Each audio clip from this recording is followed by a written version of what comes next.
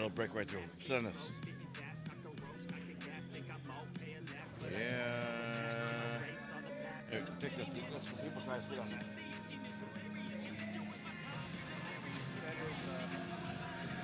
That's fine. It's there a second. Sit on it.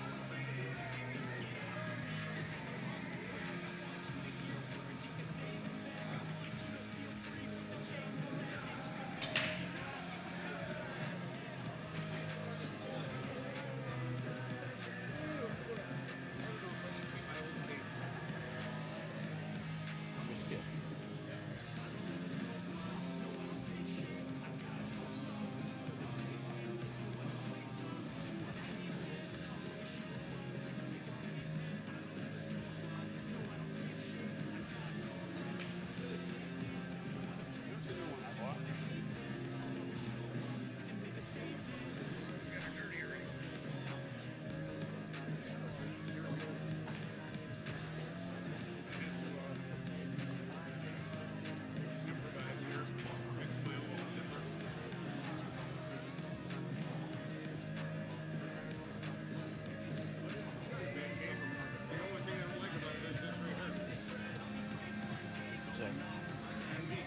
Nick Varner. Roleo.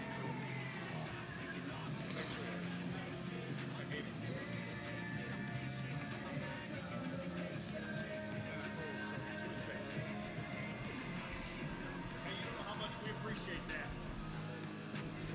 You can't give two shit in here. That's good.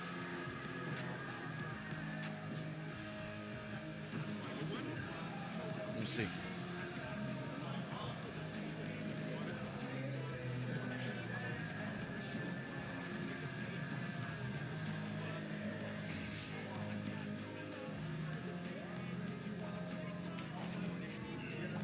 Wow, wow, wow, wow, wow.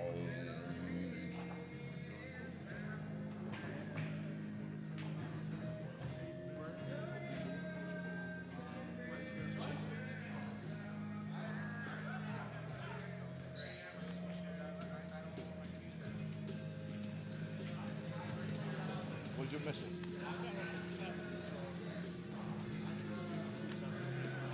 What are you missing?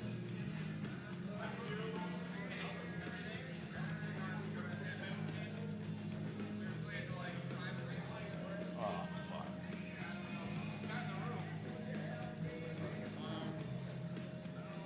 I know mine is on the second floor. I just don't know where I'm on.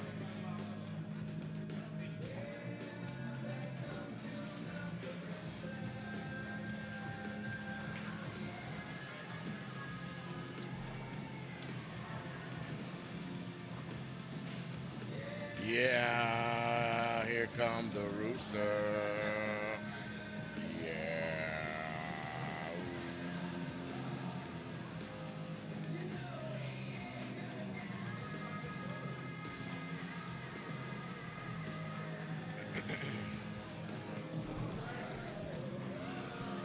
All right, good morning, good morning. She's a little rough this morning. Scratchy throat, sleepy eyes. Day 4 of the Indiana State Tournament approaches. Top of your screen, the black shirt up there waving, that's me.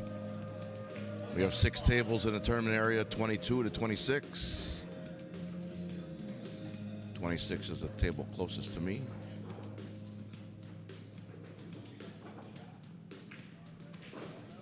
We have lined up for you the team event. I'll be getting you names and team names, player names and team names soon. Excuse me. Coffee hasn't hit bottom yet, so. These 5-day events, man, they're marathons for sure. They're not sprints. Still haven't learned the lesson. Good morning. This is Saturday morning, right? What's that? Forget. Saturday morning, March 2nd. Day 4 of the Indiana State Tournament at Pine Lake Resort in LaPorte, Indiana. We are here in the main atrium area. 6 tables, 20 tables in the back room here, and 2 more in the lounge area.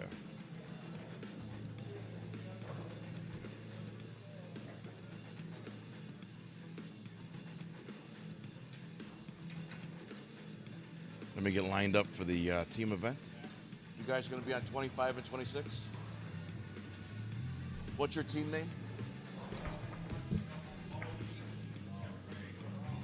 I like it. I like it. It's early in the morning, but I like it anyway. Who doesn't like it? Whether you're on the giving or receiving end, it's good for both sides, right? Except if you're not getting it right.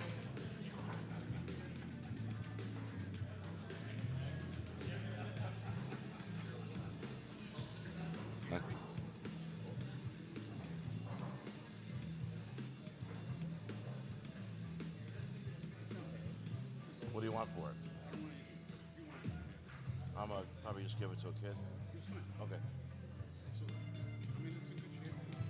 Why did you get rid of it? Is it a Barner? This is the only thing wrong with it, basically.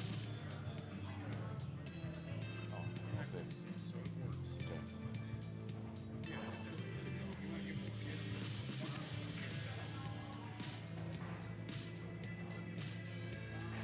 It's time for you, you know.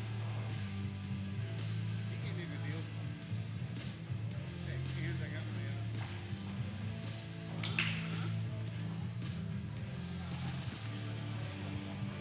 So this is older. You know Jeff Heineck, right?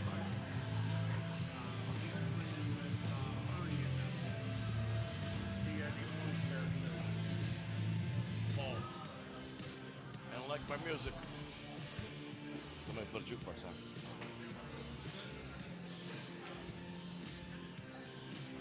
I can't. Someone's paying for that, so I gotta let them listen to it. You guys are. Who's BJ?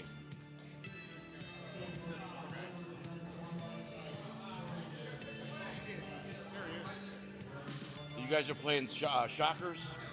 Where are they at? Are you guys Shockers?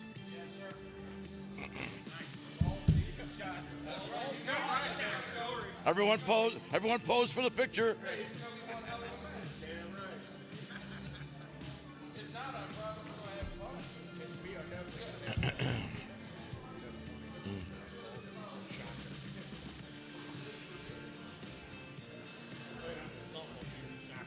All right, I got it.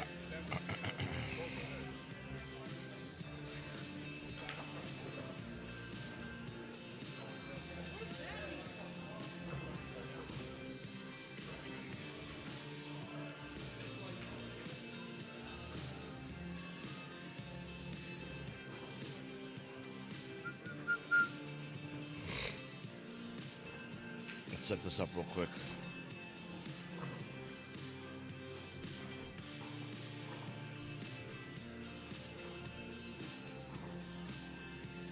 All right, who's the captains?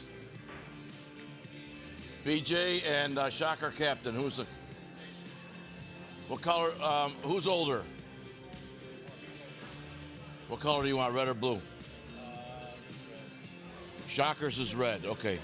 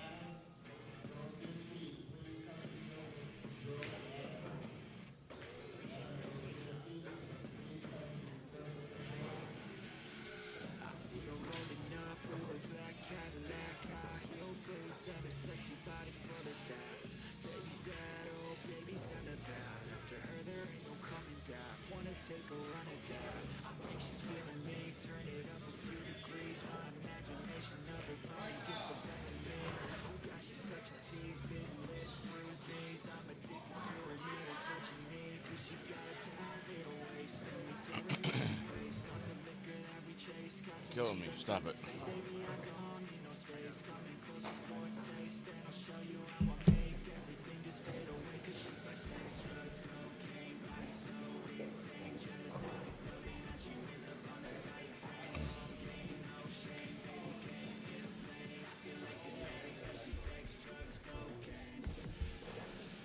For what?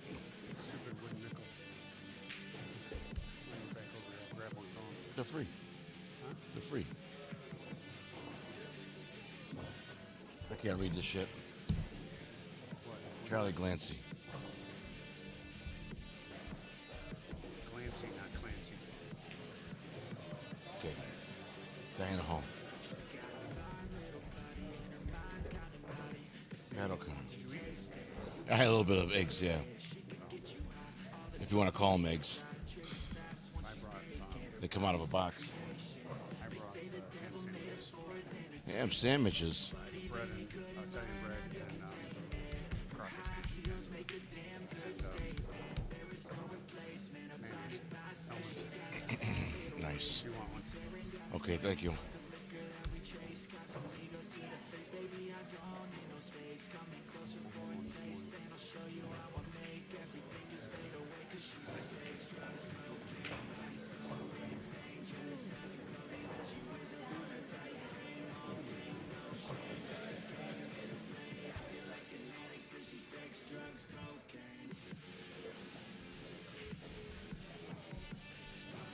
Show froth.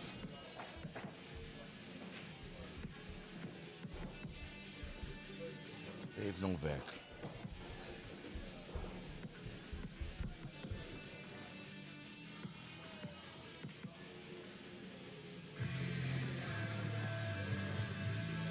Hey, Dave Novak. Who's Dave? Who's Chris? Who's Jeff? What's your last name? Let's spell it. I couldn't hear him. P-S-Z-O-N-K-A. P-S-Z-O-N.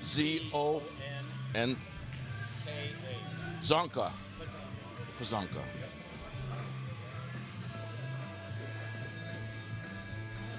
Right? Fuck yeah, I would've needed What's Matt's last name? for me too. Matt's not here yet. Don't put him on. 5. I only like bringing 5. That's all we got today. 5. Well, tell me which 5 you have. I'll put him on. Mike, Justice, Mike Justice. Sean Lindley, S-E or S-H? S-E-A.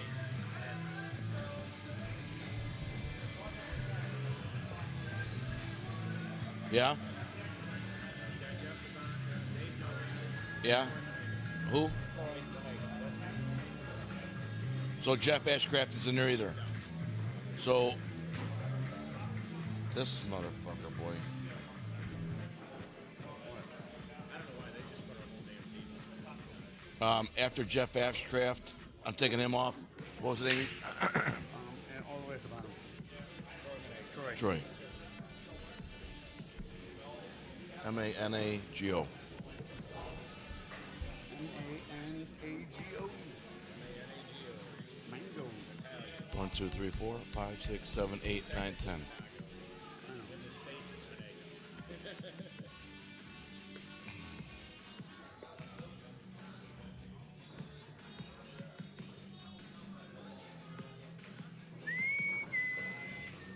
Where's the shocker from?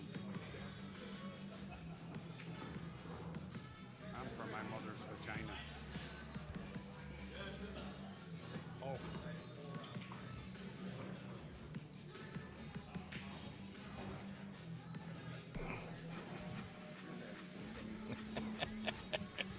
It's not the first time I heard that one. Hey, is this yours? Huh? Oh, yeah. Thanks. Kick some ass today. Try. We gotta play team from home. Ooh, Ernie, Joe McComb, yeah. Jeff Bynick, Brian Plicka, And I forget the other guy's name. But, I mean, we got a good team, too. You guys had a great team. All right, what do you guys think of the video? Is it a little choppy still, or do we fix it? Coin toss is going to happen now. We're going to be underway momentarily here. All right, buddy.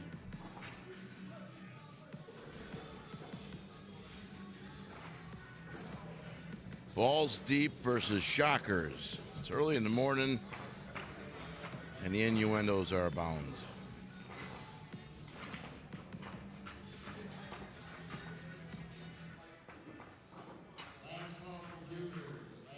Oh, junior event starting today. That's cool. Kudos to the ACS for picking up that junior program. Good for you guys. I think it's vital to the survival of our sport, to be honest with you.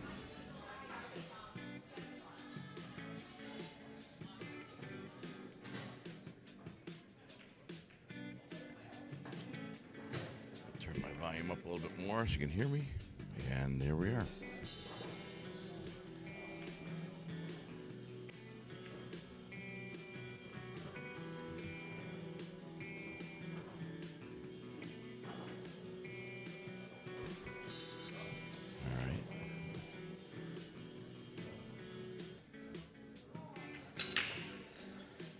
Should be better. I changed that resolution. I saw my screen skipping a little bit. This should be good. I have one more trick up my sleeve if it still buffers. But we had beautiful coverage the first 2 days. Yesterday we were having this difficulty. I'm not certain the reason, but here we are with a buffering issue. But it looks good now, I think. What do you guys think? You think we're good? I could drop it down one more. We'll lose a little bit of clarity for motion. What do you guys think?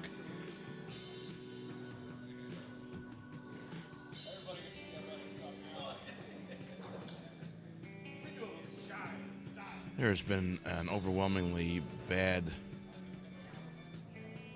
amount of music here in LaPorte. I don't know who's playing the jukebox, but it's awful. This song, however, Phil Collins, In the Air Tonight, is good. Watching some Team 8 ball. Team 8 ball. Says I'm doing fine. I'm going to keep going forward if you guys are okay with it. I'm going to leave it like this. Somebody respond to me. Let me hear you. Read your comments just so you can. I know I'm going through. Can you hear me?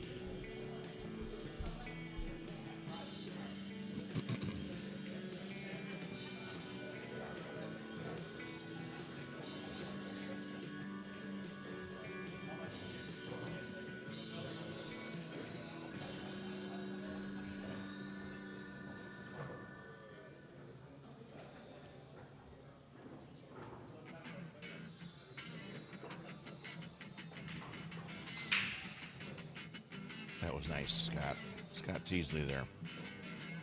Nikki, Kyle Gray, Jessica Tallarico, good morning. Spending your Saturday morning with Chief on Calcutta Kid TV. Thank you. Good morning, honey. Do me a favor, since you can hear me, all of you. Am I buffering? Is the video, is it stuttering again? I could drop it down one more time, but I'd rather leave it at 720 if I can. If it's unwatchable, I'll switch it down. I could step it down one, but that's it. That's all I have. It's the only ace I have. Pat Jameson, you were just right here. Where'd you go? You still here? I'm looking for you. Where you at, Mooney?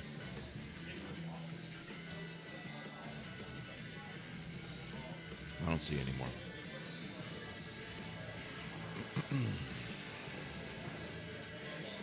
Nope.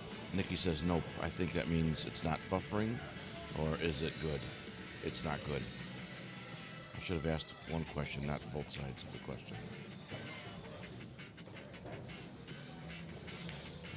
Tees hit that 3 ball. It's a bad hit. Opponent has ball in hand. Nikki, is the video buffering? I'll leave it like that. Is the video buffering?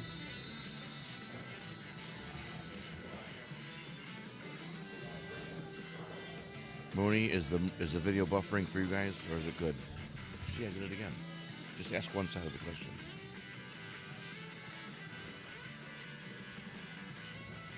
I'm so sleepy.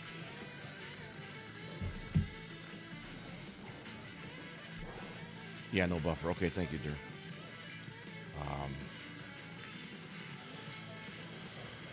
Late night for us last night. Not as late as the first 2 nights, but, you know, I'm certainly middle-aged. I'll be 57 on my next birthday. And, ooh, that's a hell of a safety right there, man. And these 3 o'clock in the morning, 8 a.m. to 3 o'clock in the morning days are rough.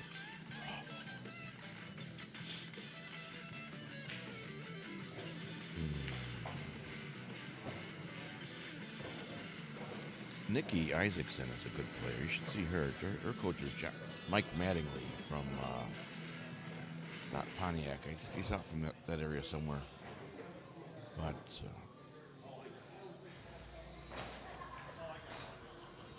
look for her to make the master scene soon.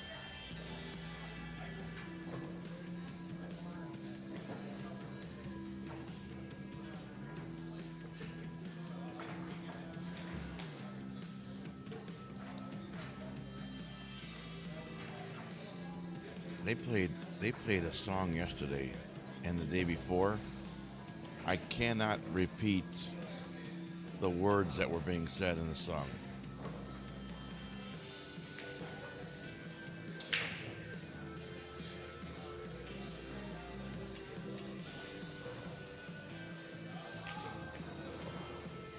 And if my wife and daughter were in the room, I would have felt embarrassed for them.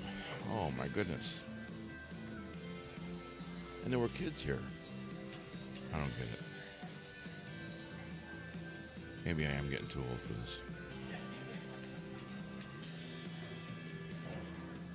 A little further, a little more. He's got the 1 ball. That's a good shot. Shoot that 1, buddy. Shoot the 1 off the 12. Show me a good yard. Shoot the 1 off the 12. Let's go. Oh, he tried. That was a hell of a shot. Well. Hit the 3 and hide behind the 8. You don't need to shoot for it right now. It's almost like he heard me. He didn't get coverage, but he tried. Tees has the 11 and the 12. Honestly, the 5-12 is kind of, even though they're separated, they're kind of wired to the pocket. So if Scott can hit off the 11 ball into the 5, he may make the 12. I think he called the 12. He's hitting right spin. That's what he was trying to do. He wasn't trying to make that. That's actually a good lead. So what you do here, in my opinion, is you just putt that 3 ball up in front of the 12. Hit the left side rail, let it roll in front of the 12. Don't give him any opportunity to make that 12 ball. Yep, just like that, buddy.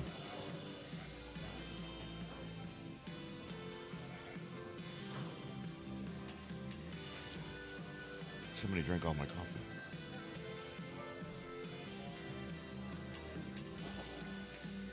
Don't move it out of the way, dude. What do you just gave it to him. He was supposed to put the 3 in front of the 12, not hit the 3 into the 12. This is a messed up shot because Scott's on the rail and he cannot get draw shot here. He hits foul, he can carry him off the 3 into the corner pocket just like that. He proved me wrong, didn't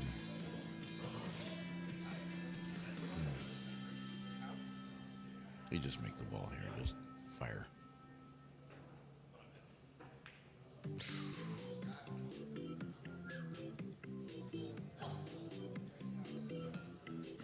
Three ball's got a little cut to the right. I'm looking straight down the rail here. So he's got a little cut to the right. He hits follow shot. He should roll perfectly for the 5.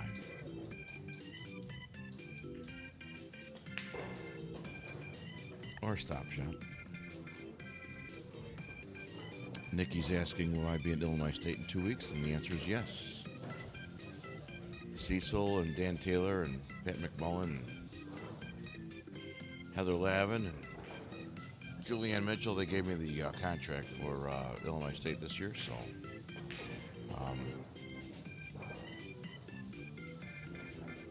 nice shot, dude. This is not a scratch risk if he hits below the equator. Nice. Hi, good morning. How are you? Huh? No way. Are you serious? Well, how cool is that, though? That's cool. What's your married name? Carney. No, Carney. Carney? So, and Heather and Lynn and Kowiak, right? Yep. Rich and Lynn. Yep. Rich and Lynn. And you're Ashley. Ashley. Ashley and Justin have to play her parents for the finals. Will we get you over here? Oh, that'd be cool. This is where we played last time. What time is it? We shoot teams at 10, so it'll be after that. Okay. Probably noonish. Okay, cool. See you later. Good luck. I gotta tell them the same though. I gotta tell them good luck too. Okay.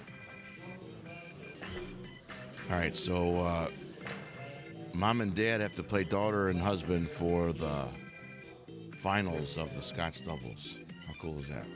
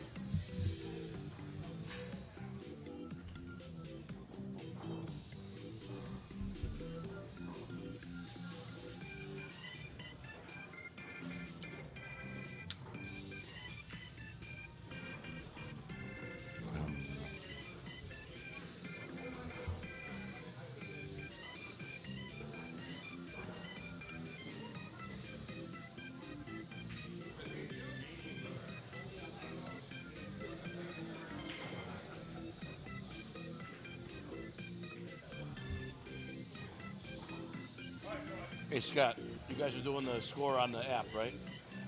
Okay, I'm going to see one score, though.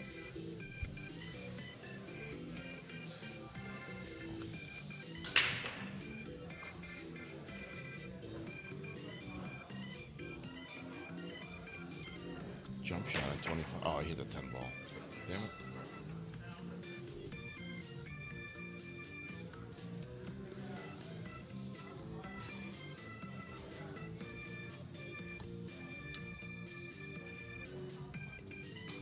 More coffee, please.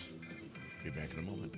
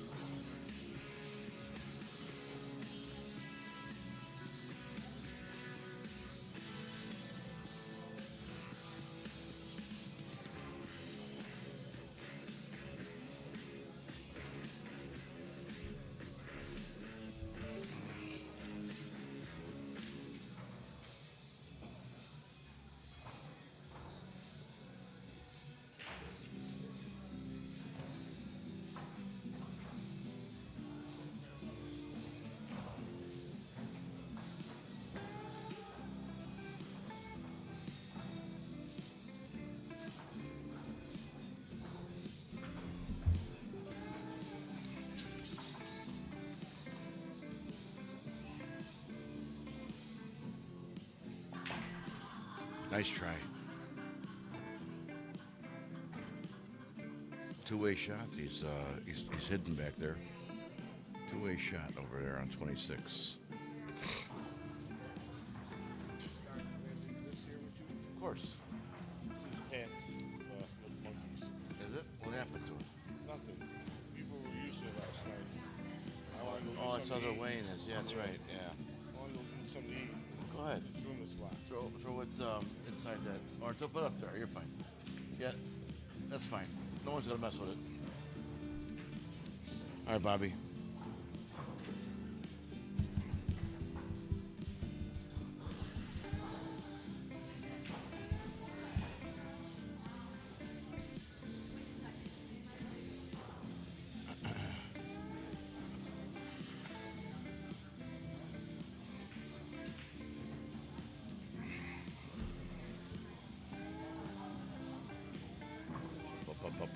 Up. That was a good shot. This guy can play some pool.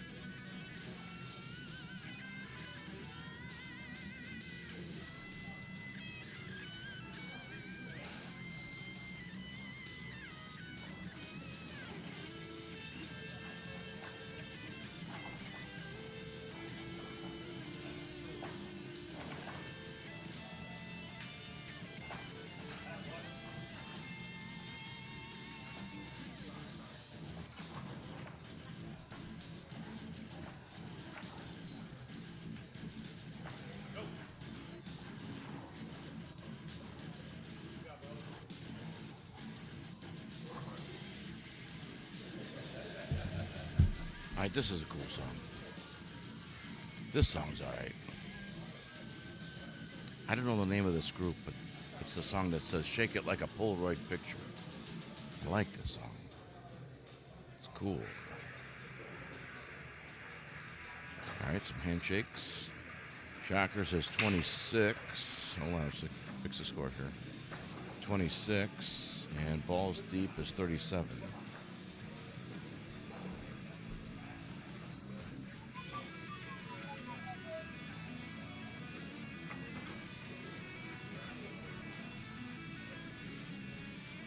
All right, come on, 20 some people watching right now. Who wants to tell me where you're from? Who's here? Who's watching, Chief? Where are you from?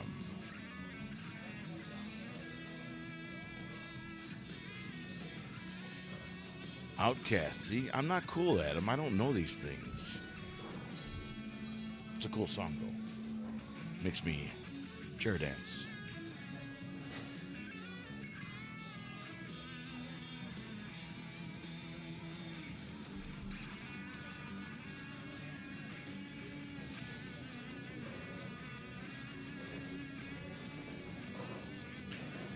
Adam, you're south. I know you're by Mantino, right? Kankakee. Not. Hold on. Let me say it right. Are you in Bradley? Is that where you're from?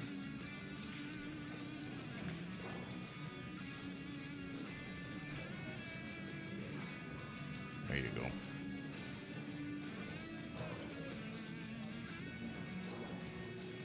This is a pretty cool setup we have here. We have 6 tables in the main. I'm going to call it atrium or courtyard. It's a big open area. It's like a mall. It's a big open area in the center of the hotel, the resort. It's just there's no outside to this place. We have skylights, so it makes it look like we're outside. It is very bright in here. It may not look like it in the video, but that's why they didn't string up lights over the tables. It's plenty bright in here.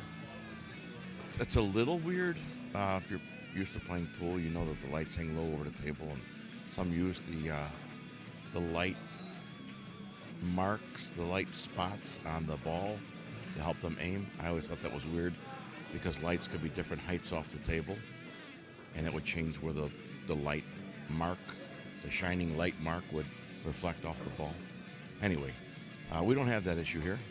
So the balls have these. There's many different fluorescent lights in there. So when you look at a pool ball, there's a lot of those little white dots all over the ball. So that's a little weird, unorthodox, unusual. Those are all good words. Jake Austin, what's up, Jake? Give me a second. So because there's no lights in here and over the tables, it's first couple games a little different to get used to, but after a couple games, it's like you forget all about it. Let me see what my buddy Jake wants. I'll be right back. I normally don't read my text and stuff.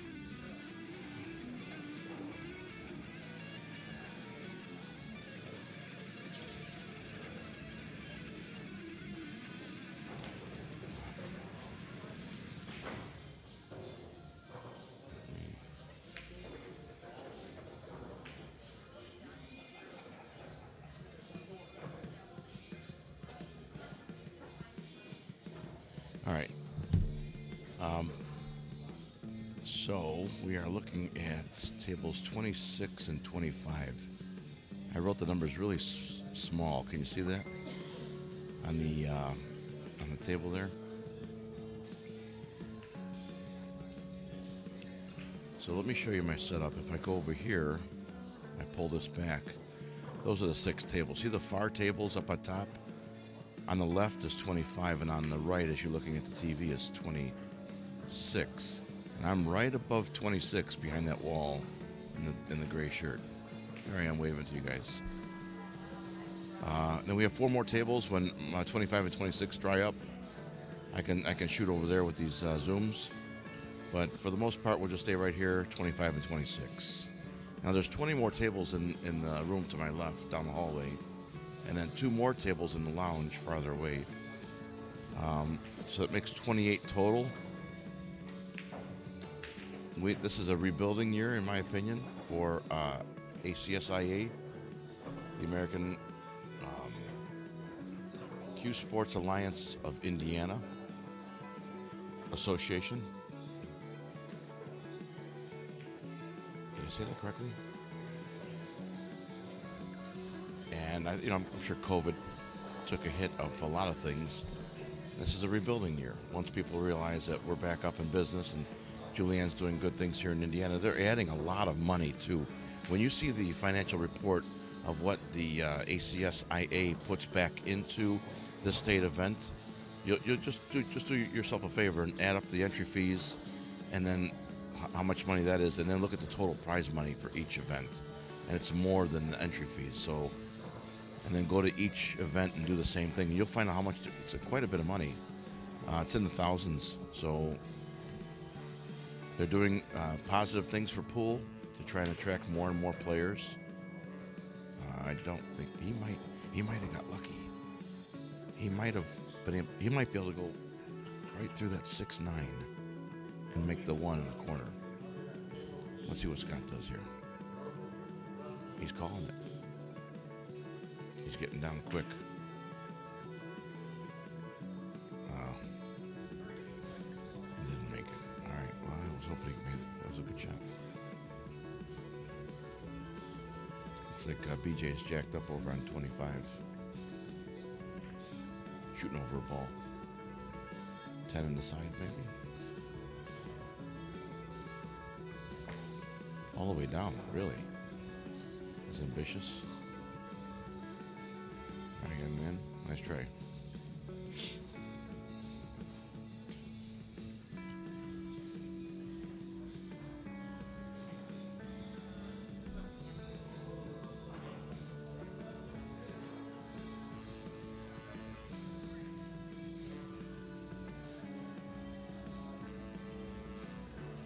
He gave Scott a piece of the 6. So look for Teasley to hit the 6 with some right spin and bring the cue ball all the way back to the same side rail where it's at. Okay.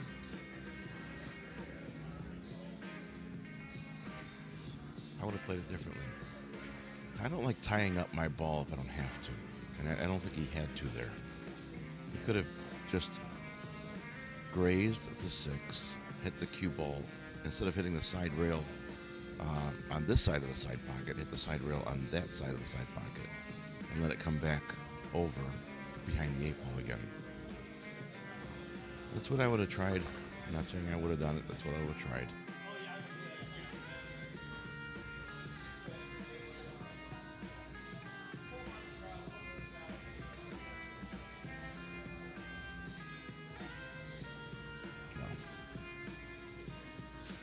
Ball in hand, he didn't want to risk opening up. I think he just tried to tie it up even more, though. Scott's got some trouble here.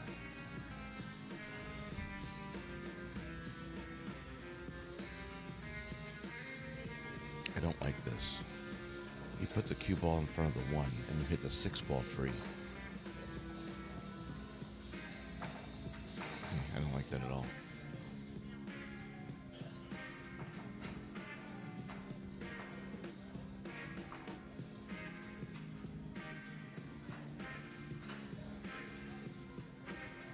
Left table is going to be a little safety battle back and forth. It looks like this young man can make this 9 ball. It might go underneath the 1, but maybe with as long as he's been looking at it, maybe not.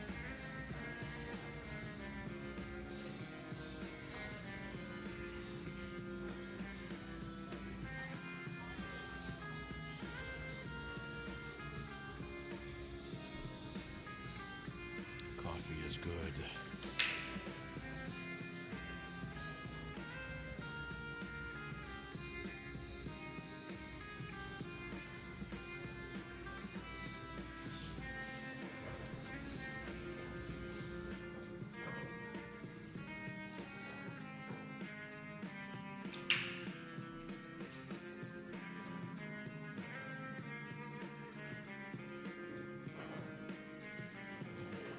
Carom off the 9, make the 1. Clever. You're challenging Scott to make that back cut on the 6 to the top left corner. It's a make or break shot either. Make it. Oh, he can make the 6 off the 8 beside. Watch this. Look at that. Scott Teasley frustrated an 8-ball win. Very good. Over on 25. This young man is staring at some trouble here. He's obviously solids because he's not even looking at that stripe.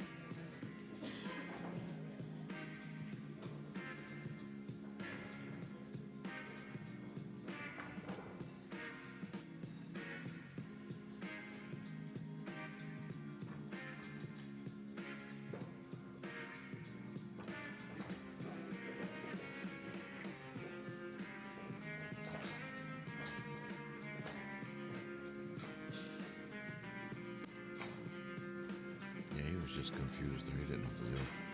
There wasn't a whole lot of options either.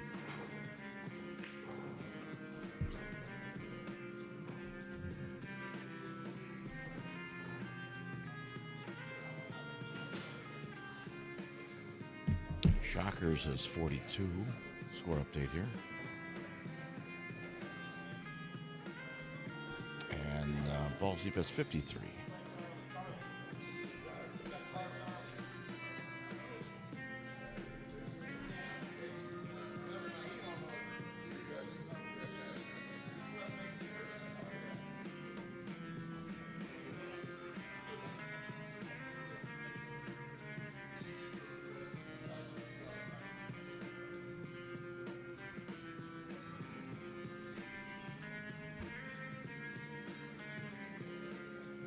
BJ's going to avoid that 1 and the 4 coming back. Nope.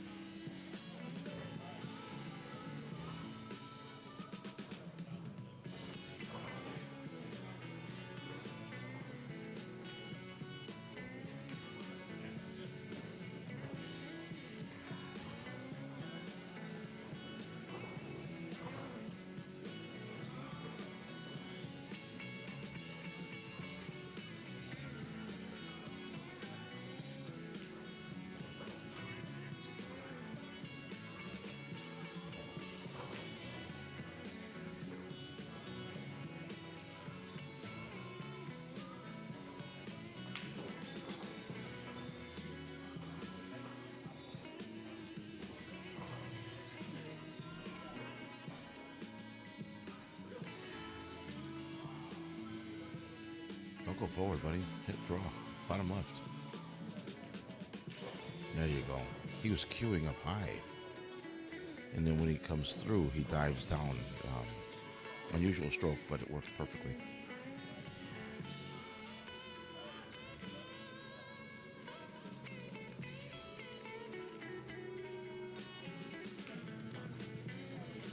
Nice run.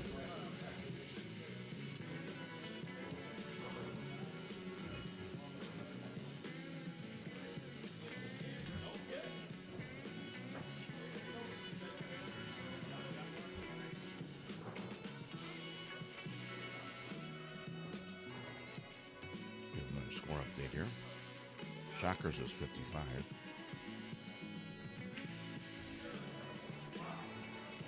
Balls deep 63.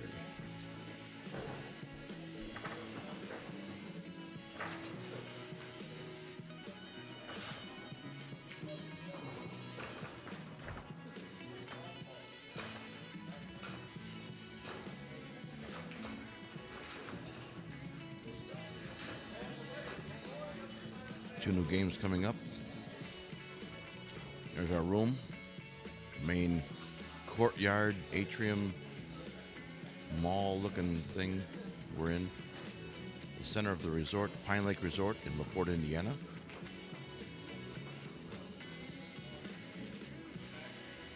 Beautiful setup here.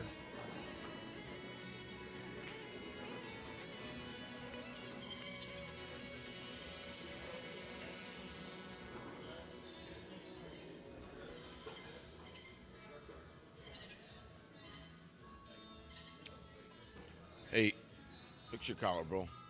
The other side. There you go. Atta boy. You're on TV, man. Look presentable.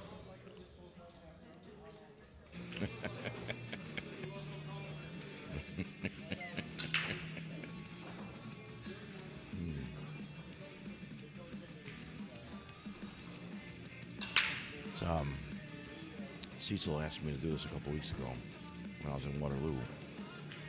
He said very low key. Says you can turn the cameras on and walk away. We don't necessarily need you sitting there the whole time. I'm like, well, that's what we do. So we've let the cameras just play for a little while, but JB and I, we feel most at home behind the microphone. So hope you guys don't mind us sitting here. Although Cecil said it's fine for us to just play the cameras and walk around.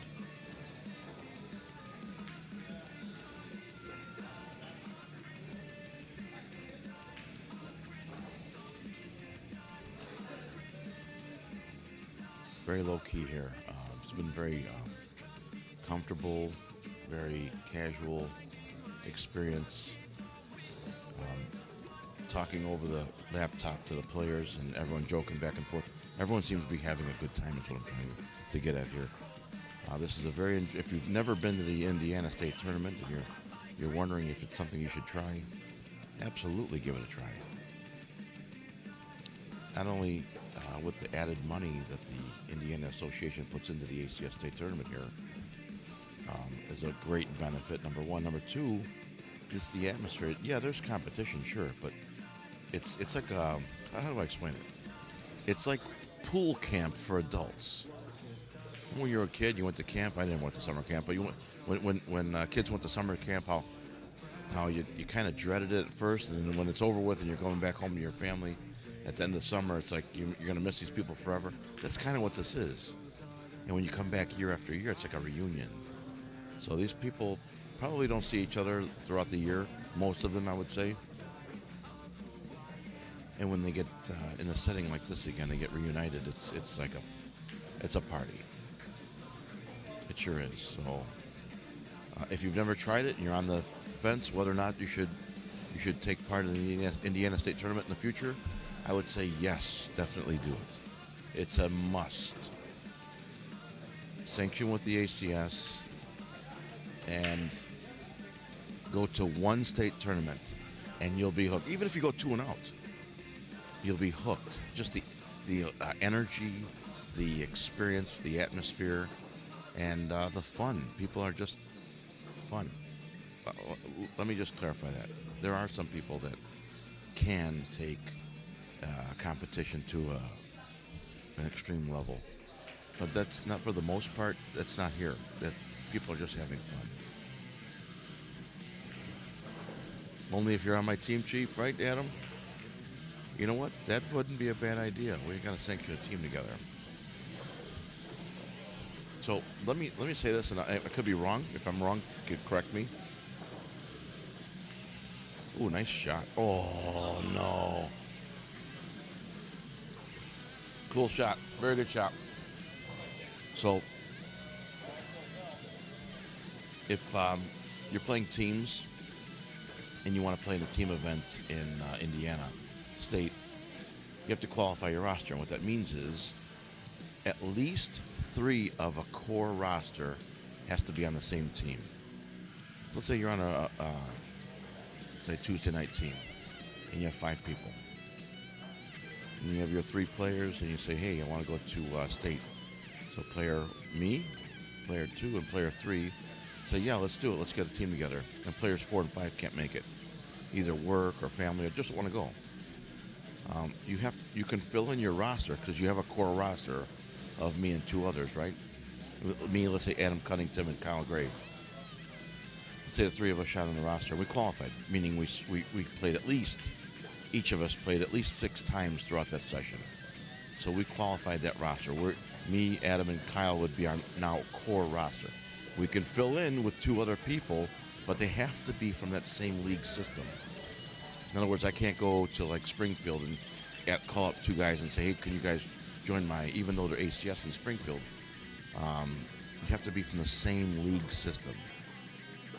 In other words, teams you play against throughout that session.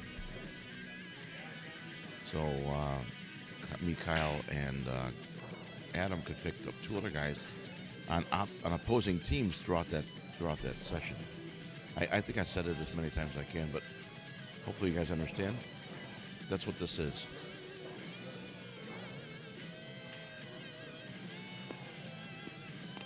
Nice shot.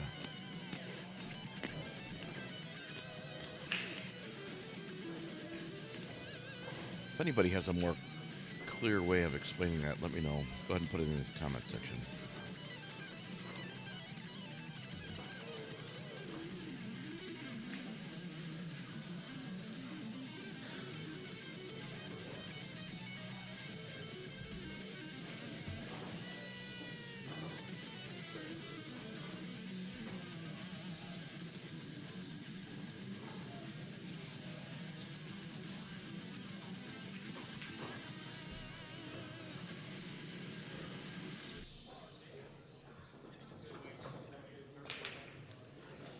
Wow. Don't 3-ball. Oh, 3-ball. Don't do it to him. He deserved that shot. He played a carom shot at about 40 miles an hour. But it went.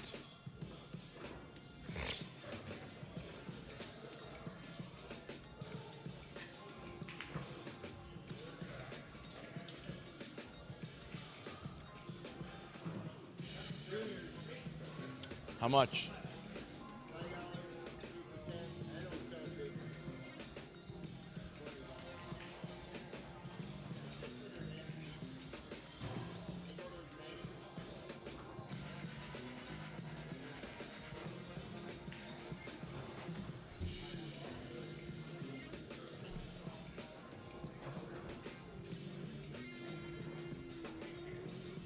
Anthony Stewart, what's up, buddy?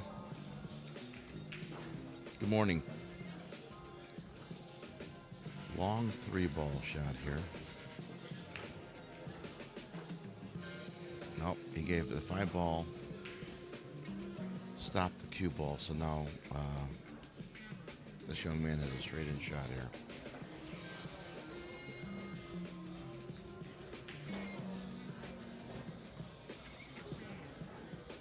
Oh, is that for the cue? I'm just going to give it to a kid. Yeah, okay.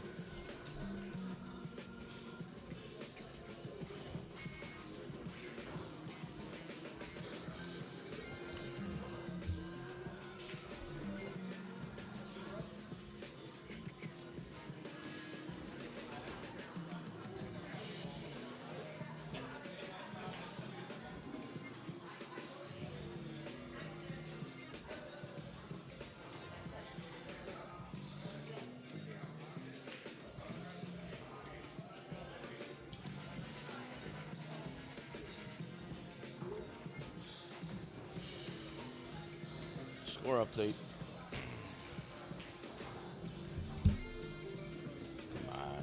Time I plug my phone, it's gonna do that.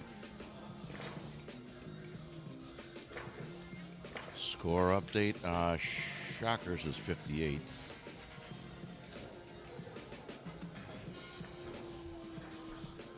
Balls deep is 73.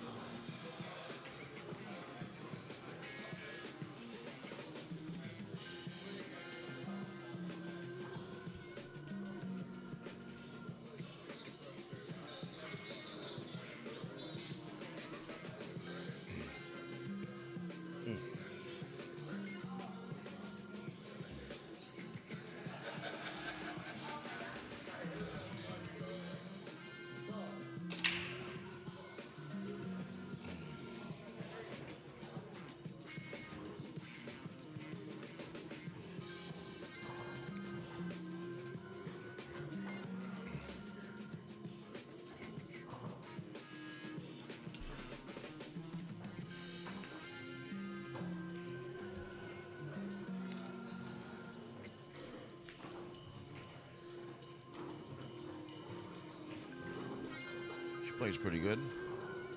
Diana over on 25.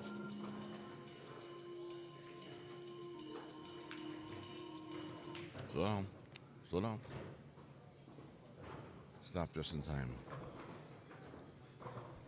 She's got the 6 ball and the straight in.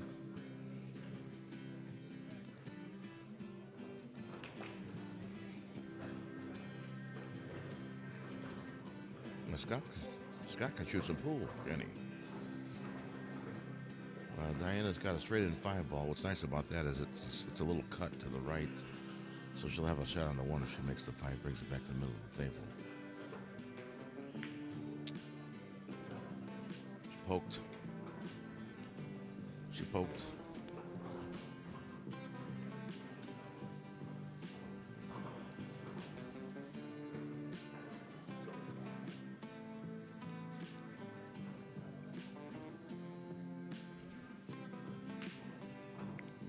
Come on, Scott.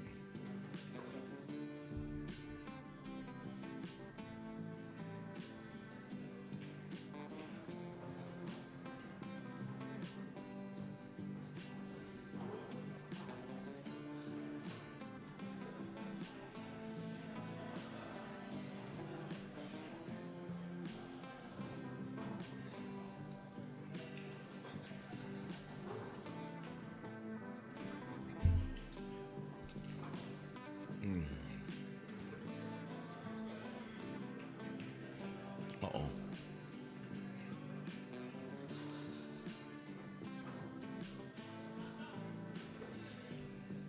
I'm going to play my music again.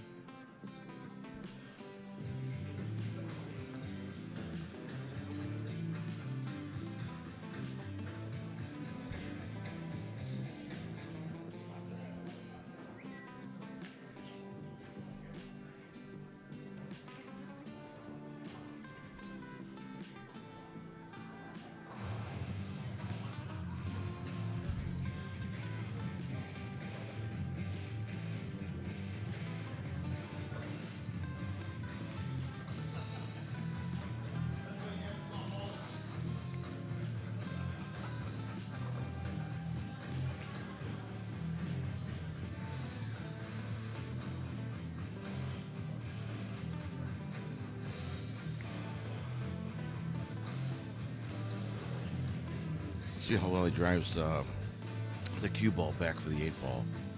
Scott Teasley. I don't think you go forward here because the 2 ball is blocking too much of the path. You got bottom left and just spin it across. Yeah, no. You had to hit bottom left to avoid the 2 ball. Just drive it straight to the other side rail and spin it back out to the side pocket by the 7. That's what he should have done. Now he's hooked. He's gonna kick around the 6.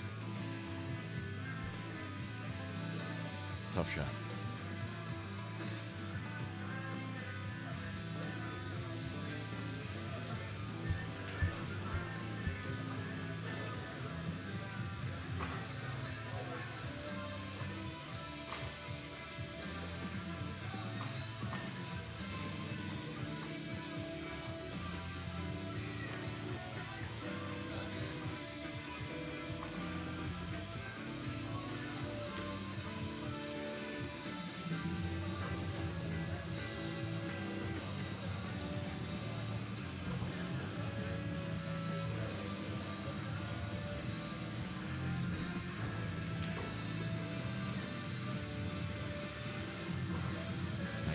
there. Nice shot, nice shot.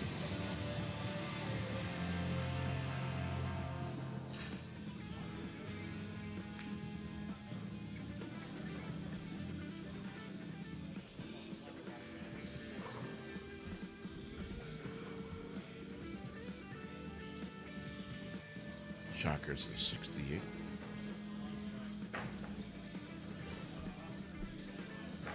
Mostly 79.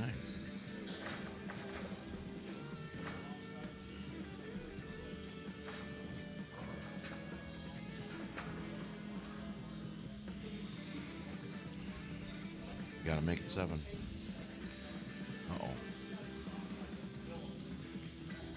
He just got a bank. If he makes the bank, he wins. If he misses the bank, he loses. 7 balls right in front of the pocket.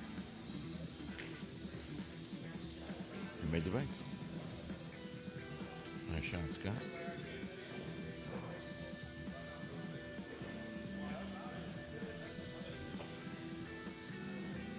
We're going to have a score update in a moment.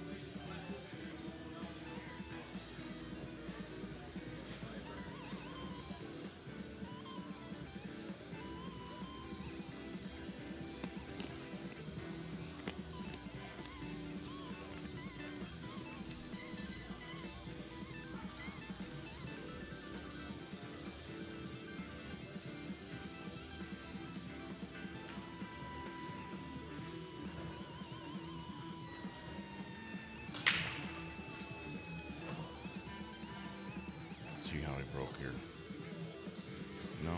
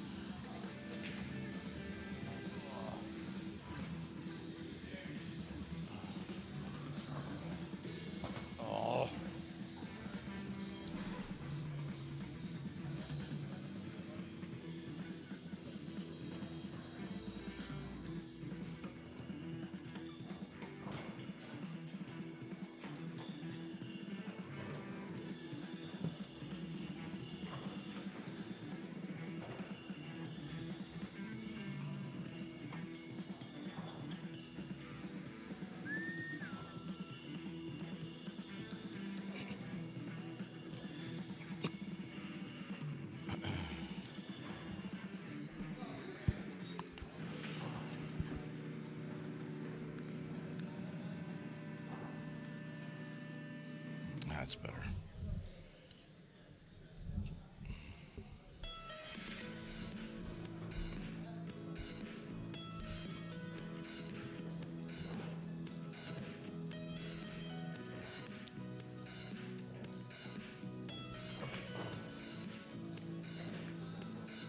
Don't scratch. He says no. He's got a little shot, little cut to the right on the 7 ball.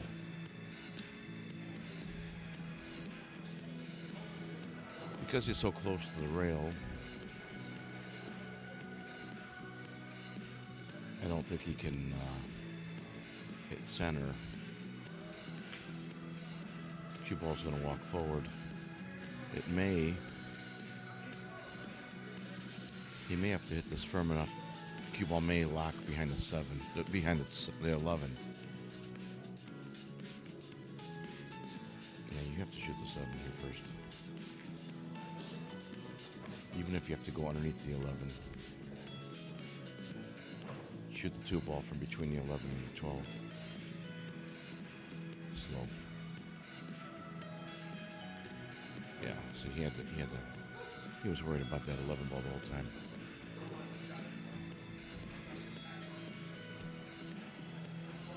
Yep.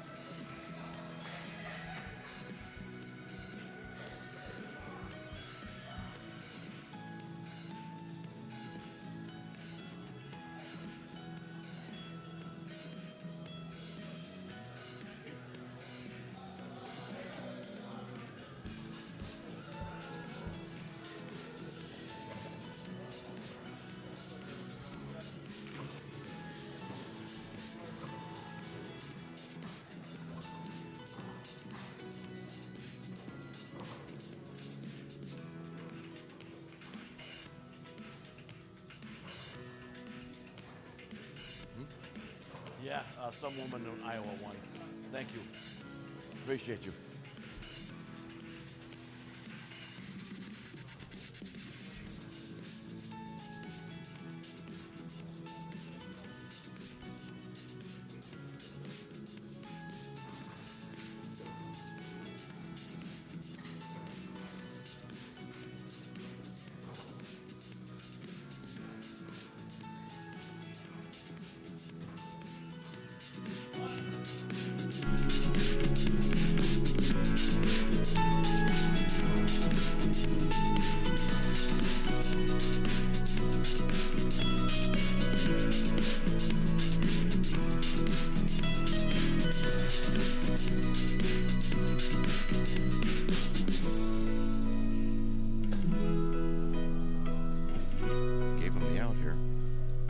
To the 5 to the 7.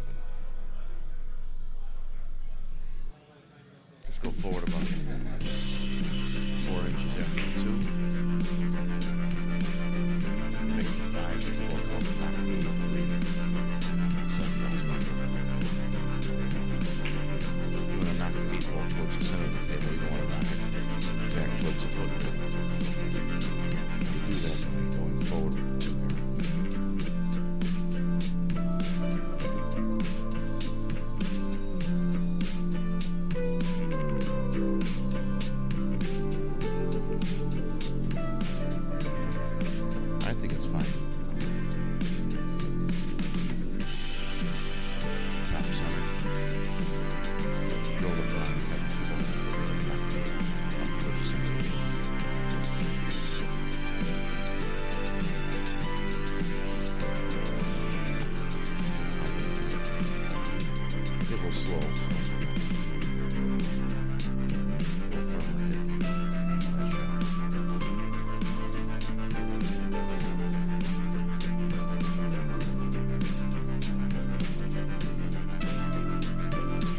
Jump cue here or kick? I like the kick because it puts the cue ball on the correct side of the table. But there is a risk of scratching number 1. Number 2 of hiding the cue ball behind the 13. The jump is almost a better shot here.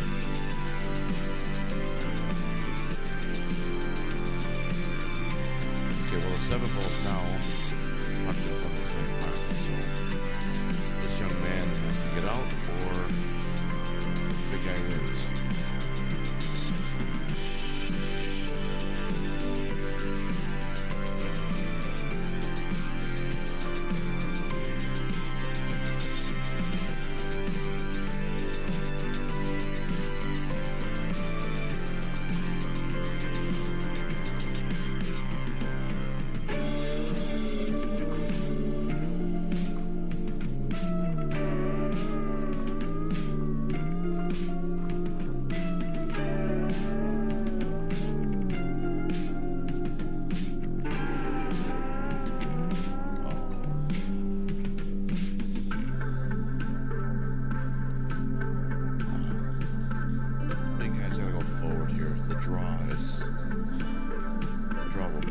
ball in the side pocket, most likely. So what I like to do here in this situation, he does have an 8. He has to cut it to the right. So the cue ball's going to force to the side rail. A little bit of top right should bring the cue ball to the head rail and then back up.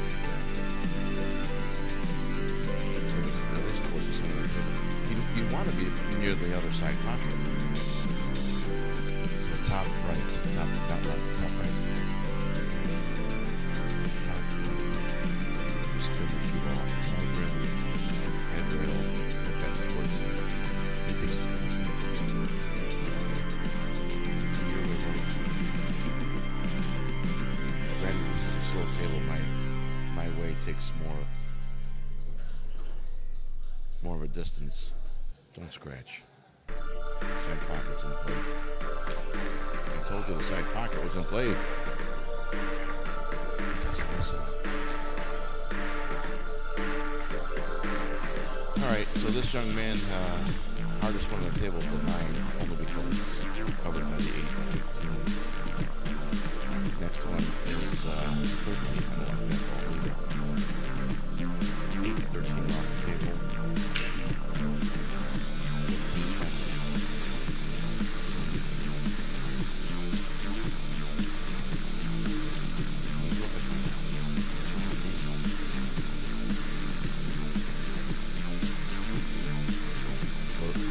Balls left. 2 are bad, 2 are good. He's picking a good one. When you have ball in hand, and you have 50% of your balls are not easy. Another 50% of them, you don't want to start with easy one.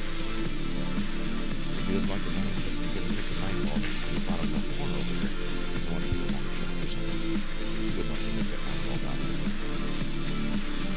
So you start with the 13 ball. There he goes. Get him it. No, I'm going to start there either. I'll start with the 9. Save the 9 for last. I never like to save the ball closest to the 8 ball for last, if I can avoid it. I want room to move. Extra ball control is okay, but I want room to move around in case I get out of line.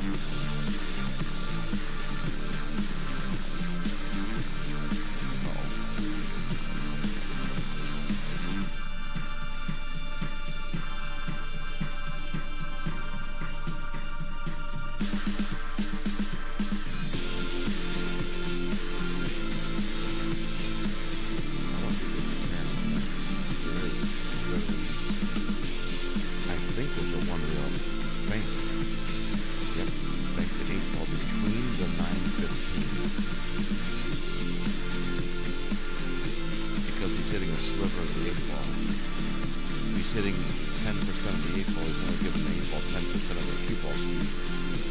So if he's hitting a sliver of the 8 ball, he's got to give his cue ball a ride. So that 10% of its speed goes to the 8 ball. Its 8 ball's going to go side roll, back over to the corner pocket. Oh, he was trying to carry him. I didn't like that shot at all. Tough shot. Makes a stop shot, shoots the 13 ball, skips over. He will walk off the rail by a foot. A foot, buddy. Alright.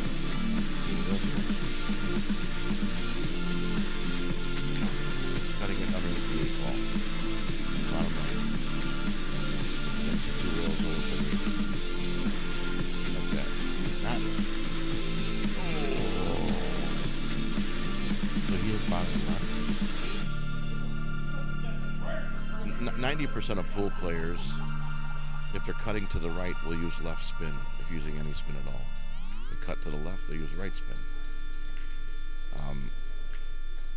10% of all pool players, 90% of pool players will not use inside English. It's difficult to cite. But when you get used to using inside English, inside spin, you could do things. Now that shot with that 15 ball, instead of hitting bottom left, almost scratching, he could have hit bottom right, brought the cue ball 2 rails out for the 8 ball straight in. Excuse me. What's up, buddy? Good morning.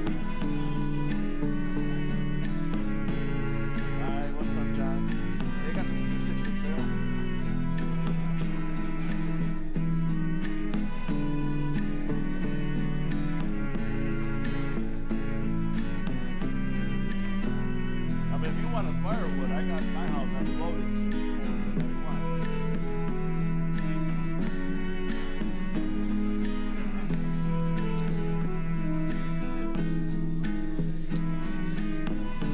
All right, we're gonna have a score updates shortly.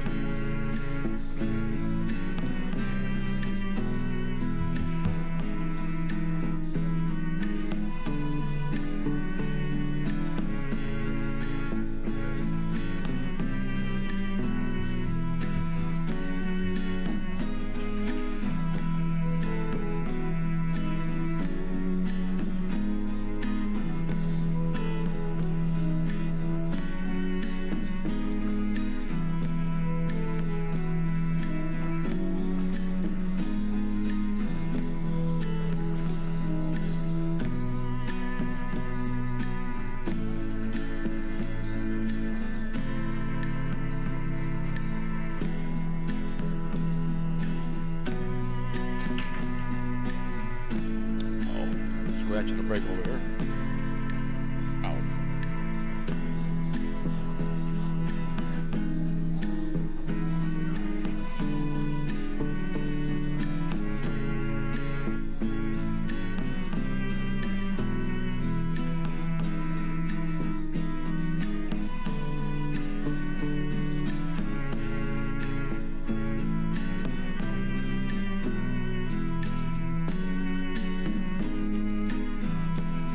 Gas leak. Everybody do the Rick roll. He's never going to get run.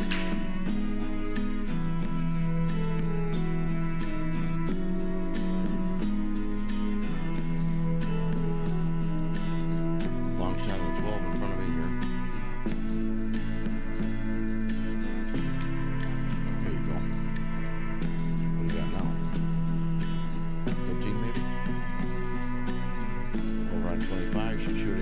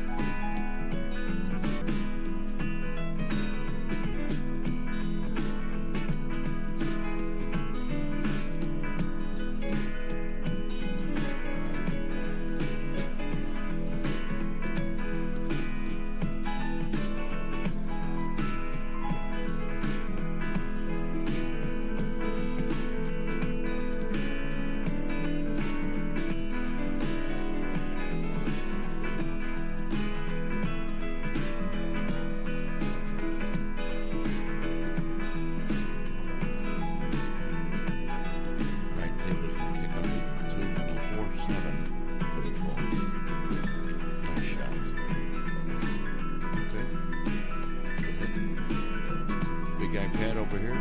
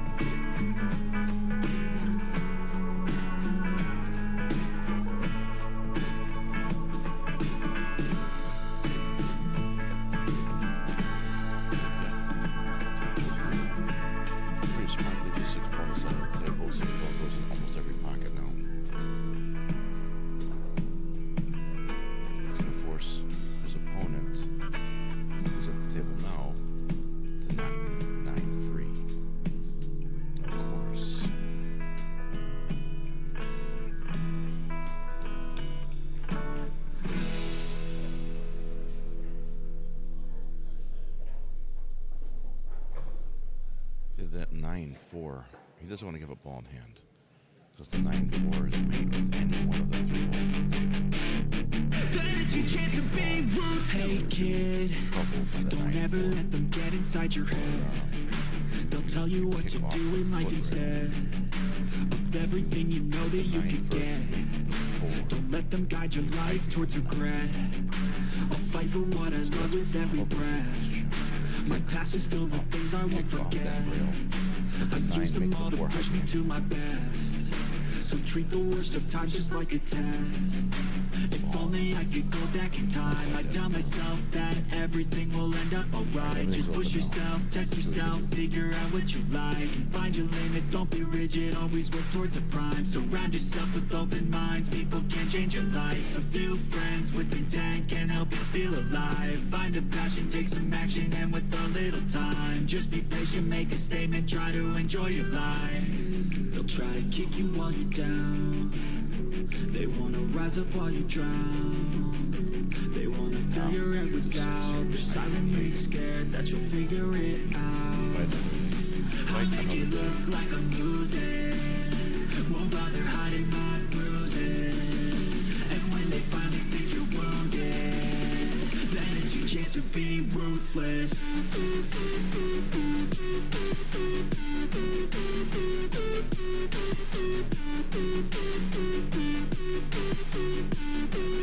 It's your chance to be ruthless.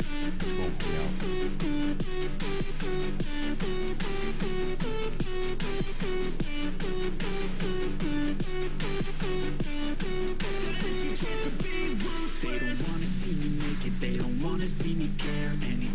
make some progress, I can see that they compare. I think everyone's against me, maybe something in the air. Am I paranoid? I swear a void is forming and they're scared. I walk a straight path, not many can say that. I like to play fast, cross me and there's payback. You better pray that I don't see your face at any place that I go. I know you hate that. I've been doing fine, I'm not wasting any more time. I live for the fight and the climb, and I think that the pain that's deep inside is what defines.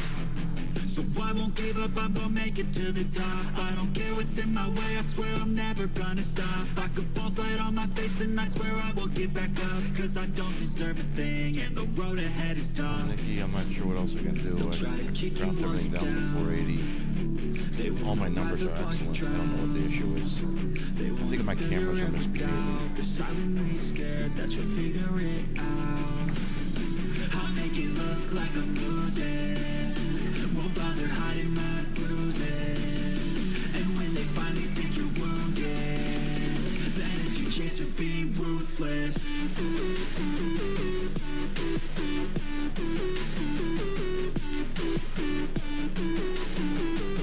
Oh, I know. You want to let me know?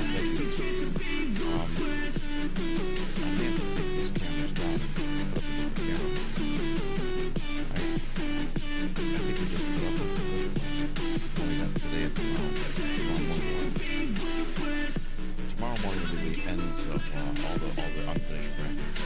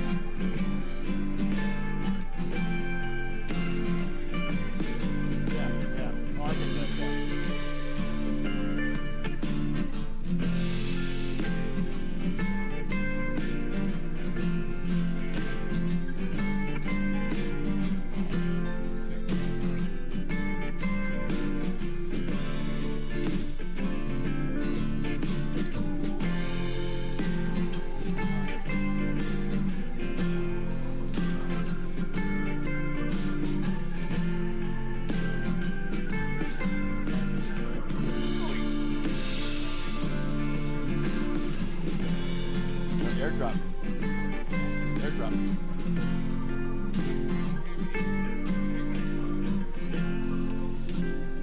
All right, score update. Nikki says the music is drowning me out. Maybe I gotta talk louder. I sound like Batman. That was silly. Shockers is 107.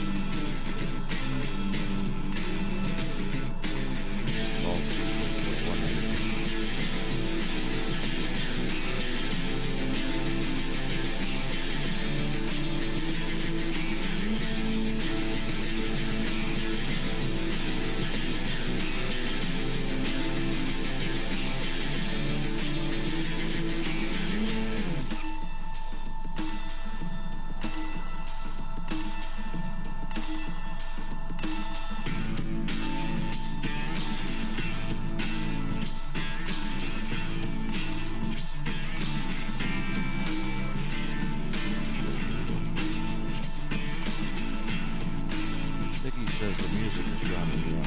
Let's see if I can turn it down a bit. I can turn it down a little bit. I could turn this up to there.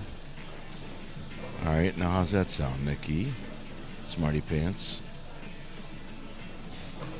Is that any better?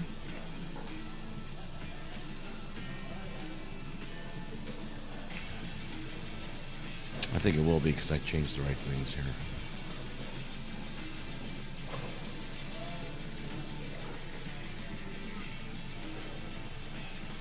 Shockers is Chris Shofroth, Dave Novak, Jeff Zonka, Troy Minago, and Mike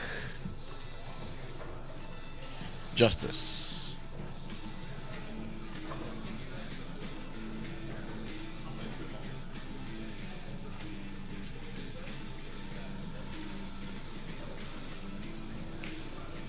Sean Lindley. Balls deep, however, is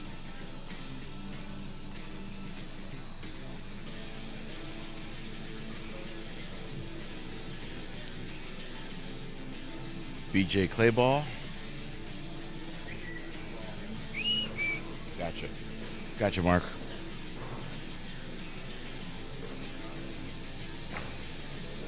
Charlie Glancy. I have to wait for the names to come up. Diana Hall.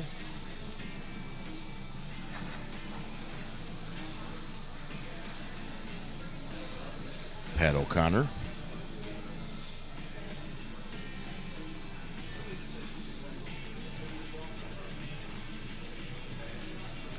Scott Teasley.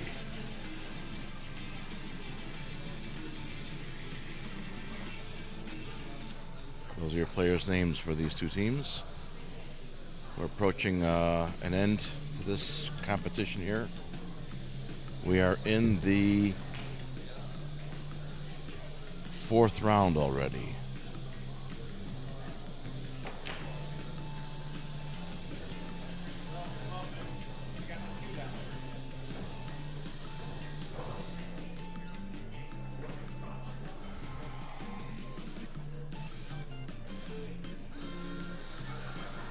Shockers is 112. 112, 129.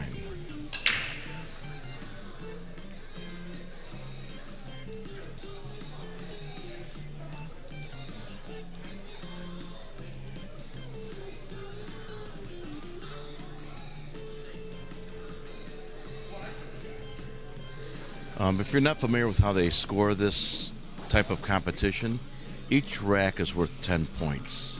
In other words, the winner will always get 10 points. How you get a point is a point for a ball. So an 8 ball, there's 7 stripes, 7 solids. So you make all 7 of your group. Let's say your solids. You make all 7 solids, and then that's 7 points, and then you make the 8 ball, that's worth 3 points. That's how you get 10. So every winner will get 10 points. The loser of a game will get a point for every ball they've made. So the worst win you could have is a 10-7. Your opponent makes all of his balls, and you manage to make all yours and make the 8 ball, and you win. So they would get 7 because they made all their balls, and you make 10 because you made all your balls, plus the 3.8 ball. The best win is a 10-0.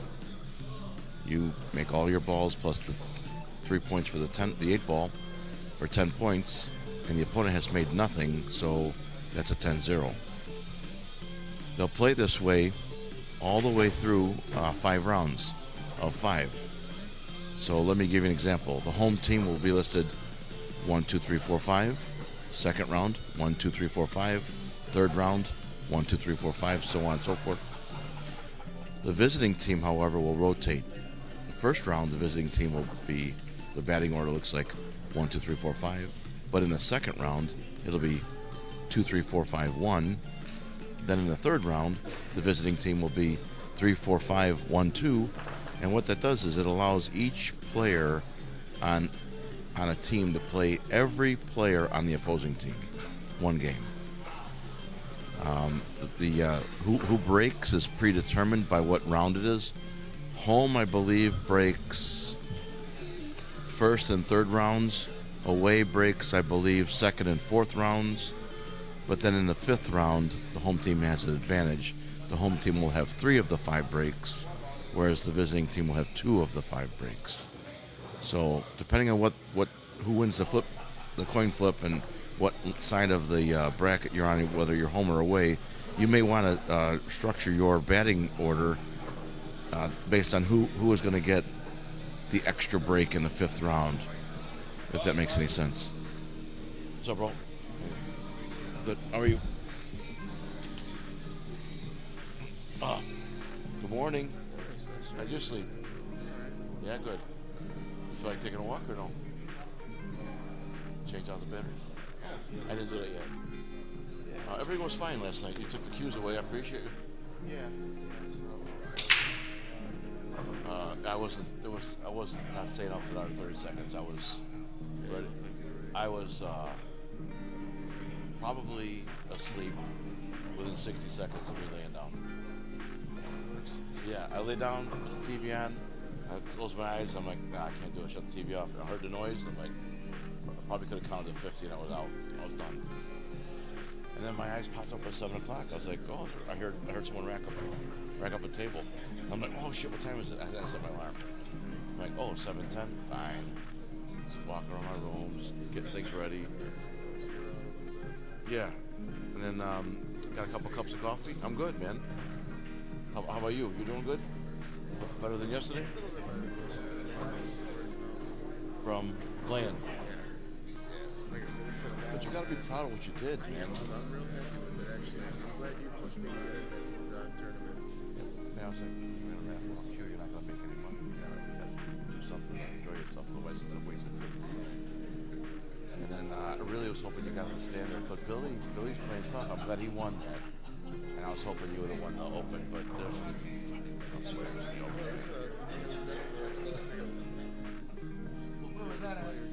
You got money back though, right? Yeah. How much did it cost you to get in? 65. How much did you get back? That's not bad. Yeah.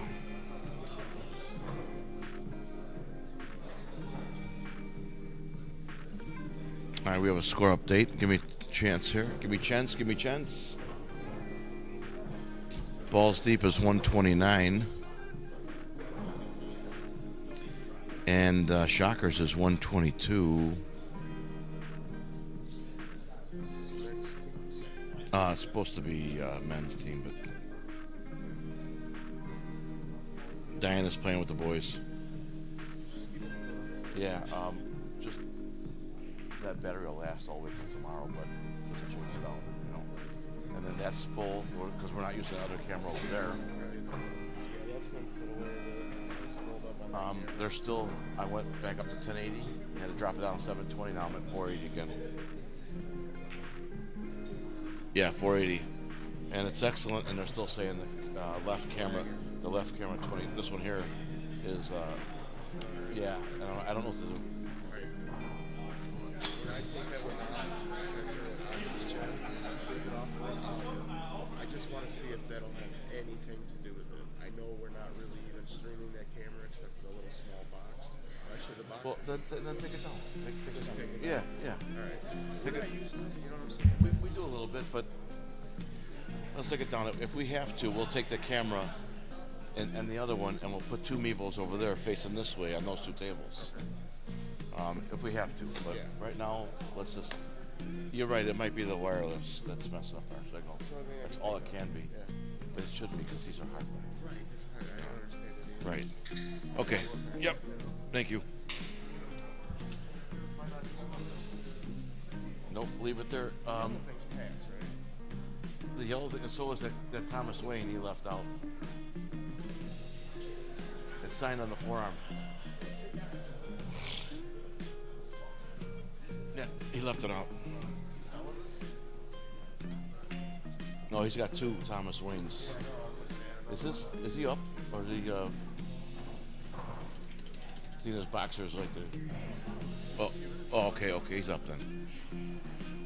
See if he wants to sell any of those Thomas Waynes. I love that. I don't know.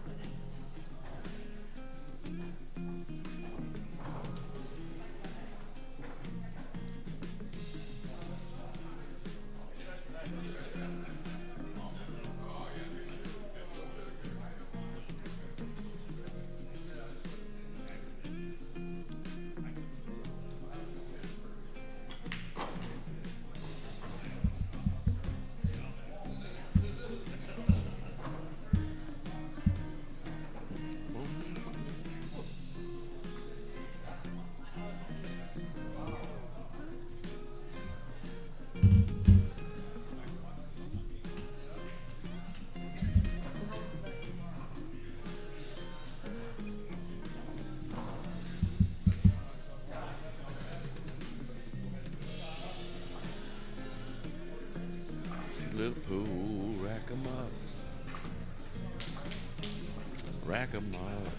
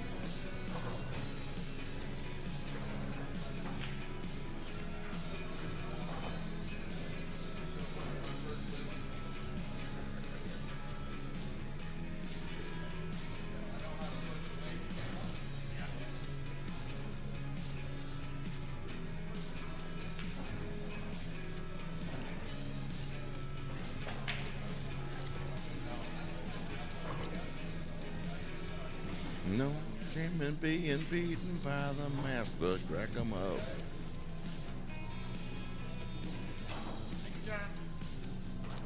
Good morning.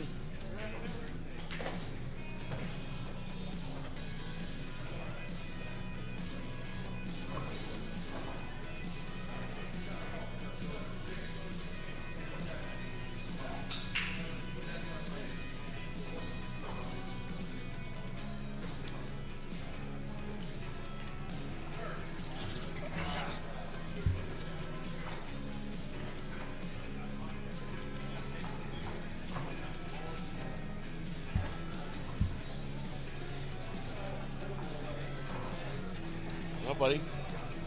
What time did you go to bed last night? I don't know. I was sleeping in Julian Wald's room. Oh my God. It was fun. It was a good night. You are an animal. I can't do it, man. I can't maintain that pace. I guess I'm getting old. This is the team we played last night. Yeah.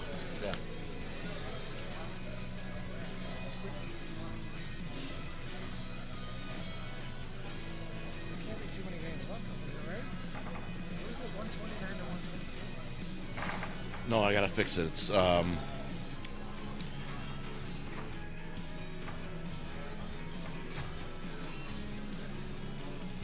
Shockers is 132. Balls deep is 136.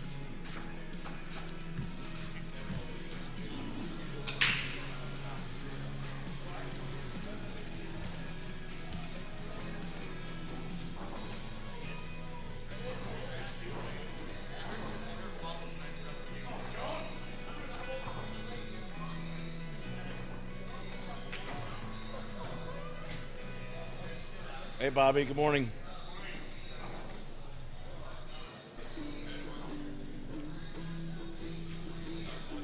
Nice shot, Diana. Nice shot.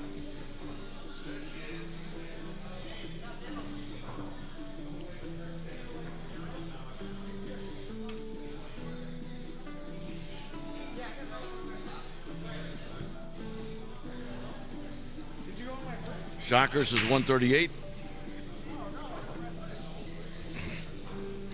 Balls deep 146.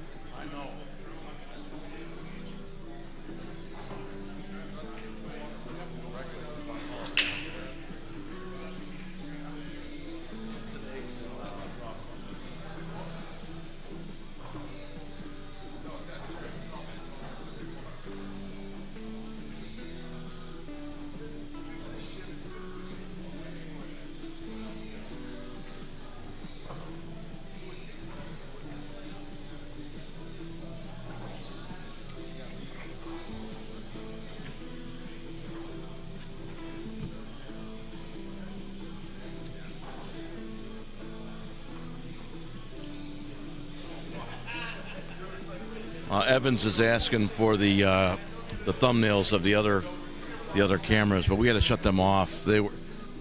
We think the other cameras were interfering with our signal, or competing with the PTZs.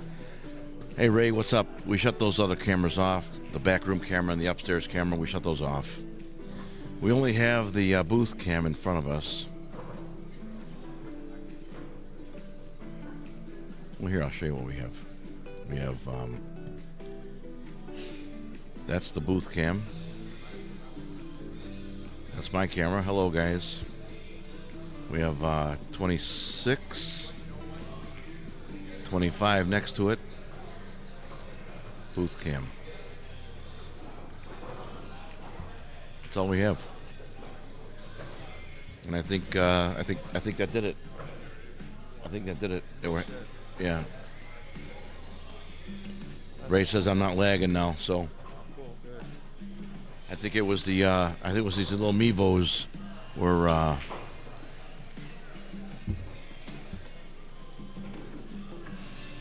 they weren't playing well with others.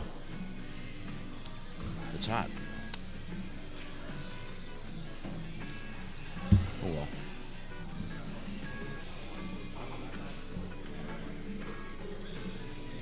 You guys like those little camera windows I put in the overlay right here? They're kind of cool. You can see other parts of the pool arena.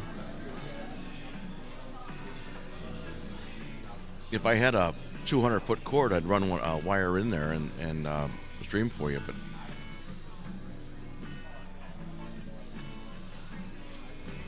nah.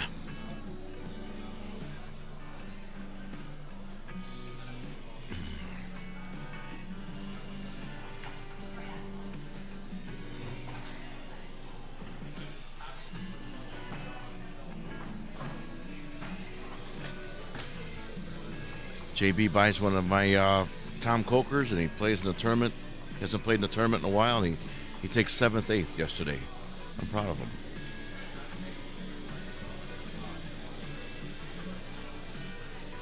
Tried to get him in the standard, but it was too late to get into the standard, so he put him in. We put him in the open. He put himself in the open. He took 7th place. Kid's got skills.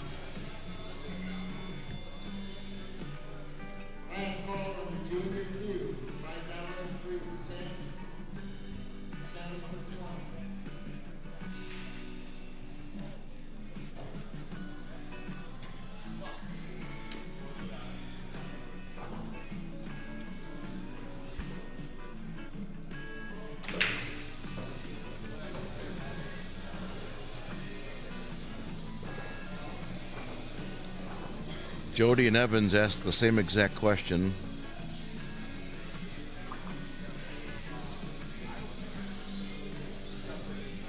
Jody, can you hear me? Jody Mueller, can you hear me? You want a long one or a short one?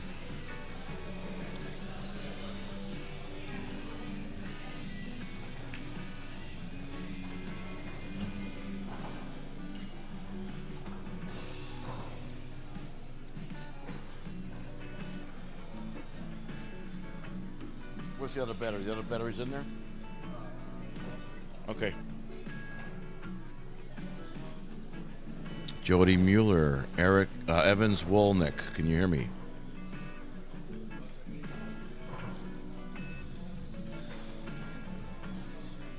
Some people call me the Space Cowboy.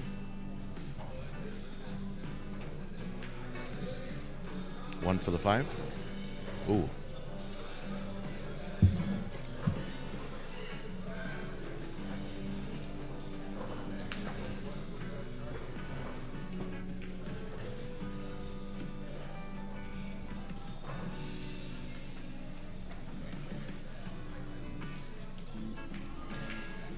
Wow, nice shot. 4's next. So that opens up to 2.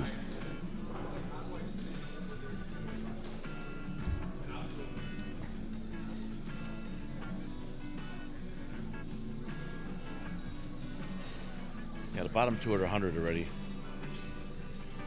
Half? Okay. Thank you.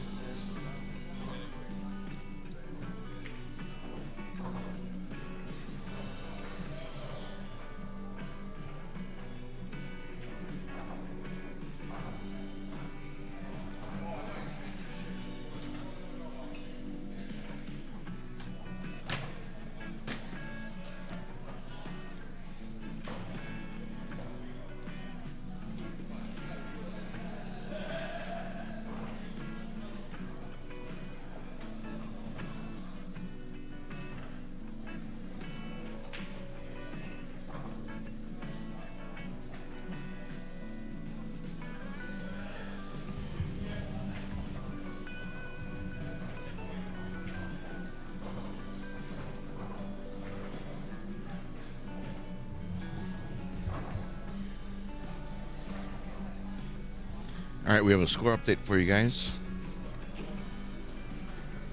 Score is, hold on. Shockers is 141.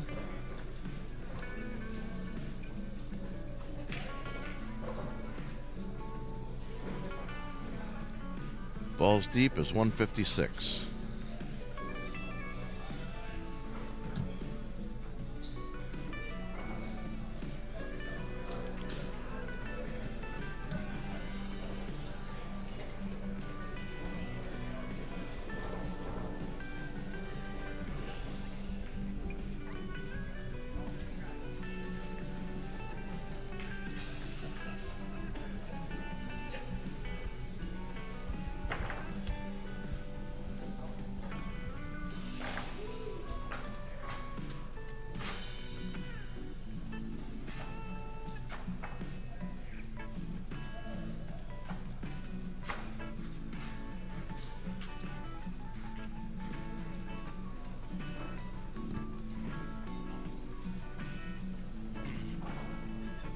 I'm going to turn my music back on and watch this.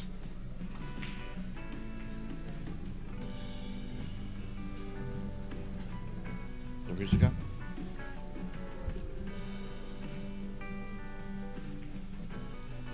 Start going with this match. I'll go get those cues out of my room.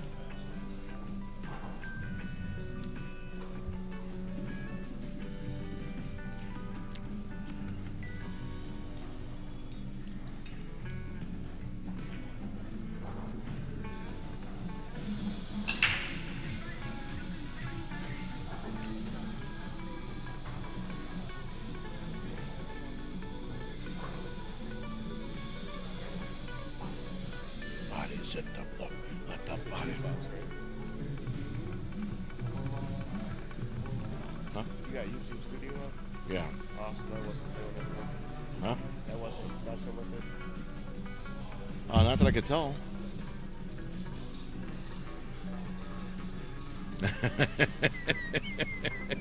Chris is guessing 3 digits. Might as well start now, he says. What's up, Chris? Love you, dude. All right, Ray says no lagging at all. Okay, cool.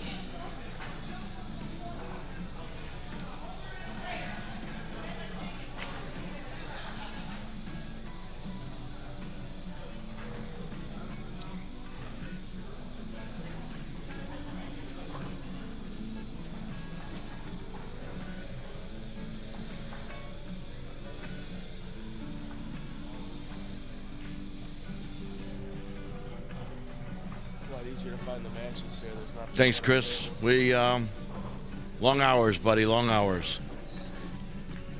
But we're here for you guys.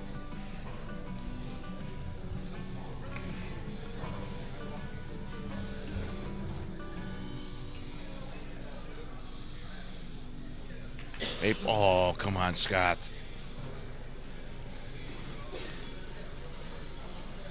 All right, T's missed the straight and 8 ball there on 26.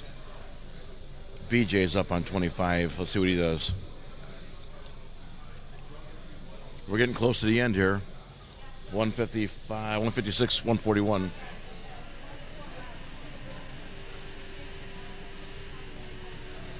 be over now. I think she said they only get 4 rounds.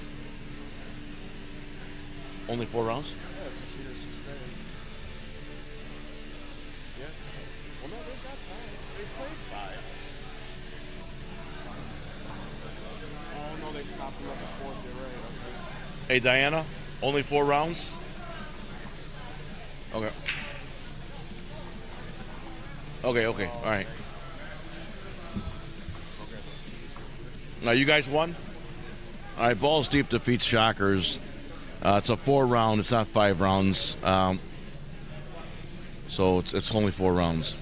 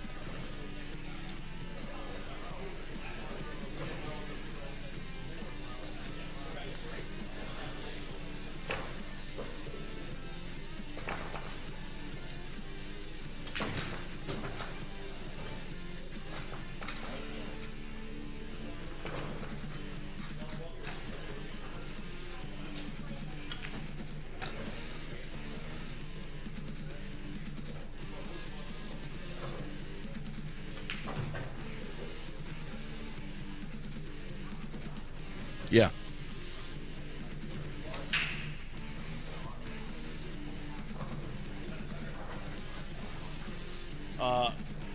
I get credit for watching, and I get more credit if they've commented. Yeah. Hell yeah.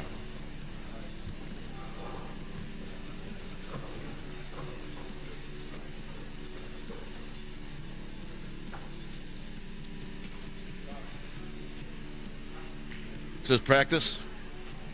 What time are you guys starting? I like that.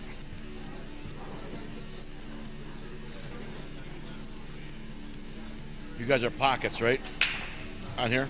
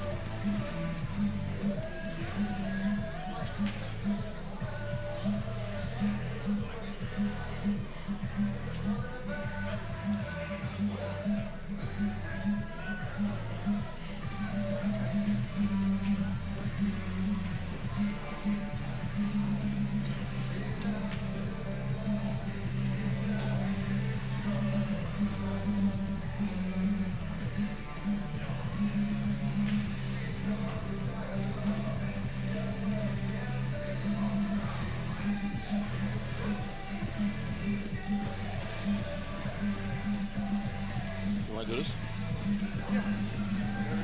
Okay.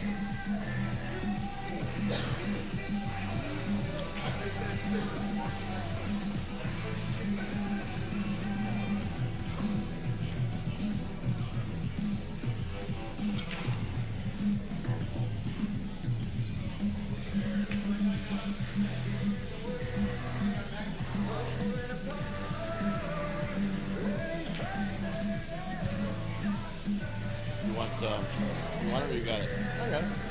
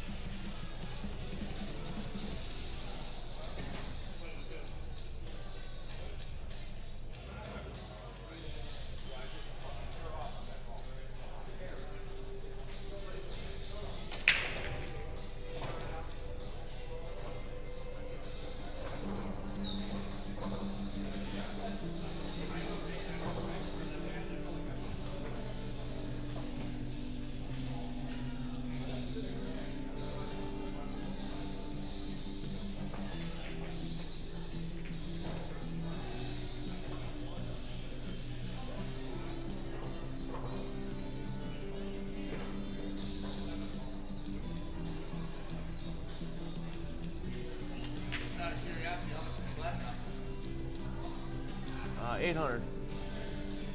It's just a brake though. It's not a jump brake. Yeah.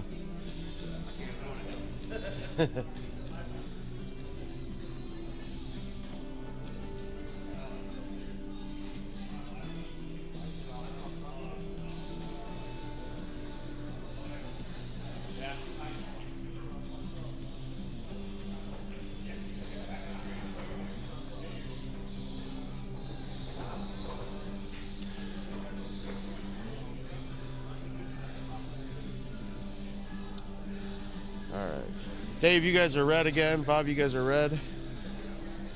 Make it happen is blue.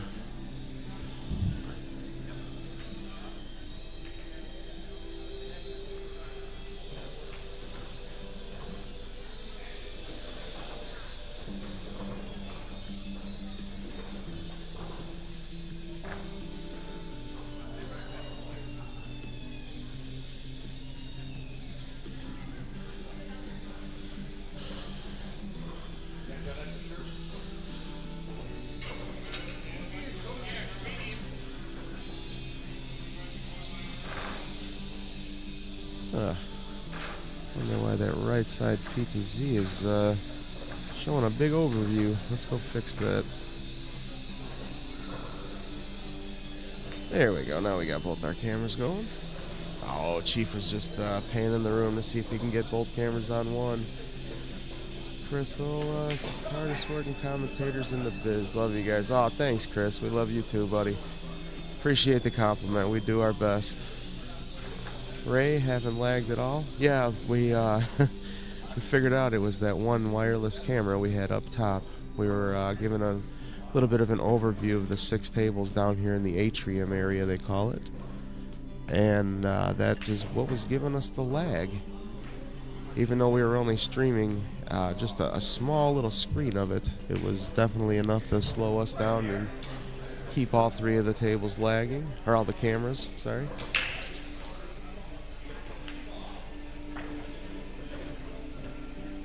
I kept telling Chief yesterday, I said, we took the camera down in the back room. I think we should take this one down up top. So we're not using it too much. And when we took the one down in the back room, it did seem to help things a little bit. But didn't exactly resolve the whole issue. So I thought, well, maybe it's that one up there. Shouldn't have been, but shouldn't happen like that. But I guess it does happen. But that's cool. I'm glad we got that figured out, and you guys can watch a lag-free day here. I think it was Ray that was on with us last night. He was giving me some updates on how the lag was doing, and it was lagging all night. Let's see what's Chief trying to do here. Looks like he's trying to cut that 14, maybe. Oh, he was going for the combo. Nice shot. Chief's not actually playing teams. He's just over there practicing with Dave Frisbilla.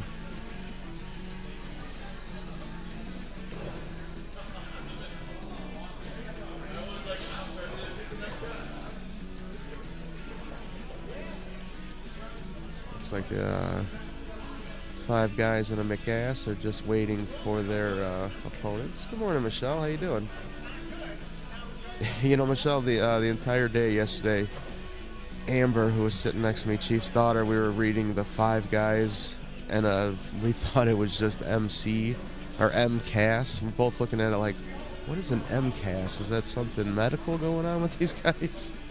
But it turns out it's just a McAss, because we have everything caps locked on here. It makes it look a little bit different than the way you see it without the caps. Both of us sitting here puzzled, like, oh, you know, we'll ask later what an MCAS is. Now I'm trying to figure out who's the McAss here. I'll let you guys be the judge of that one, so I don't get in trouble.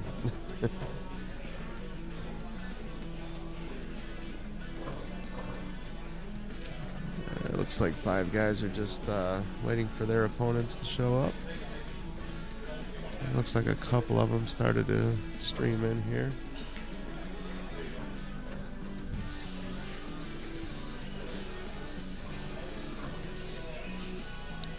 Oh, Stacy Bush says I'm the McAss, huh?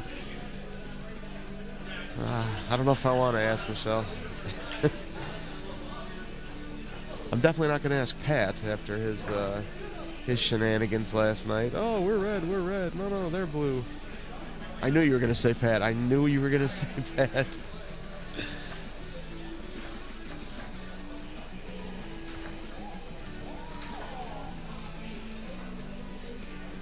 Just had that feeling.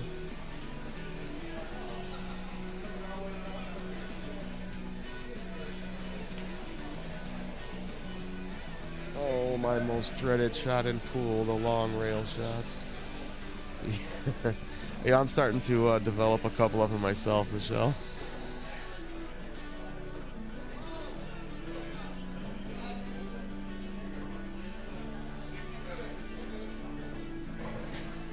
Cracks me up the way he runs around the table when he's trying to run to a shot real quick.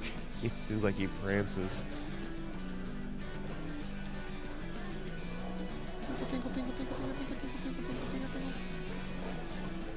Oh. Not sure what that was all about, Pat, but... Is he playing speed pool? What's he doing?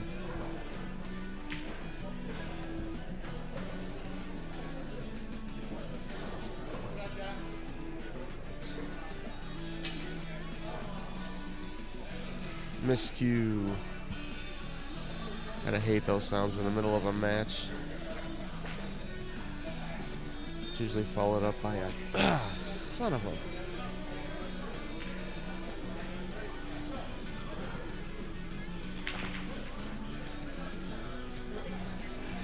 Yeah, I noticed he was running around the table last night a little energetically. Looking at this guy, it's like 10:30 at night or something. Everybody's been going pretty much all day, and it's like, where's the energy coming from, dude? I only shot for a little bit, and I am dead to the world today.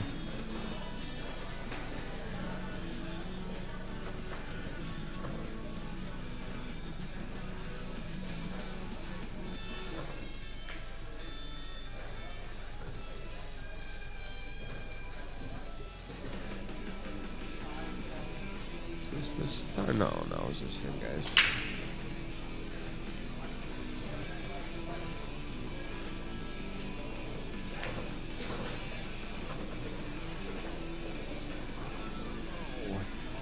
The tall gentleman with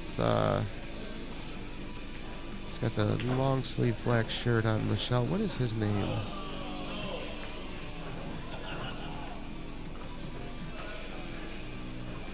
Been trying to pick up everybody's names as we've been playing and catching someone like Bobby Stark just walked in front of the camera. That's Jim Bullock. Okay, thank you very much.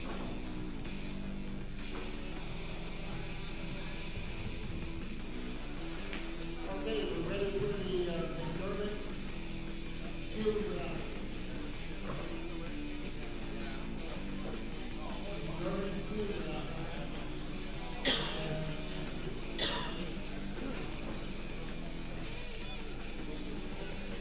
Cecil talking about.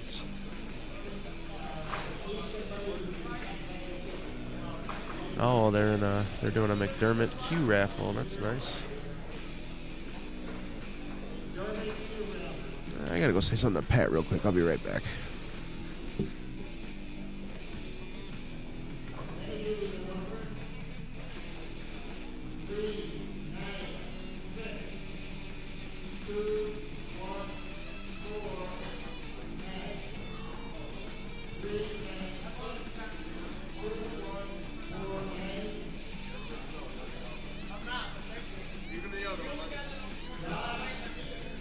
That sucks. See, I want to be that guy.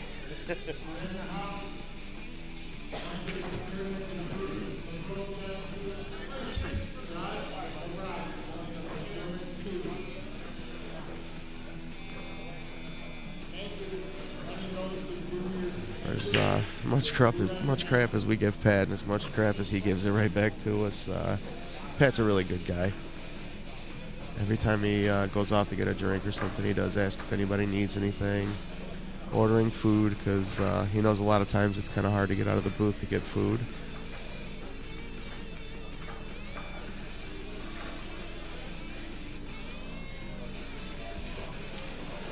And I like the little, I don't know what it is hanging off of his bag. It looks like a little sock monkey, but puts a little flair to his cue case.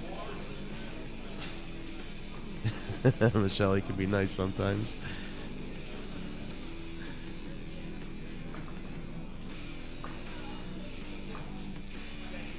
I swear he had me confused for at least an hour last night. I was calling 5 guys in a McAss. I think they were playing Daddy's Home, and I had the team names mixed up for some reason. I had asked Pat a question about it, and like I said, I don't know if he misunderstood me or if he was trying to mess with me a little bit, but yeah, he had me calling the team names the opposite of what they were. Kind of silly on my part. I should have checked it before I took his word for it, but it's Pat.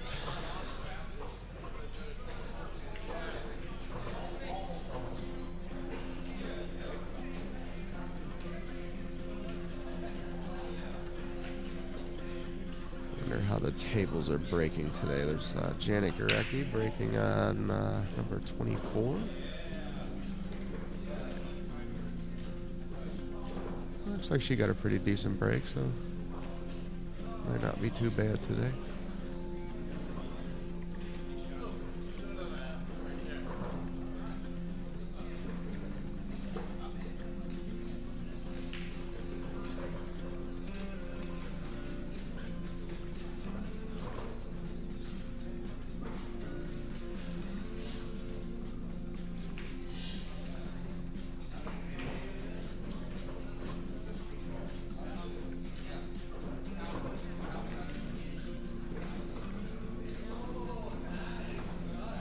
Nice. John played a little off the ball action there. Dave was actually walking over to the table thinking John might have missed, but he did not.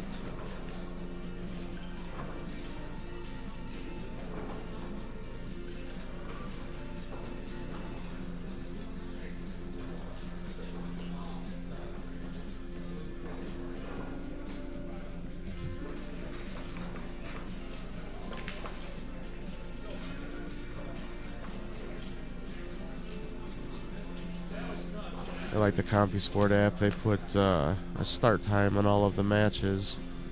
This one says 11. We're already at 11:36. I had one yesterday. It said we were supposed to start at noon. I don't think I got over to the table until after 2. So we were running a little bit behind.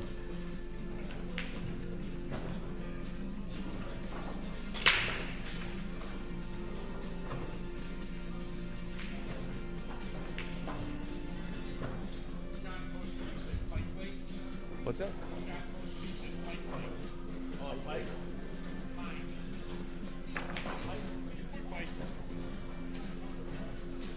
I'll find it. I'll fix it.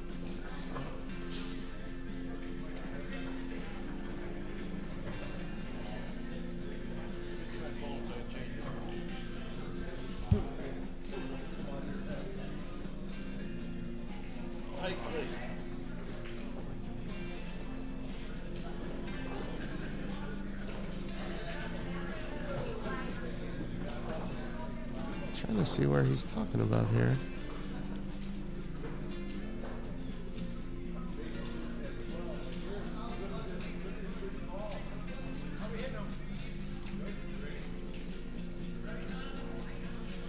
Well, that one says Pine there.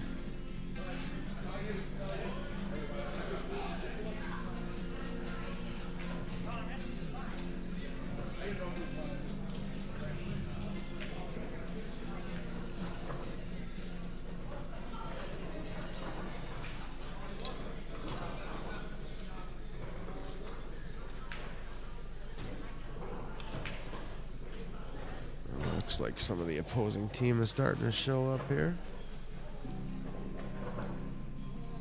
Teams usually enter the arena in one of two ways. Either everybody shows up all at once and gets their stuff ready, starts practicing, or one or two players kind of trickle in all staggered throughout. It's interesting to see because some of these guys, I don't know who they are, and the opposing teams never met them either. So as they trickle in, everybody's looking at each other like, "Are you make it happen?" No, just over here to practice.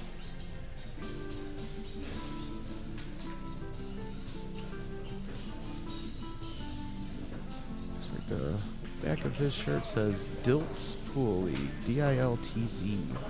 I wonder if that's where they shoot out of. Well, that could possibly be the LO or owner.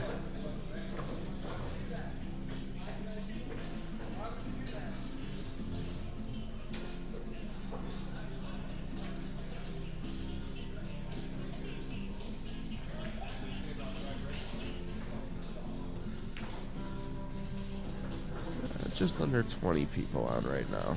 Still a little early on a Saturday afternoon. It's only, 11:40? Yeah. Still very early in the day.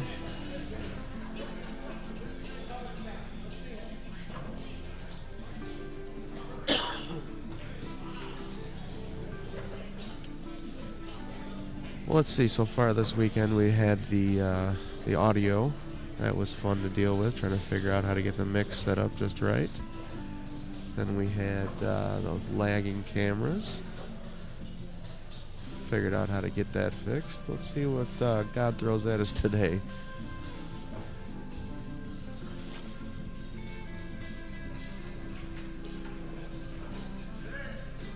Oh, almost.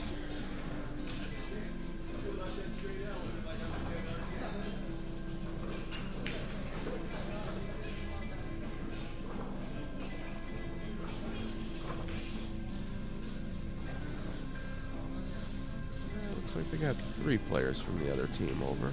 Just got to get the other 2 or 3 and we'll be all set to start.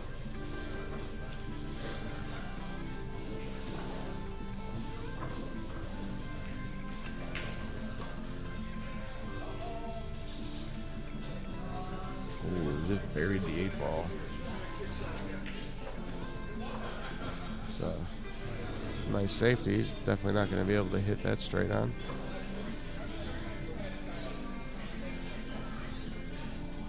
The only problem is he's safety himself.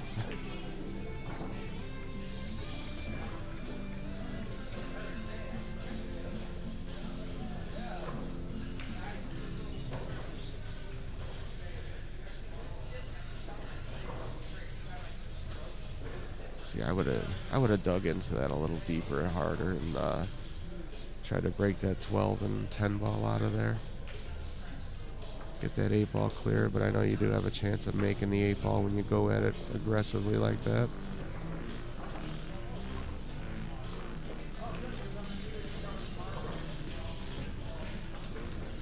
It's just one of those games that goes from a 5-minute game of 8 ball to a 2-hour safety battle.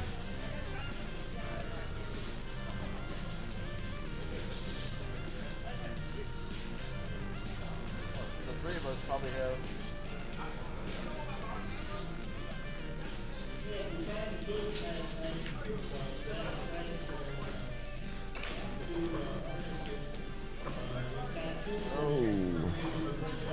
Hit the point in the side pocket. He was thinking he was going to be able to come back down table and break him out.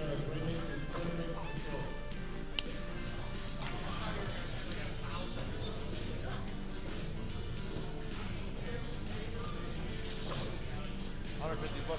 That's my Wendy's order of sometimes.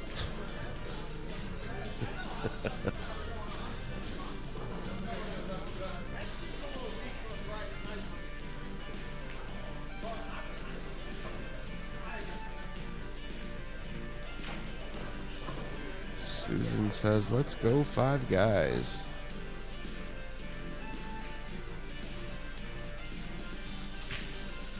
Ulatowski. Hope I'm pronouncing your name right, Susan. I think I am.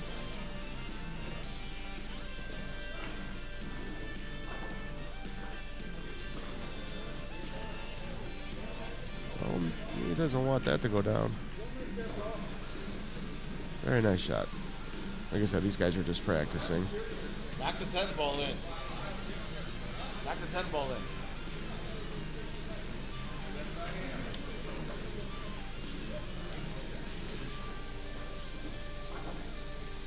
Oh. Now we should do it anyway.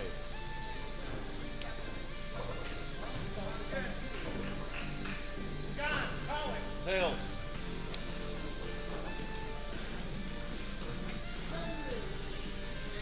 Sorry, guys. I say the same thing every time we have to. I always say tails, but I'm lost. Hey, so what round do you guys break it? Second and fourth. Away is home is first and third. Away is second and fourth. You guys go to the fifth round? Away breaks 2 and 4. Home breaks 1, 3, and 5. Not 100% sure what they were talking about there. Hi, Susie. Susie, that's Chief Hi, saying hi Michelle. to you. I think you guys can see him. Yeah, there he is. There he is. He's putting some voodoo curse on me, I think. If I start to not feeling good later, guys, you know what John did. You're all my witnesses. He just walked away, Michelle. I'll let him know you said so when he comes back.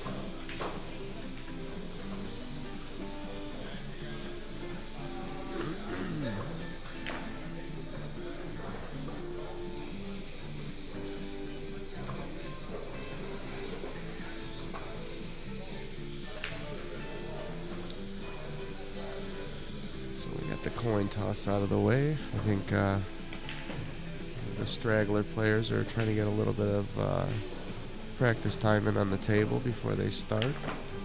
Understandable.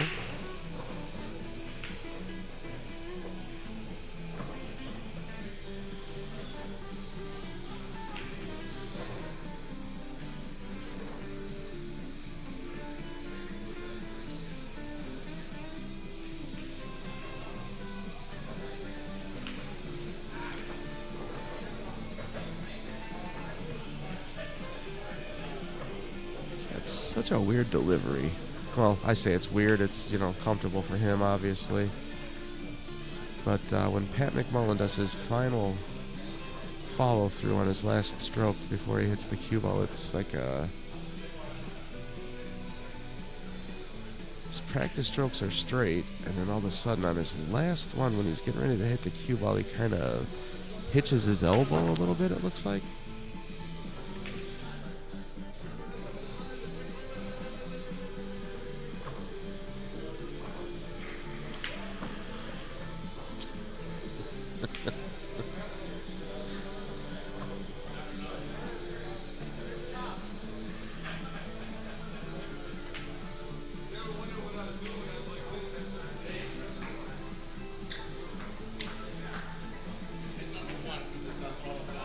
Oh, is it?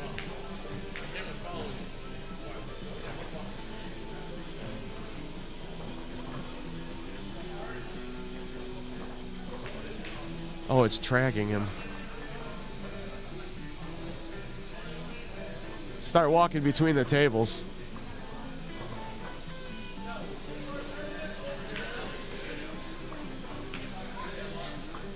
No, it's following you. It's still, yeah, it'll follow you everywhere you go. All right, we got to turn that off. Get back over to, there we go. It's not the autofocus. What is that called again? There's a way to set the camera up to follow any particular person around the room. So it's a pretty neat little feature.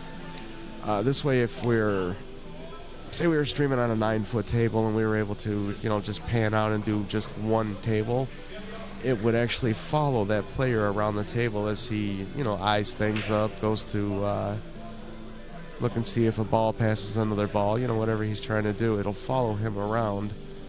The only problem with that is that's all it'll keep doing. Like, it won't focus on the table. So you almost need 2 cameras.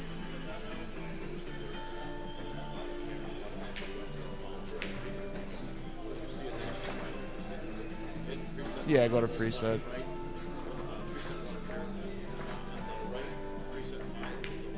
Okay. Right. Yeah, I saw you change it earlier, but Michelle says, hello, everybody.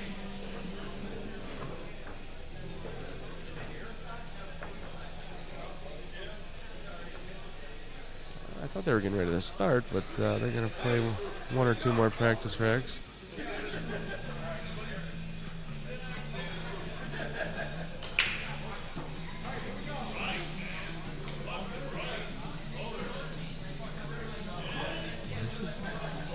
Oh, okay. He said Motorhead. I thought he said Boner.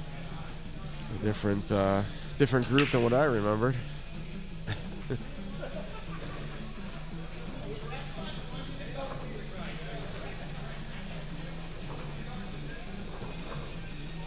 You know what? I thought Chief had the auto follow enabled, but that's turned off. That's weird. That camera just started following Jim for no reason.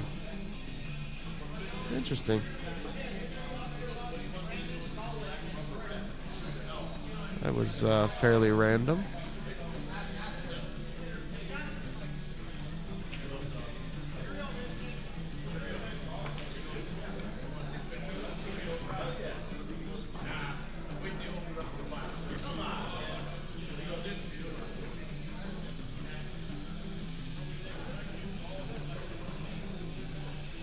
You know, I just noticed half of the room is carpeted and the other half is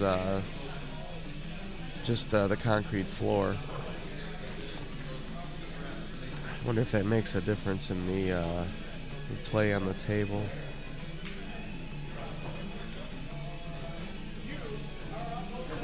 I know if the whole room was carpeted and there was a lot of humidity in the room, the carpet obviously would pick up a lot of that humidity.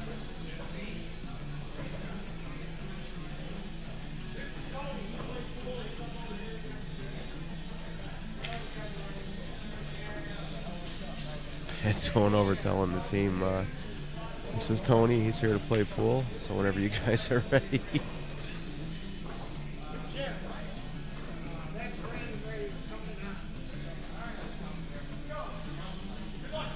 Pat's definitely a facilitator today. He's making it happen.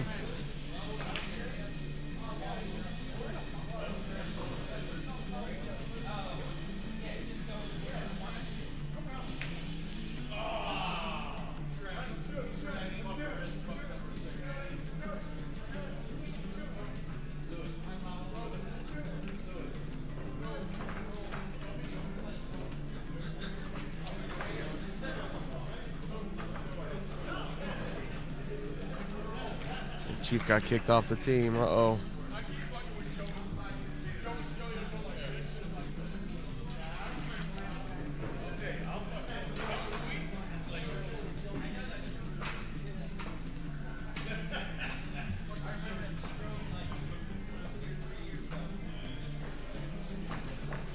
All right, guys, we're getting underway here. Make it happen against 5 guys and a McAss. Or a McMullen.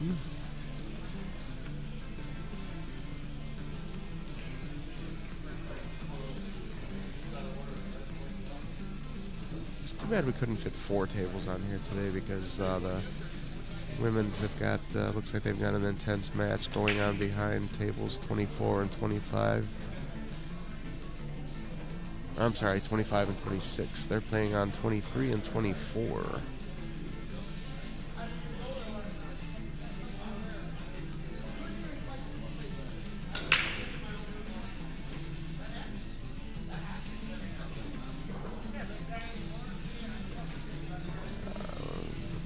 Like make it happen. Came up with a dry break here on table 26.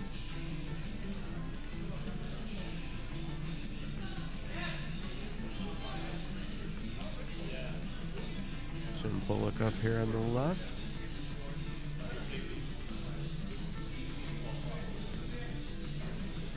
Do what?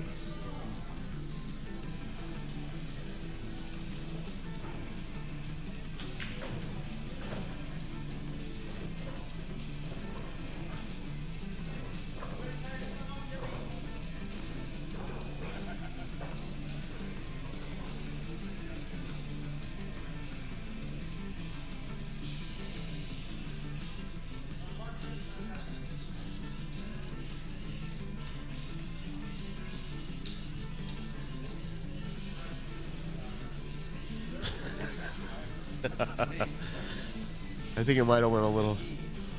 Middle line E, make that the middle. Chief's OCD's kicking in. He wants me to move the team 8 ball around a little bit.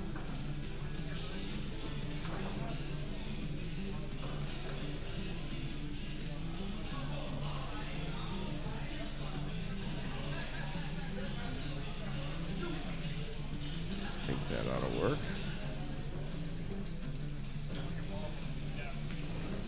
Oh, we tried to go rail first there. It was a good try.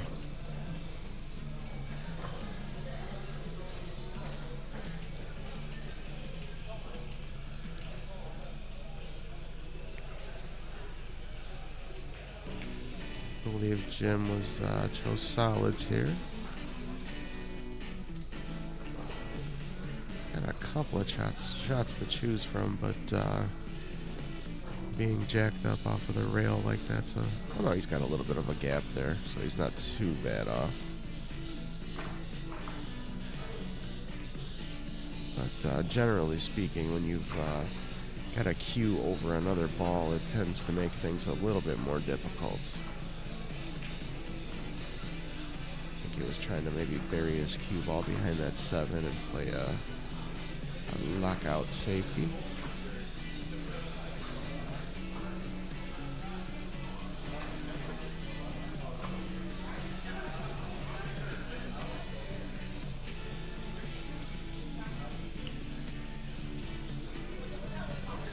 Tony over on table 25, making things happen. No pun intended, make it happen, sorry. It's definitely not a slight against your team or team name. Just the way it came out.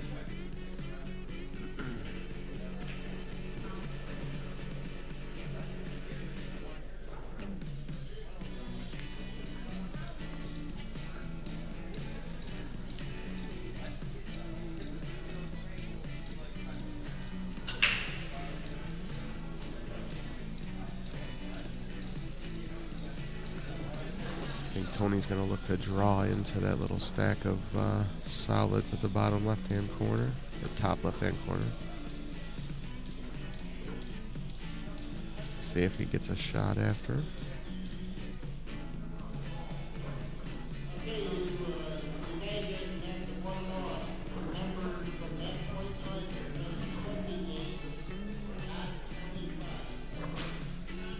Maybe he's got the 7 ball straight in. He might have enough of it to make it. It is fairly close to the pocket, so maybe he didn't have to run into those balls. Okay. Oh, he didn't want to do that. He wanted to bump that 11 ball. Wanted to bump the 11, hit the 8, and move that 8 ball up table and stay on the other side of the 11 for the 3 in the corner pocket. Still has a shot. He's looks like he might just have to go rail first this time.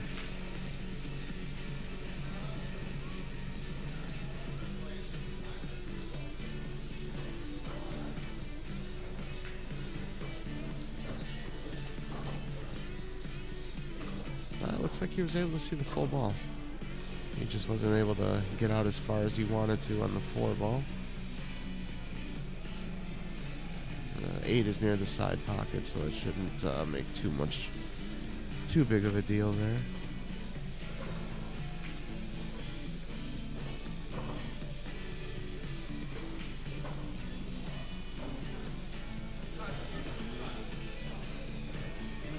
Nice shot by Tony.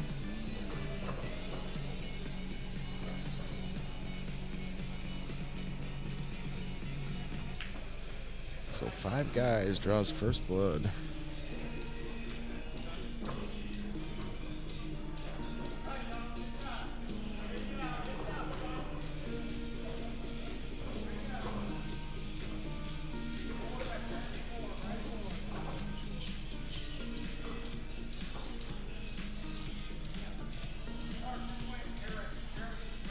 Just gotta wait for the app to update, and I'll get the score updated for us.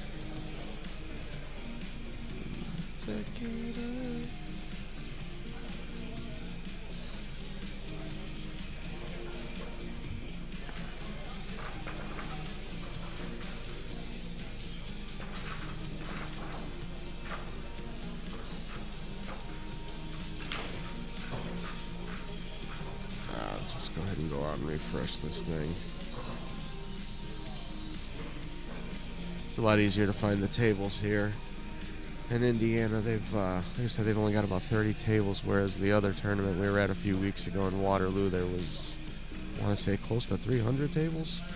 So when we were scrolling through the app looking for tables and matches, it was, like I said, a little bit more difficult to find things. So we are at 10-4, 5 guys.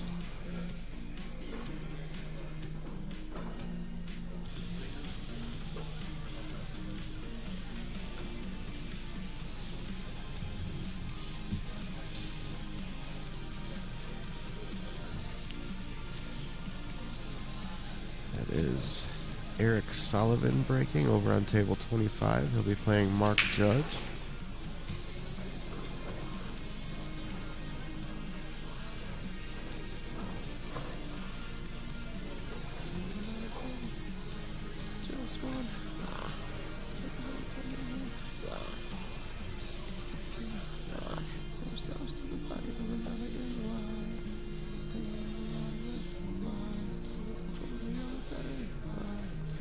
Oh, sorry guys, I'm singing on the mic. Feel like I'm in the shower.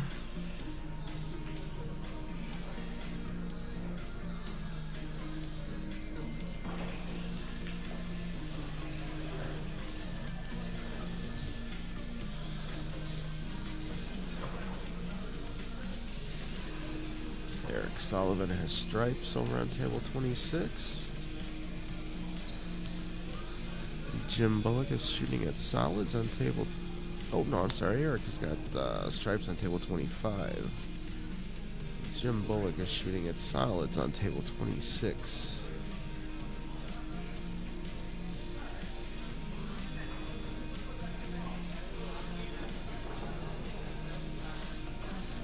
And Jim Bullock is playing Brandon Bowen to make it happen.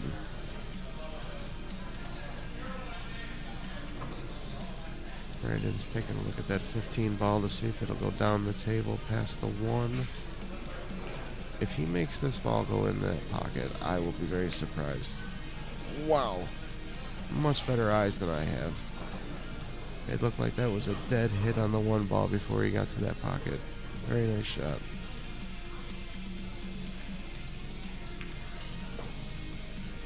Another nice shot. He was able to get a little separation with his stripes.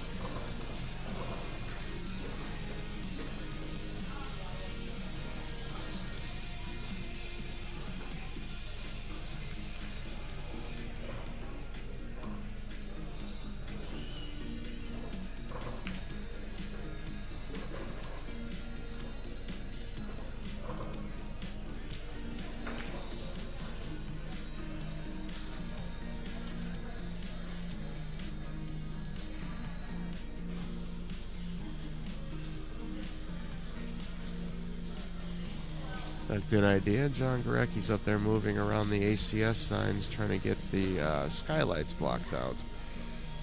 Because in the morning and afternoon hours, obviously the sun just streams in through these things. Oh, that was a beautiful bank shot with the leave. Very, very nice shot.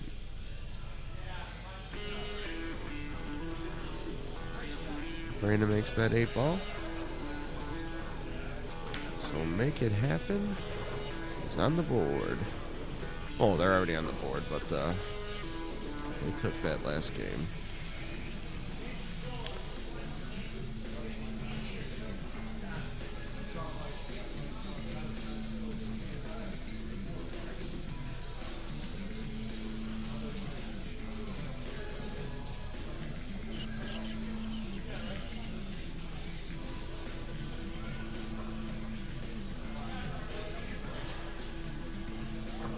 Now 15-14, 5 guys.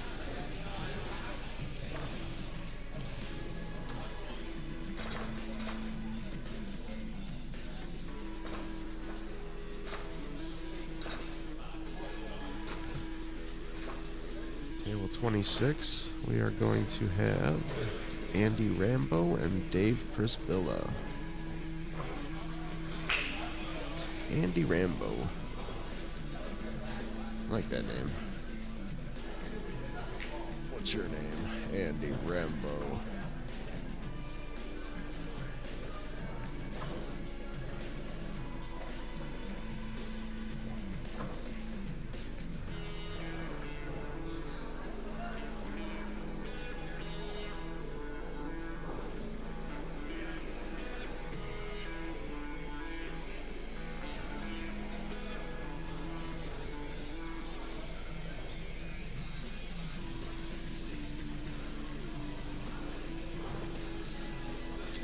Like we got a little over 20 people tuned in already. Thanks for joining us on a Saturday afternoon for some pool.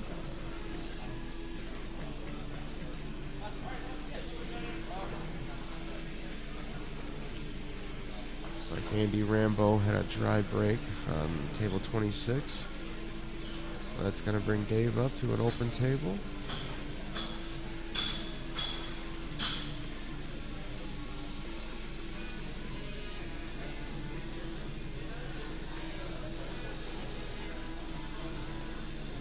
He doesn't get stuck right there. Okay, nice shot, Dave.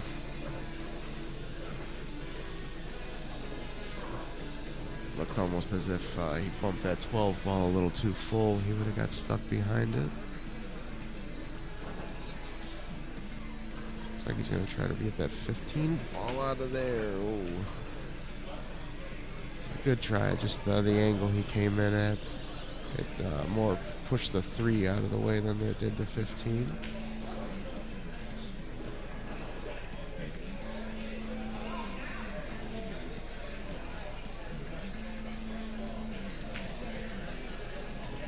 Like we've got a jump cue out over on table 25. I believe that's Mark Judge. Yes, it is. Looks like he's trying to jump the 9 ball and a little bit of the 14 ball to get it that 6.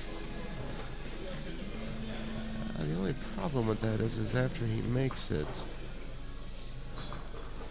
he doesn't have any kind of automatic position on the 8 ball to come back at the 8 and go for the win.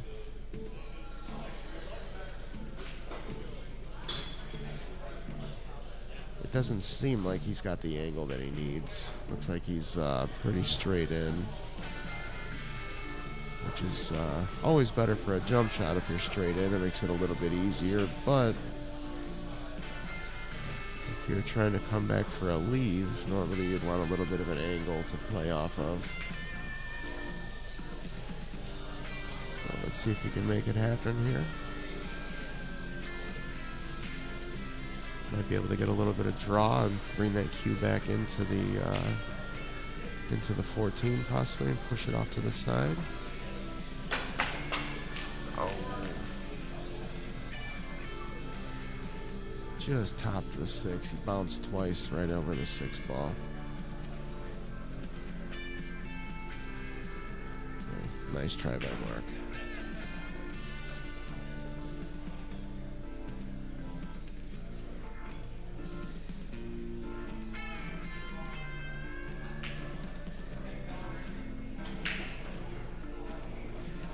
Noticed yesterday when I was shooting, there's signs all over the table saying to use blue chalk only. I get it, they're talking mainly about the Masters chalk and they don't want, you know, any other colors kind of scuffing the blue felt, but I think if you're using like the Tom V10 or maybe even the Pyro, well, the Pyro is blue, but I think if you're using the Tom V10, they don't have too much of a problem with that. Doesn't seem like that leaves too much of a mark on anything. Even the cue ball doesn't seem to hold the Tom V10 on there, just the cue tip.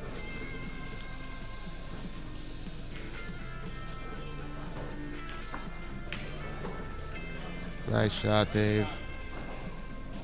Was able to kick that 1 ball out of there and came up with a leave on the 14. Looks like he can play that with just a little bit of follow.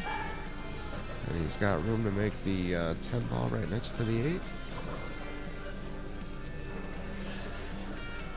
He should be able to just kind of drift the cue ball a little bit to the left for the 8 ball. In the same pocket. Over and out.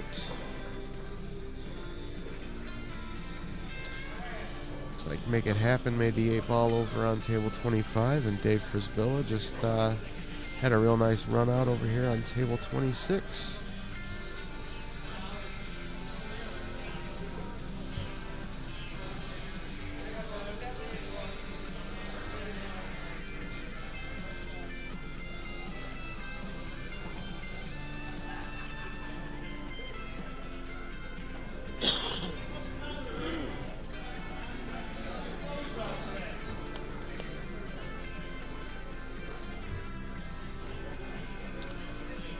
That's going to bring our score to 31-24, 5 guys.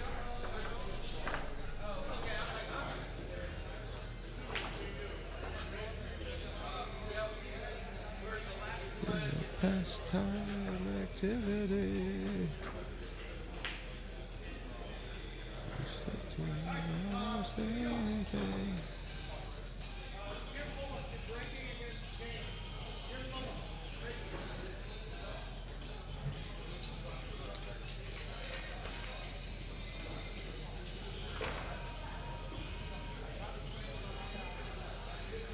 Alright, so table 25, finishing out round 1, we have Joshua Coleman versus Bobby Stark. Joshua Coleman is on Make It Happen, Bobby Stark on 5 guys and a McAss. I just like saying their team name because I can get away with cussing. Call me a kid, call me what you will, but I like it.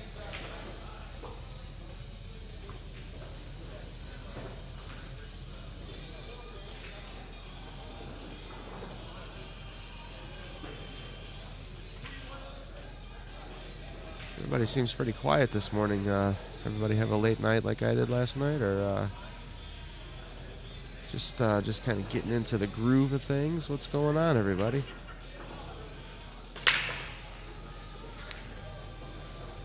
Nice break by Jim. He avoided the scratch.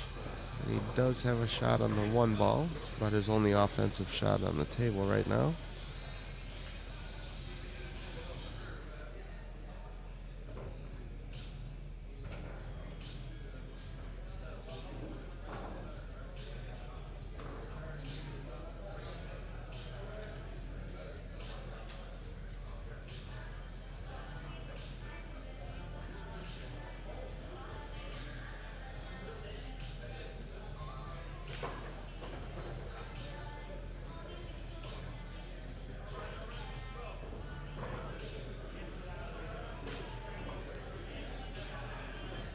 Amazing to see some of the craftsmanship on some of these guys' cues out there.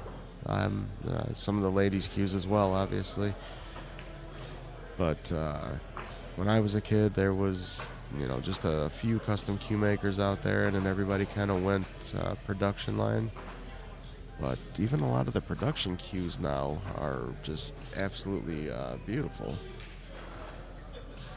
Makes it a little easier that they've got the CNC machines that precision laser cut everything in that they want cut in.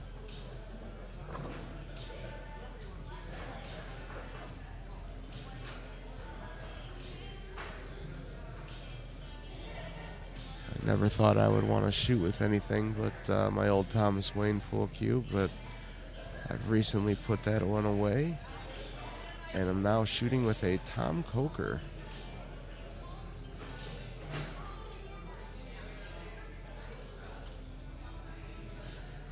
I like the hit on the Tom Coker. I've got a Kamui Clear Black on there. I've got 3 shafts for it, so I put the carbon fiber that I already had a super soft on it, so I went ahead and put a soft and a medium on the other 2 maple shafts that came with the cue. So far, my favorite is the soft. I've always played with a softer tip all these years, so it's kind of difficult getting used to the medium tip. It's got more of a, obviously a harder hit to it than the soft or super soft. Nice shot on the 5 ball by Jim. Looks like Bobby Stark is looking to see what he can do over on 25. I believe he just called a safety.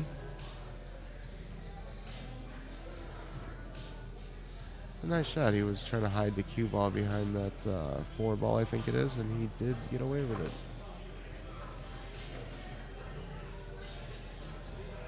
I think that's the 4 ball. It's kind of dark on that side of the table.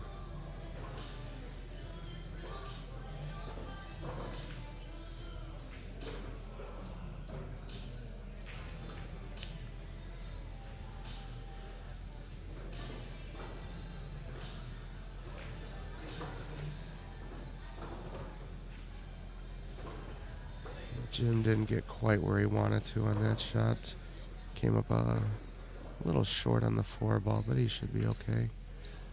He still has the pocket. He just has to come down table now instead of stopping like he wanted to.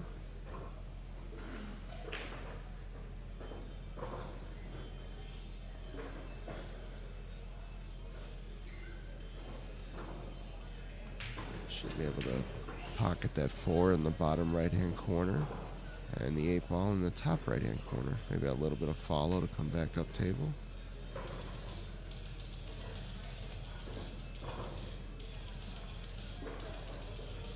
Obviously, everybody would want the cue ball to be a little bit closer to their object ball when they're shooting it in, but this shot shouldn't pose any kind of an issue. Nice shot by Jim Bullock.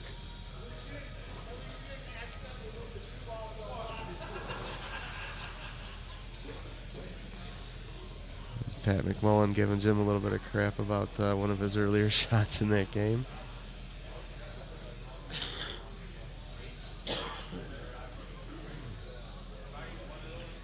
I hope my nasty coughing isn't coming over the mic, guys. Still feel like I'm getting over a little bit of that chest cold, but it's going away.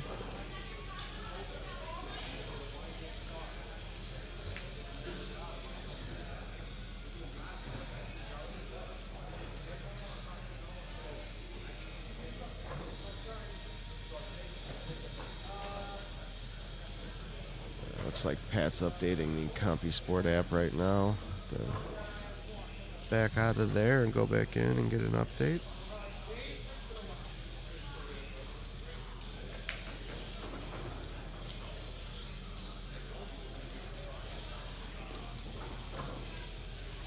Wow, looks like they had to update a bunch of games because we are now... That can't be right, is it?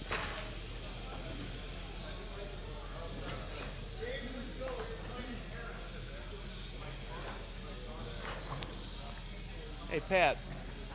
Pat. McMullen. You guys got 132? Is that right? Your score is 132?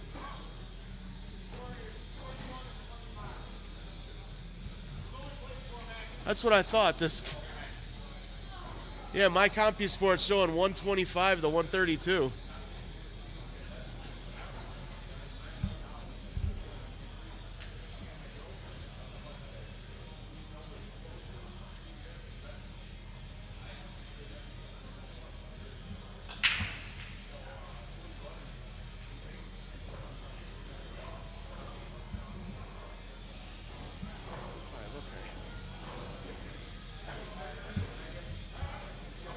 Thanks, Pat.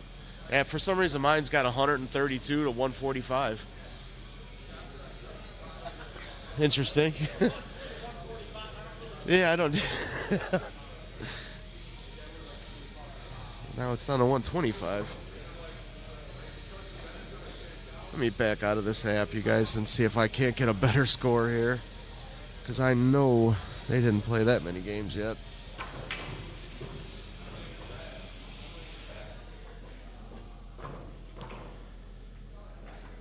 That was crazy. So yeah, it's 41-25, 5 guys.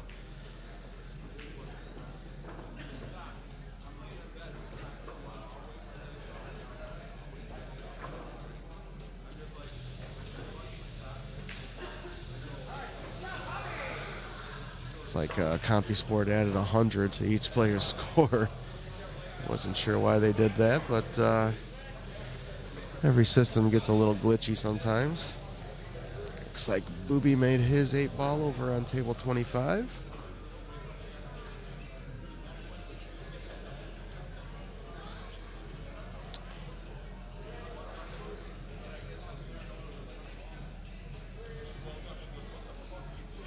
Yeah, this app is it's been a little weird today. Let's see, we're at 51 to 29, 5 guys now.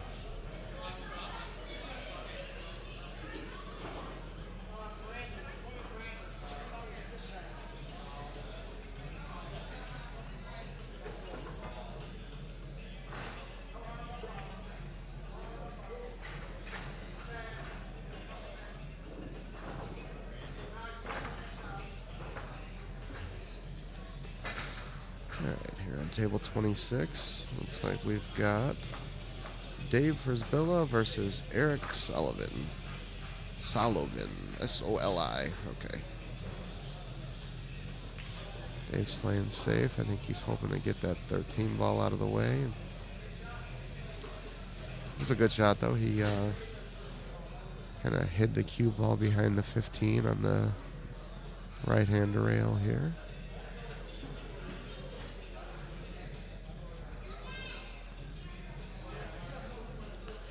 Eric can obviously see a couple of his strike balls, but as far as making a shot, it's going to be a little bit more difficult. I'm not sure what he's going for here.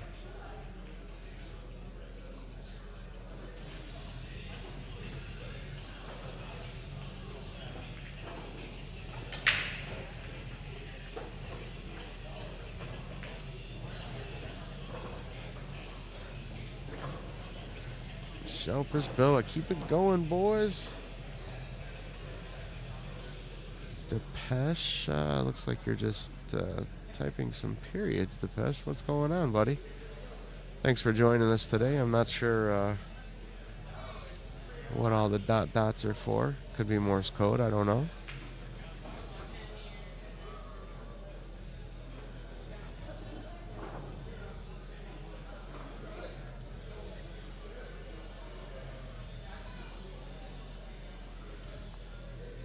So 51 to 29.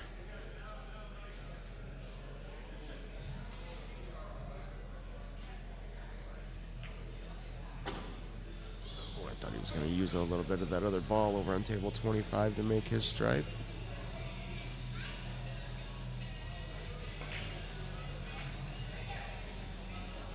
Oh, and he scratched. It's amazing. You don't think the cue ball is going to go into any side pocket at that kind of an angle. But for some reason, it definitely finds a way in there.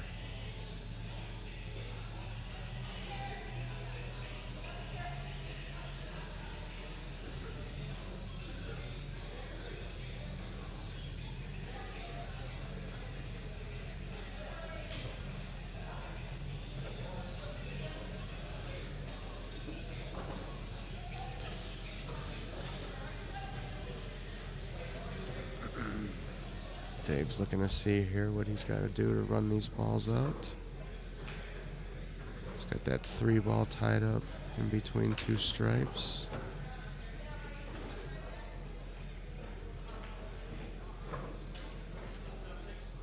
Looks like he's going to try to take care of that now. Oh no, okay. I thought he was going to drift into him a little bit. That 3 ball must go in the side pocket though.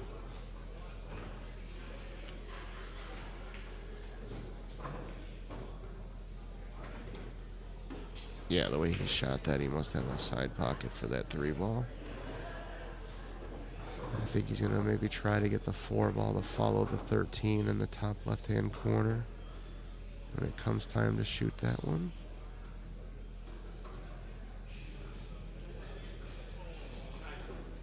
That could be as straight as you possibly can when you shoot those shots. It makes them a little bit easier for the ball to fall. For the ball to follow, sorry.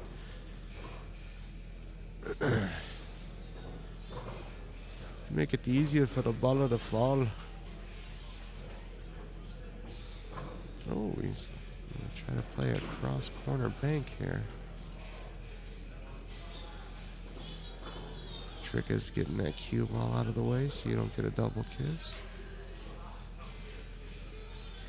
Oh, the only way to get the cue ball out of the way, though, was put that inside English on there, and unfortunately that throws the 4 ball away from the pocket instead of towards.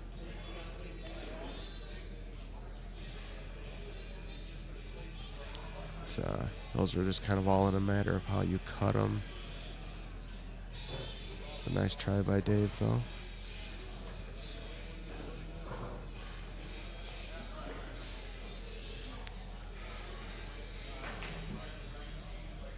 See what John Gorecki did up there with the skylights?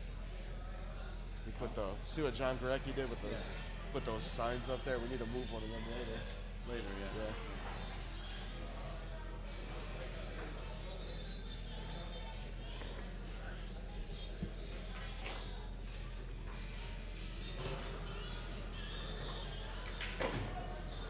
Looks like Eric shouldn't have too much trouble running out these 3 balls in the 8.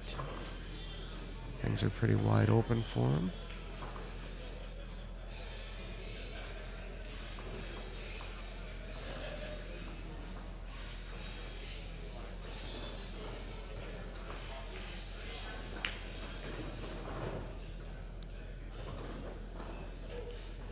Ooh, he almost snookered himself behind that 4 ball. He's okay though, he's still got a shot.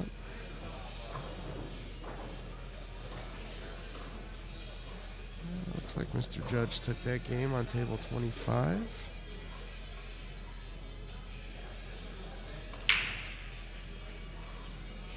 Over Brandon Bowen.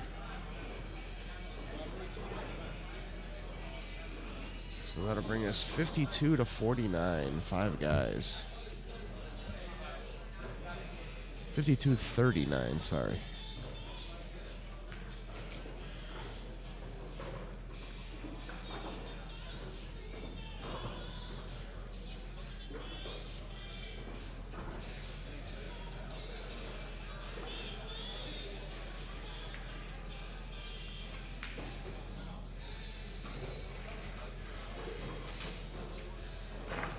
All right, Eric was able to work through those 3 balls on table 26 for the win.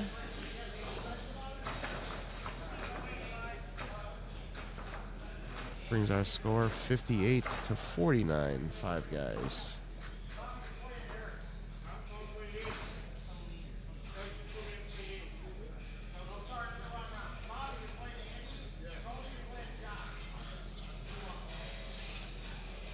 Amber Bowen said, great shooting, Brandon Bowen.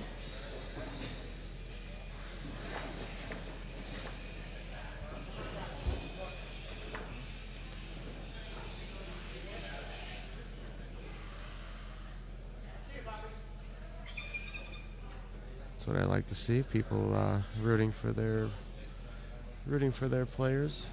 It's always nice to see those comments on here. Everybody showing their support, showing the love.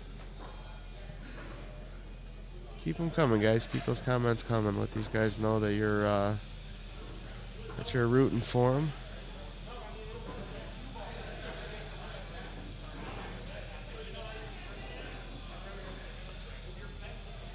Tony Cifuentes breaking on table 26 here.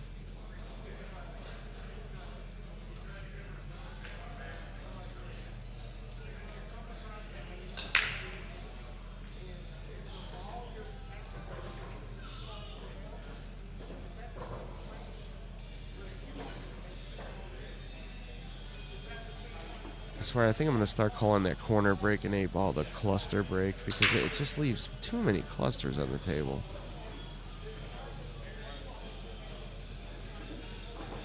I mean, there is a downside to breaking head on, and that's, you definitely do spread the balls open nicely. Amber Bowen, let's go Rambo.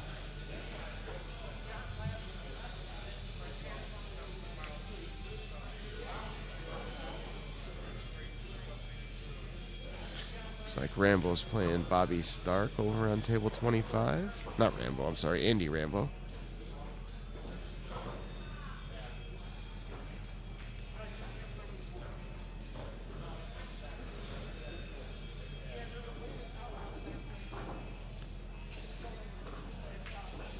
Take a look at what Mr. Rambo's got going on line 25. Shooting at solids, it looks like.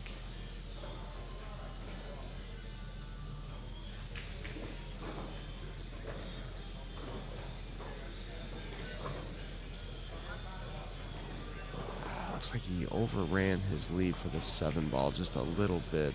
Still makeable, but he's going to have to push the cue ball a little more forward than what he wanted. Maybe he should be able to put a little finesse on the ball.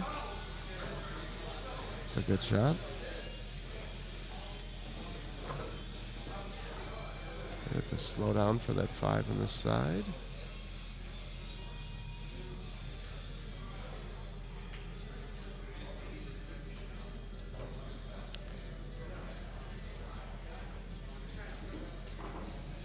Can't really tell if that 1 ball goes past the 8. It doesn't look like it. But if he plays the 5 first, 6 in the other side, the 1 ball should go in that bottom or top left-hand corner.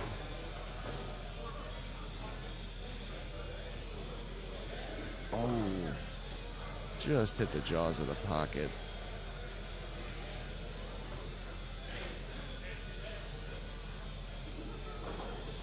I'll bring Bobby Stark up to the table.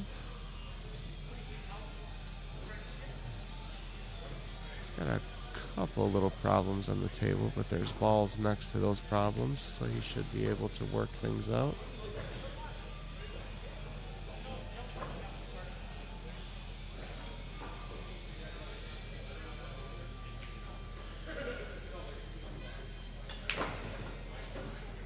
Oh, tried to work one of those problems out just there, and it cost him the scratch.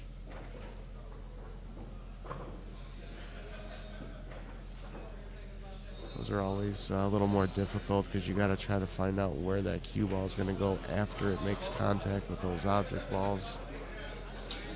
And when you got 2 or 3 object balls involved, it's kind of hard to tell where things are going to go all the time.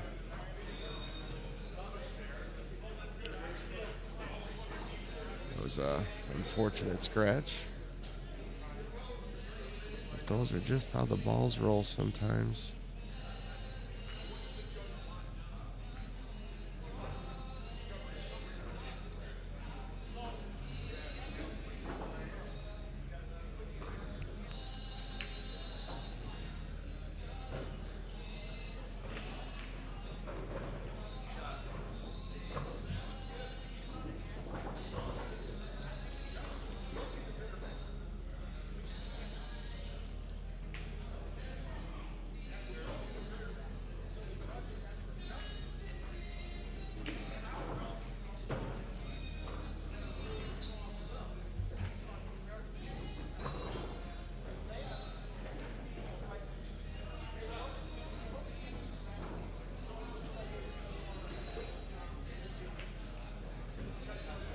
Doesn't look like Mr. Rambo's got any troubles here in his table.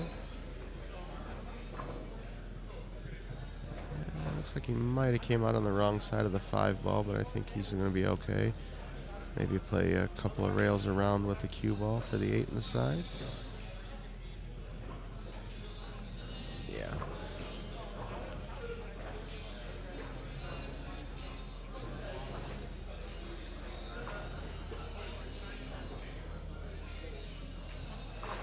Oh, right at the point.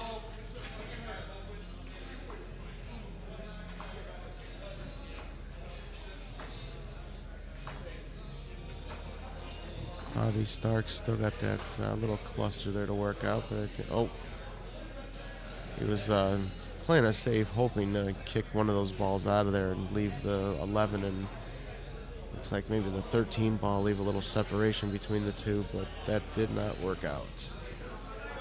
But he did play a good safety. He was able to hide that cue ball, so if he does get ball in hand, you can be sure he's going to fix that situation.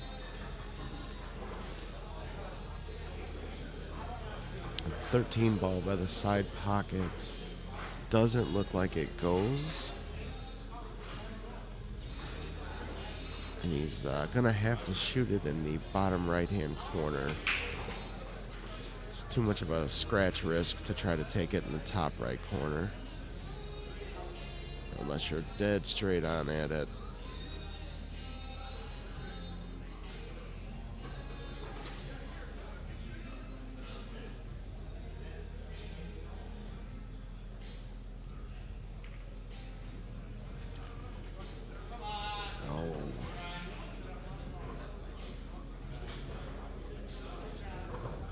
It's a good try by Tony on table 26. Just hoping the cue ball would stop a little bit sooner so he can shoot that 5-ball up table, or down table rather, in the bottom right-hand corner, bottom left-hand corner. Oh, I don't know my left from my right today.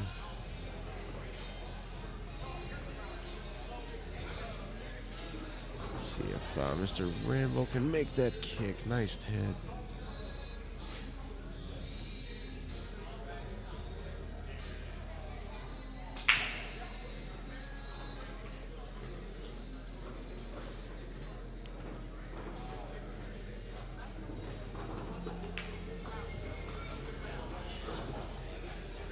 Nice shot by Bobby.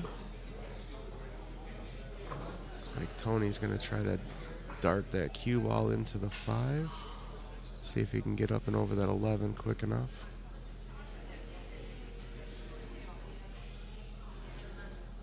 He's got to literally drop that cue ball right onto the 5.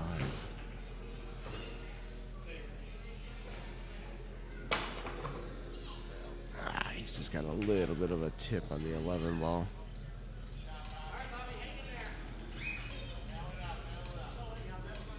It's hard trying to get that cue ball up and over the object ball and down so quickly to land right on top of your ball when you're shooting those.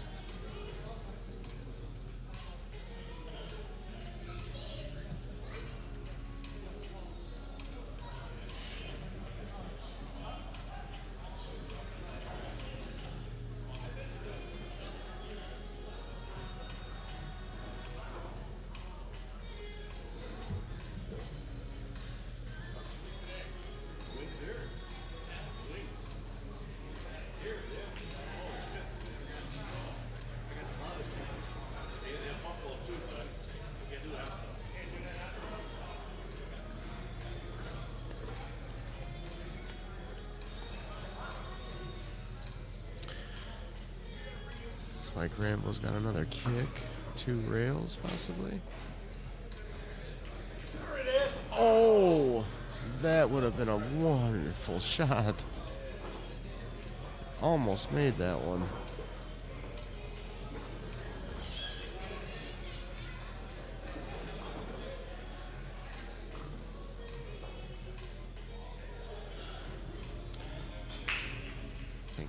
Bobby's going to try to play it off of that 13 ball. He just, okay. Just missed it, but he did come up completely straight on the 13, so he shouldn't have to worry about the scratch. Maybe put a little bit of top English on the cue ball to go down for the 11. Just enough, yeah. Just enough to come down there.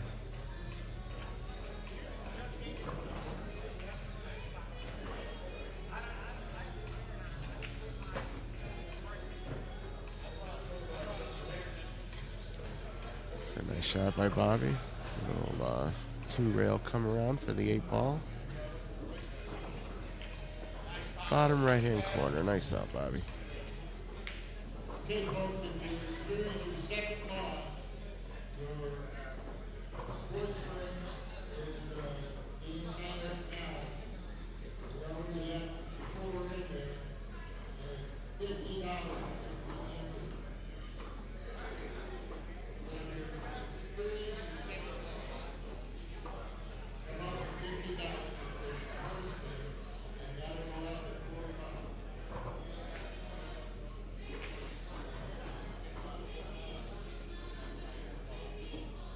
Again, there's no way that the score is right on the app. It says 165 to 56. I don't think Five Guys has got 100 points yet.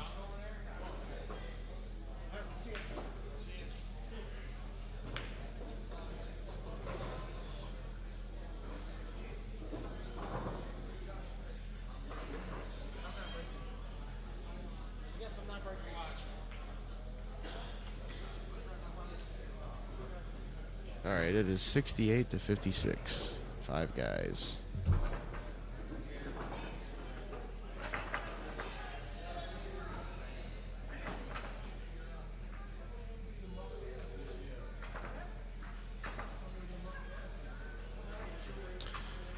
Amber says, good shot, Josh.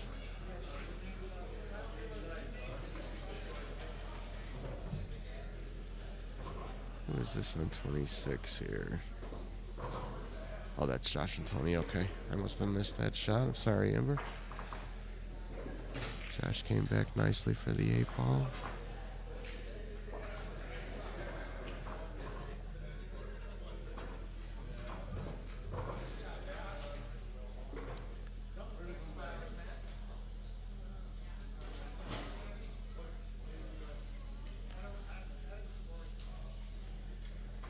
It's now 74 to 66, 5 guys.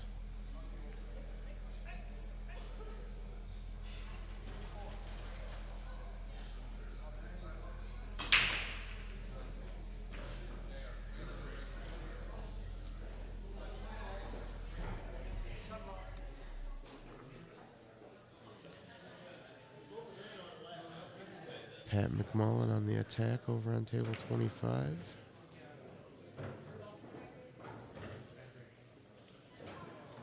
And it looks like it's going to be Dave Prisbilla and Brandon Bowen on table 26 here.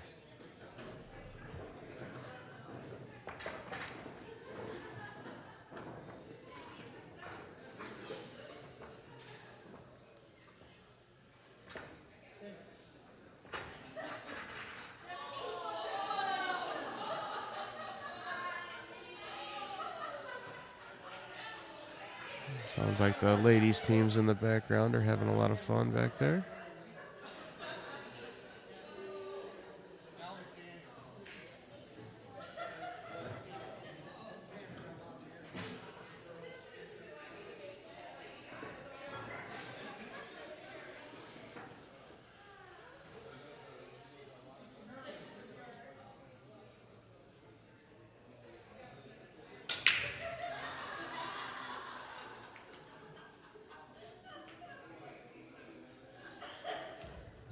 Did not see a ball drop on 26 here. No, table is open.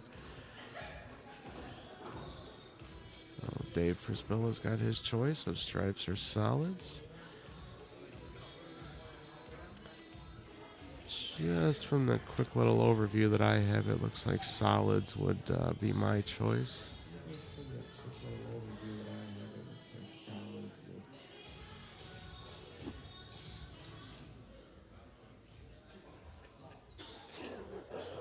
What the hell?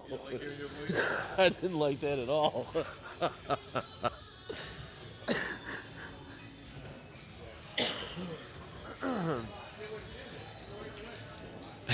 That was interesting. John switched the output over to his little speaker up here, and I heard my voice coming out of his speaker and not through the mic. I'm like, well, wait a minute. Turned around, he's back there smiling, saying, what's the matter? You didn't like to hear your voice? Not really, not this early. Sounds a little raspy, like my music career is probably going to be over with.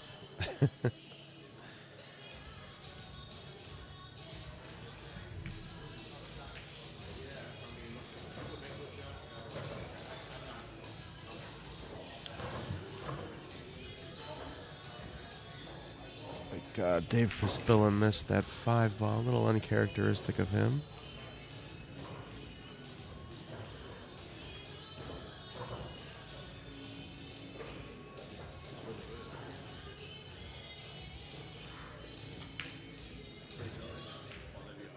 Still some work to be done on table 26, though. It looks like Dave might be able to get another chance back at that table.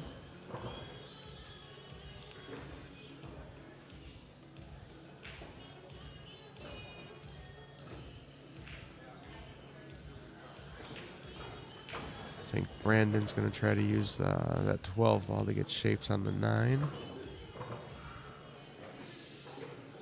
He could also try to use the 14 here and put a little bit of right-hand spin and spin over for that 9 ball. I think the 12 ball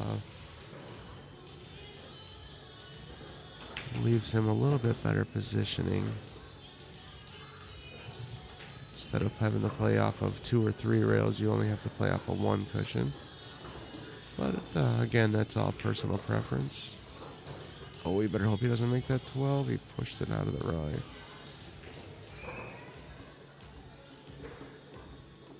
That's no good. It looks like the 9 ball is possibly a scratch shot now as well.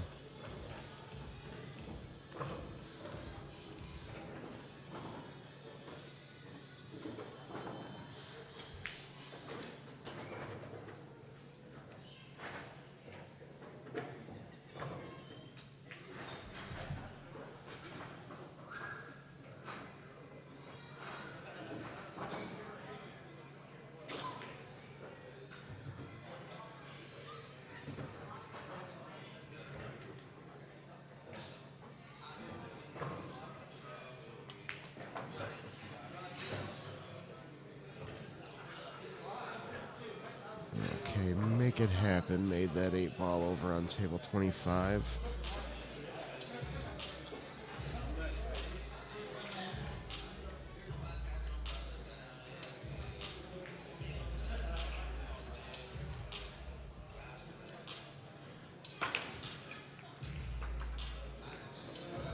He got those balls broke up, but he definitely was off on the bank on the 9 ball.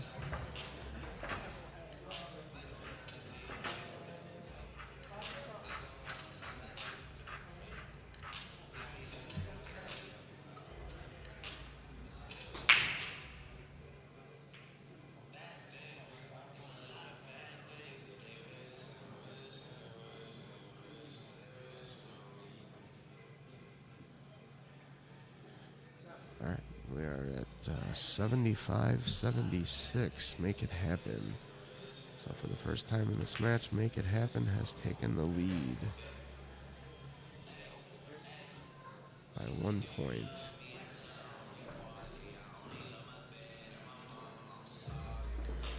These guys are definitely keeping things close here.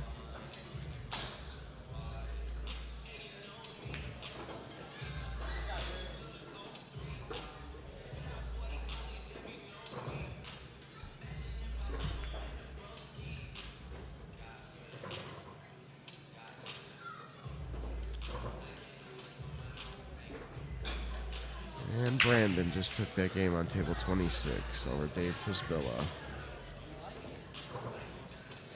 Dave seems like he's having a little bit of trouble kind of getting his getting things off to a rolling start here.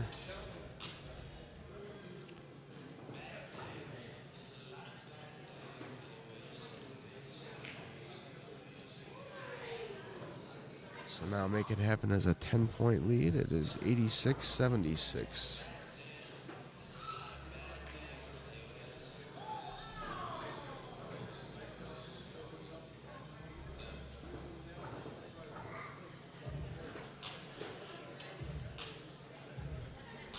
I think it's Bobby Stark playing Eric on table 25 over there. Yes, it is.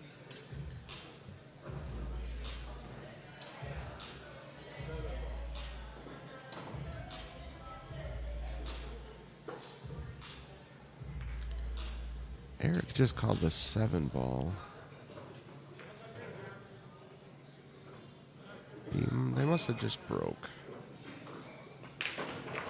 It's the only time you're allowed to hit a...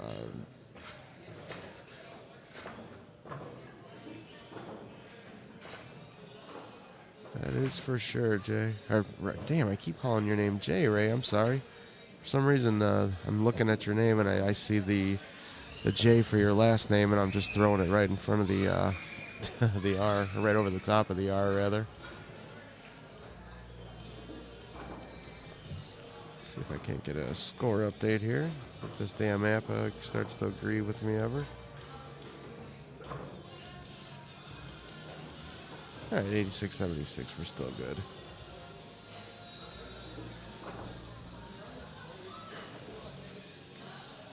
Well, at least now you know if I say Jay and nobody on here named Jay, I mean you.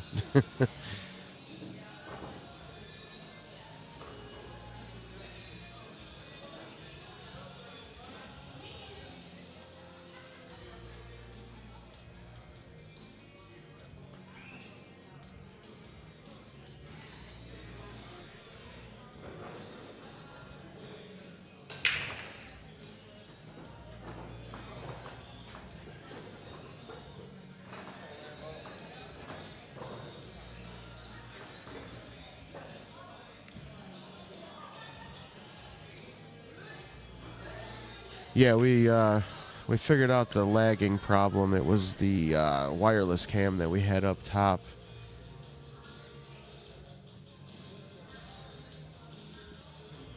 We noticed yesterday when Chief took the camera down in the back room that the lagging kind of slowed down just a little bit. It wasn't as bad as what it was before. So this morning I was talking to Chief about swapping the batteries out, and I said, you know, why don't we go ahead and just take that one down? I said, I got a feeling that's what's slowing things up. He agreed, and the rest is history. We are up and running full speed today.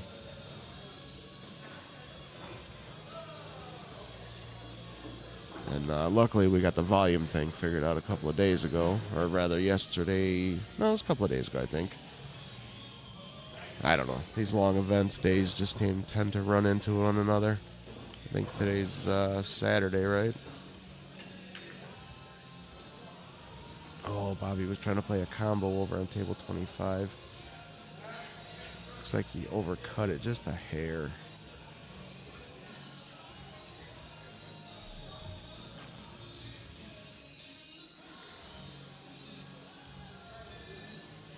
And thanks for joining us again today, Ray. We appreciate it. It's Eric playing Bobby over on table 26 or 25.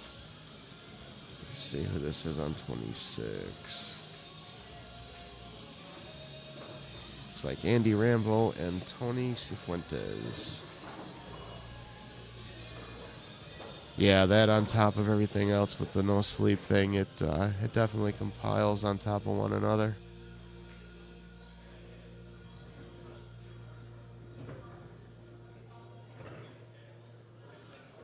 I did have a great time shooting in that open 8-ball event, but that took a lot out of me. Like I said, I haven't shot in a tournament like that in a really long time. I'm not unhappy with my placement in that tournament, but I think if I could have held my back together just a little bit longer, I might have been able to do a little better. Ooh.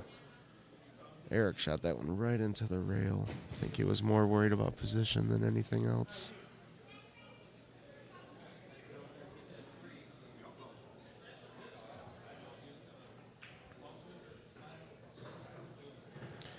We did get a little lucky last night. I think things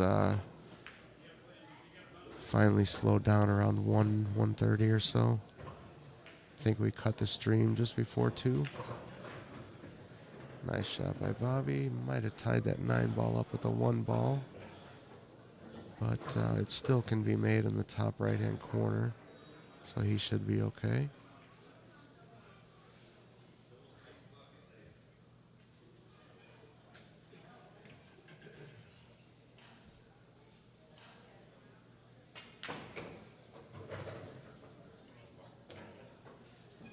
Oh, I think he wanted a little bit more drawback on that one.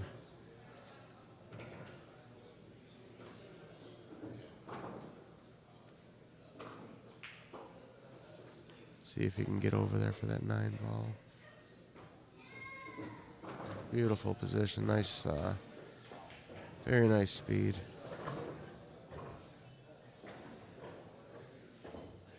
Oh, okay, so you were with us pretty much to the end, Ray. Thanks for sticking it out with us, buddy, through all the lag and all that BS. I appreciate everybody who was stuck with us yesterday. That was, I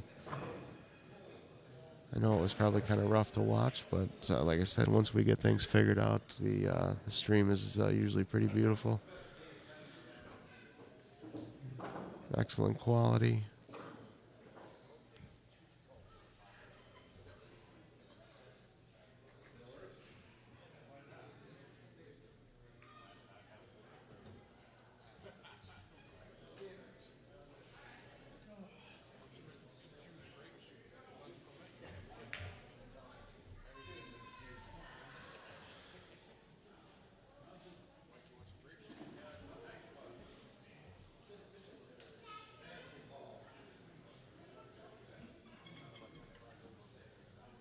Looks like it's about time to change our overlay music. Let's see what Chief's got playing today. pop R&B and rock on there.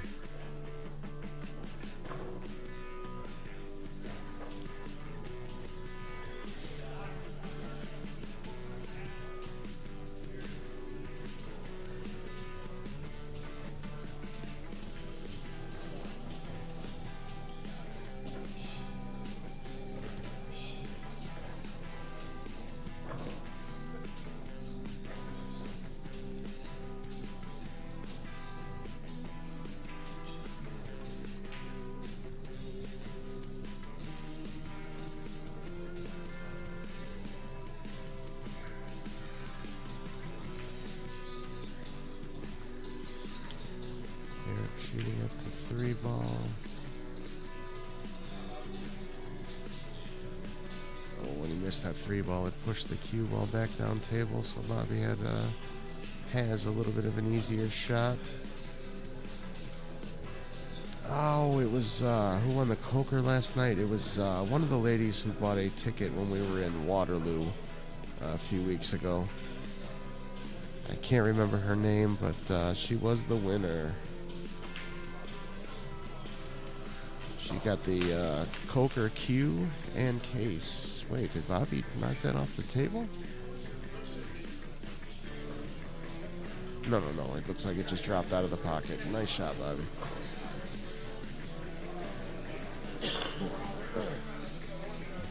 But yeah, she got the Coker cue and Gil Castillo case. Kind of works out for us. We can ship it in the case and help to keep the cue as protected as possible. I gotta be honest, I was hoping to win that Coker cue myself. That was one of the ones I was looking at when I was considering buying one. The only thing I didn't like about it was it didn't have points to it. It was all zebra wood, or it's either zebra wood or black and white ebony. It's a real pretty cue, but like I said, there's no points to it. Mike Denson Phyllis was okay. Yeah, you're right, Mike. Thank you very much.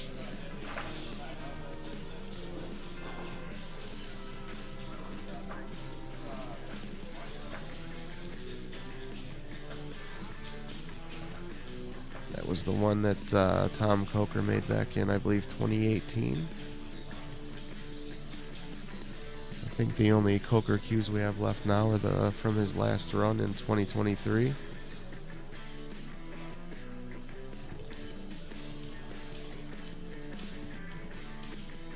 All right,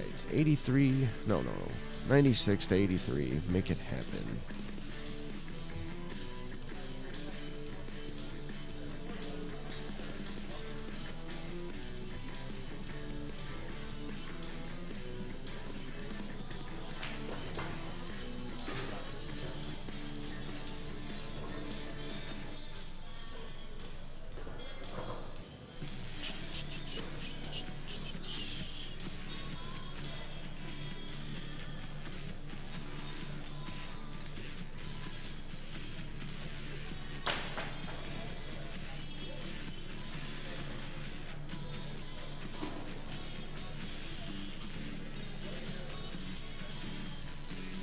That was a nice attempt at a jump shot on table 23. I know you guys couldn't see it, but he got over the ball, and it looks like a little bit of English took effect after the cue ball hit the bed of the table and kind of spun off a little bit.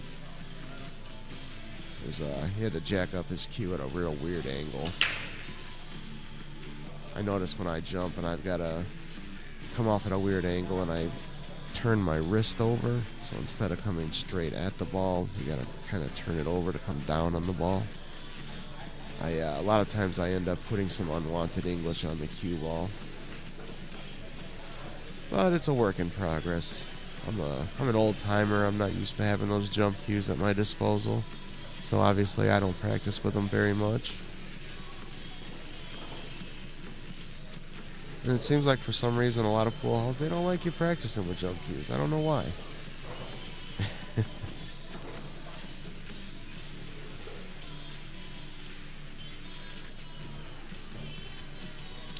It's a nice safety by Tony.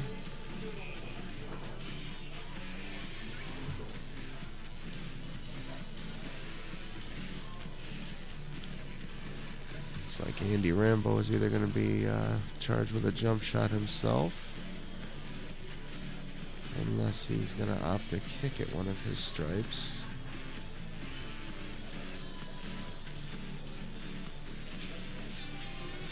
Oh, he's got just a sliver of that 11 ball that he can see.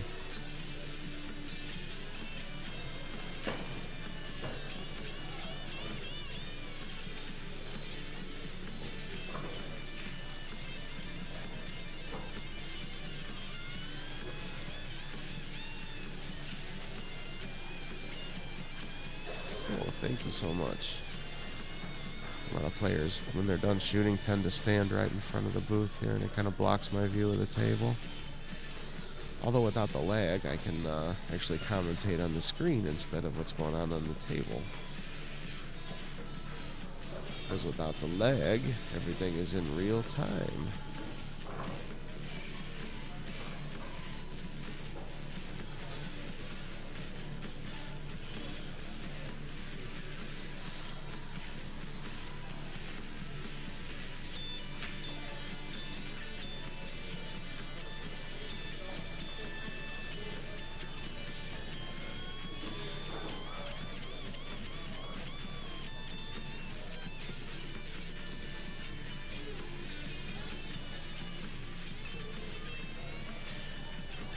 You know, Ray, it's not something a lot of people think about, like, oh, I need to practice my jump shots, but, I mean, in all reality, you know, you have to practice every aspect of your pool game, and it is definitely a part of this game now. I remember when jump cues first came out, I bought a Lucasi jump cue. Me and a friend of mine actually drove all the way out to Seabirds when they first opened up. We were going to try to look for a couple of pool halls to hit up on the way down and the way back to see if we could, stir up a little bit of action, but nothing ever came of it that year. We went and got our jump cues. A couple of the guys at Seabirds kind of helped us out onto how to use the jump cue, because back then there was really no instructional videos or YouTube or any of that good stuff.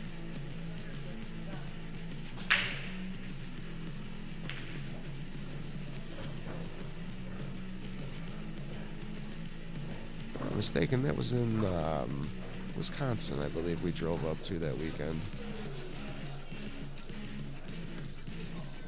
Thought we were cool, both got our jump cues. Me and I think it was a buddy of mine named Mikey K who went with me. Had our jump cues and we were ready to hit a couple of pool halls, and it's just nothing was going on. Like I said, we didn't have the internet back then like we do nowadays, so we weren't able to just search things up and find a pool hall nearby. Everything was kind of all word to mouth. And Tony was trying to play a straight back on that one ball.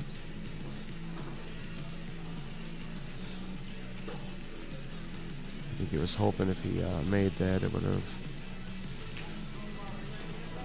possibly lended him a little bit of a position on that 6 ball to draw back into the 12 and 7 that are tied up there.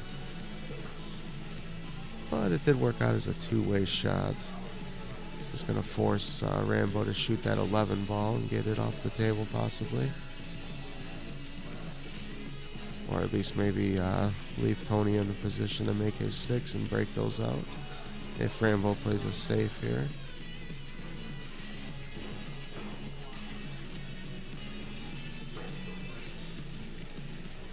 Got a little bit of an angle. It looks like he can drift over to break those out, but he would really have to power those in, you know. Like slam that cue ball into it to get it to drift over into those 2 balls. And the likelihood of them spreading out enough to make it afterwards was pretty slim.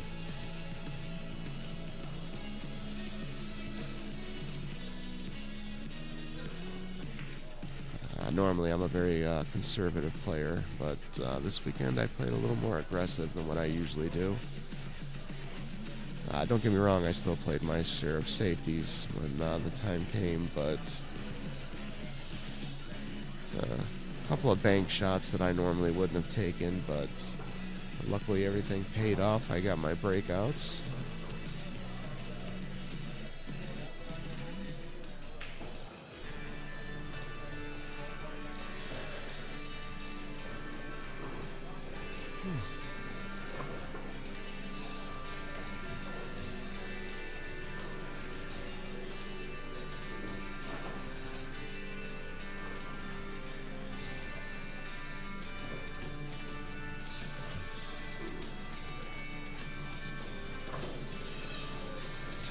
Table 25. Let's see what Joshua Coleman is working on here.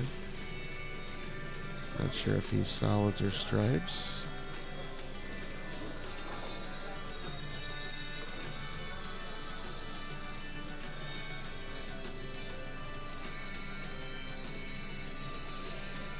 Oh, excuse me, folks.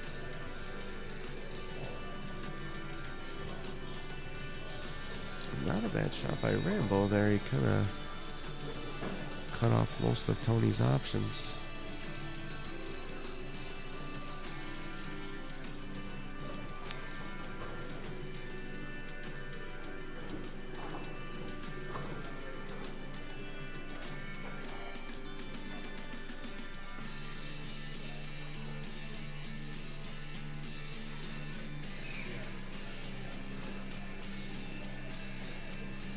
Trying to just get a piece of that 7, maybe get a little separation between the 12 and the 7.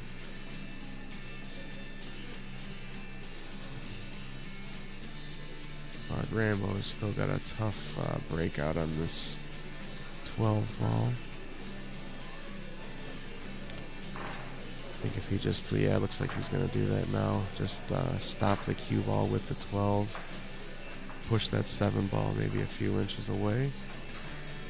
Just enough to where he can make his 12 ball in the corner.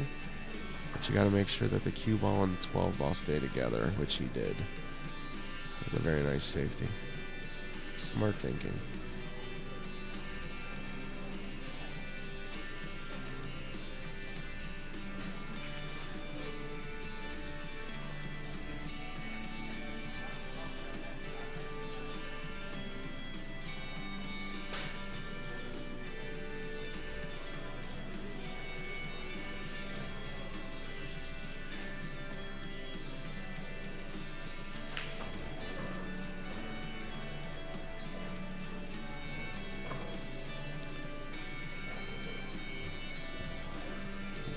Joshua on table 25 there.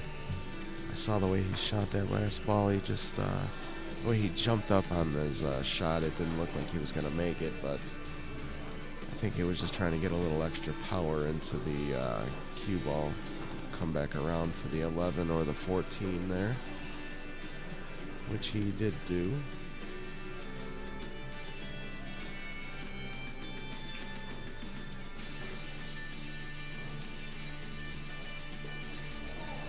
Oh, that hurts. That hurts a lot when you miss ball in hand like that. I think he even had the leave on the 12 ball as well.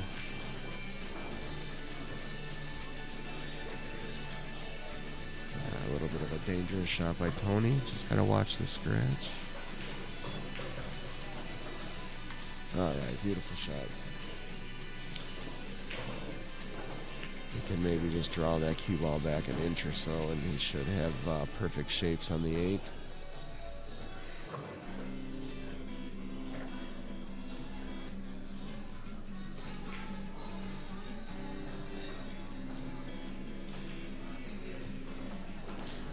All right, Joshua just took that 8 ball down for the win.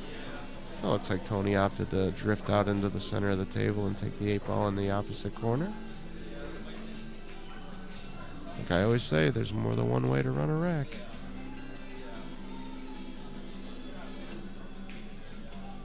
Nice shot.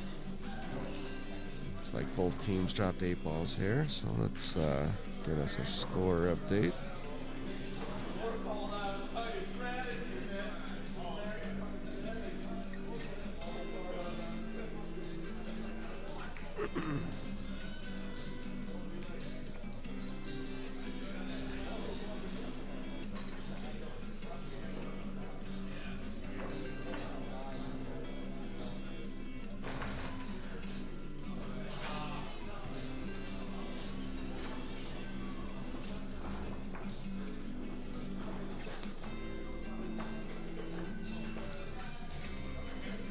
There we go. It is now 101 to 93. Make it happen.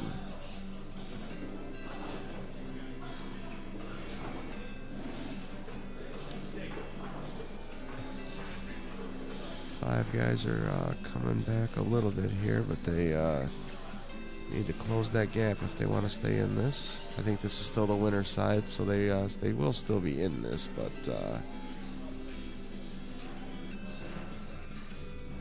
yeah, thank you, Ray. I was just looking at that on the app.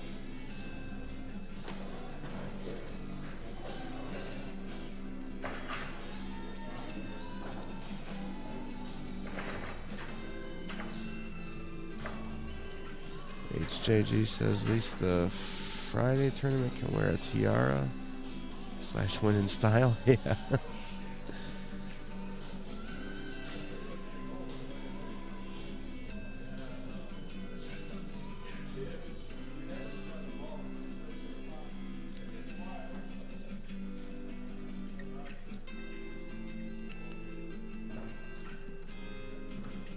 This was, I was not expecting this for this tournament. I was expecting a little bit more shenanigans going on, a little more raucous. But things have been fairly low key for this one. It's been, I wouldn't want to say quiet, but different. Some around me can't even wear a hat.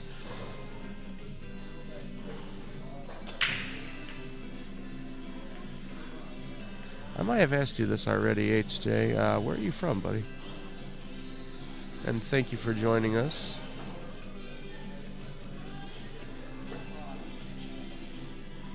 Later tonight, Michelle.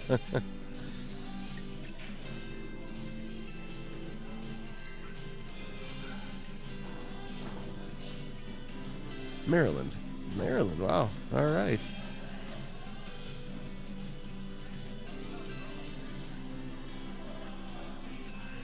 Ray, you're in Oak Lawn? Okay. Oh, so you most likely know Chief then, right, Ray?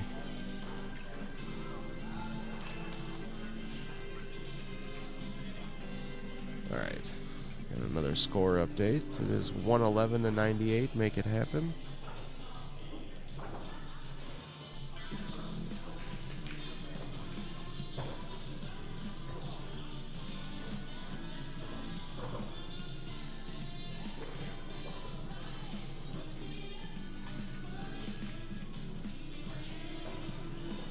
HJ says he's been watching several streams from all over the U.S.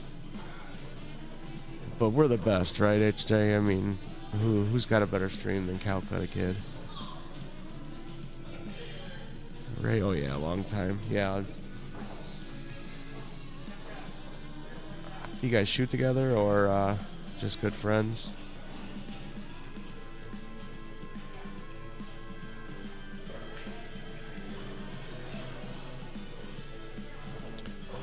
I think Maryland is the furthest away we've got somebody watching today.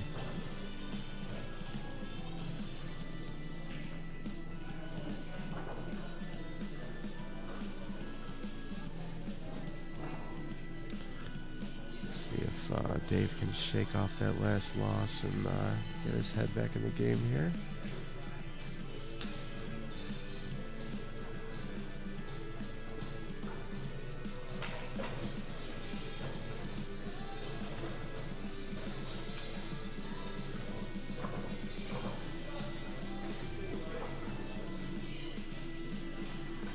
Shot some leagues together, yeah.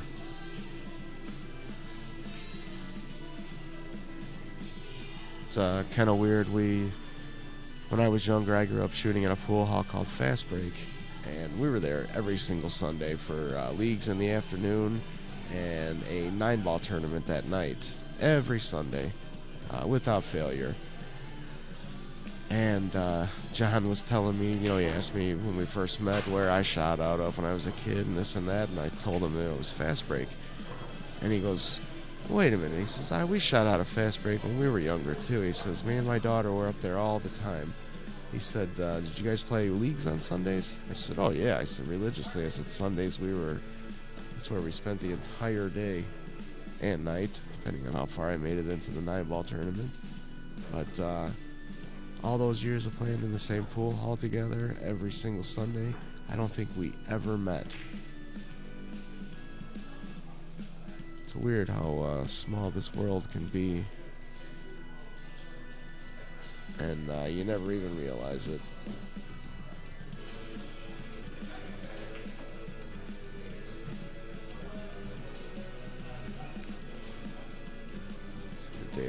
Davis playing James Cheatham.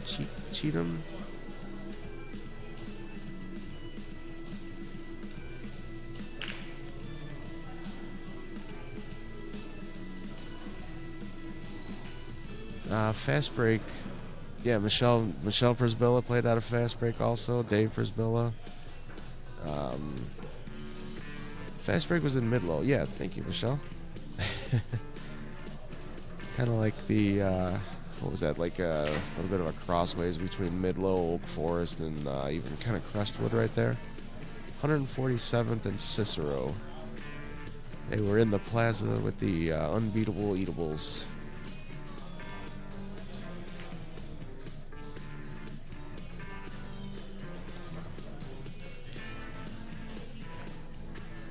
Jerry Breitbart was the owner of that fine establishment.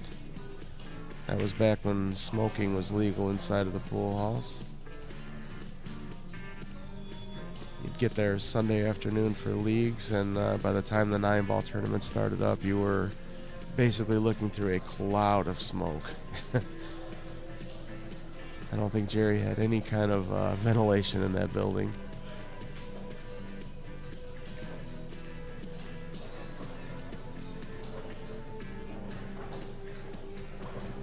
I think he had about, let me see, at least 10 or 12 9-footers, and didn't he have a small bar box in the back, Michelle?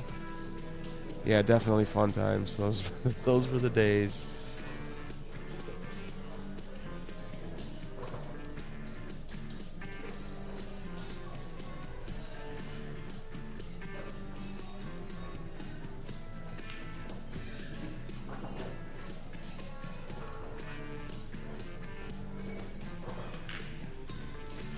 Almost positive he had one little small bar box in the back, a little valley. I was starting to really get good at playing at the time and wanted to kind of show off to my family a little bit, so I invited my mom to come up to fast break with me. She looked at the 9-footers and says, no, I'm not playing on those. Yeah, I could have swore there was one bar box in the back, though. I might be wrong. Maybe it was like an 8-footer or something, but I'm almost positive there was one back there.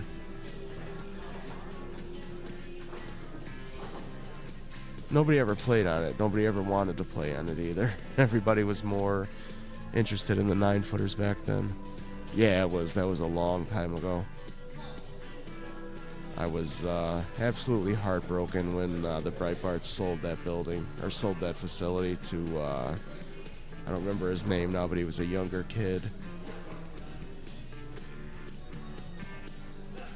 Because at the time, the kid didn't seem like he even really cared about having the business side of it. It was seemed like it was more of a place for him and his buddies to hang out.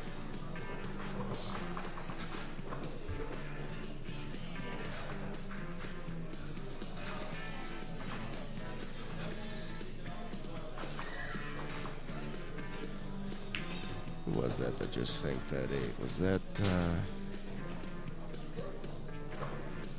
yeah, I think that was Brandon Bowen that just sank that 8-ball on table 26 here. So the score is now 121 to 104. Make it happen.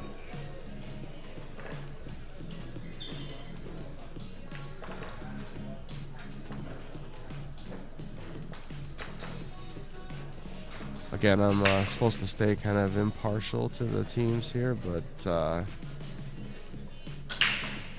I do I do kind of have my favorite here. And that's the players out of pocket billiards.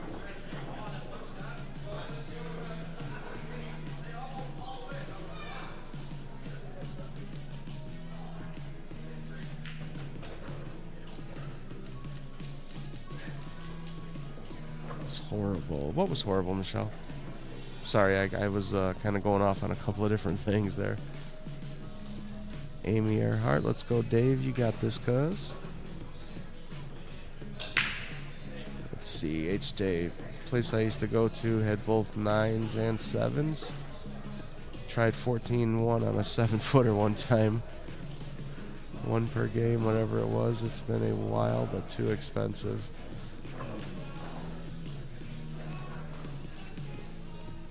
Oh yeah, when they sold, yeah, it was just like I said, it just broke my heart.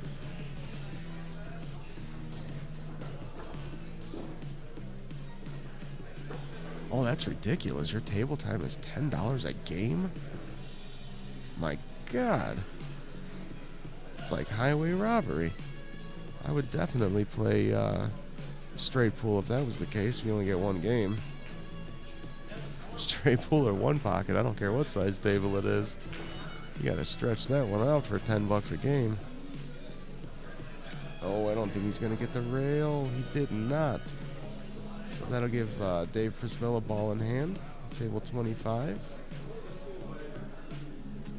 Oh, like $1 per game. Okay. $10 per hour. Yeah. Yeah, when you said the $10 goes quick, I thought that was per game. That was crazy. $1 per game. The place that the 5 guys shoot out of, it's called Pockets. Place in Crestwood, Illinois.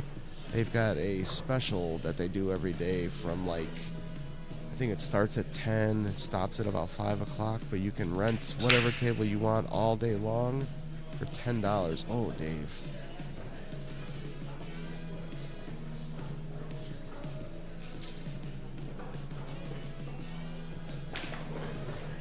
$119th and Cicero. That was that wasn't Red Shoes. Red Shoes is over on Pulaski, I believe.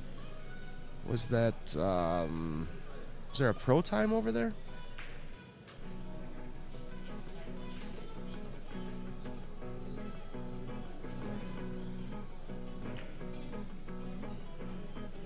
Yeah, it is, HJ. Looks like Dave's going to get another shot at this 8-ball, but he might be stuck behind that 14 a little bit. Yeah, it was pro time, yeah. There's a couple of pro times. Didn't they have one over in, like, Orland Park or something?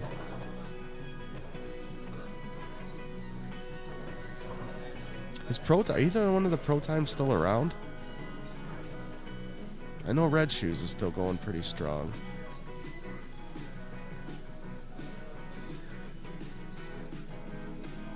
Alright, looks like Dave can see this 8-ball full. He's going for the cut in the bottom left-hand corner. Nice and easy. Get in there. Nice try, Dave. Nice try. It's a good try, buddy. Yeah, I don't think so either, Michelle. I think they're both gone now. Who remembers the Loft? Does anybody remember the Loft out in New Lenox area? I think it was. They only had a few tables. Had to walk up a kind of a tall flight of stairs. You played upstairs. It was literally in the loft. No, he was able to leave him with 2 bank options, and both of those stripes are on the rail, so that makes it a little bit harder to bank them.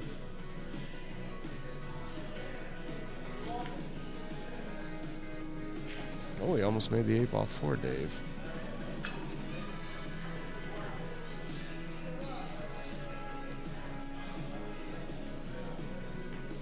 Okay. Dave missed that 8-ball. He was going to have to get kicked off the team today. That's all right. He still got the win.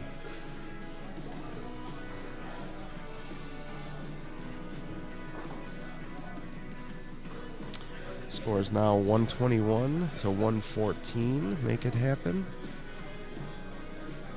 5 guys are closing the gap here.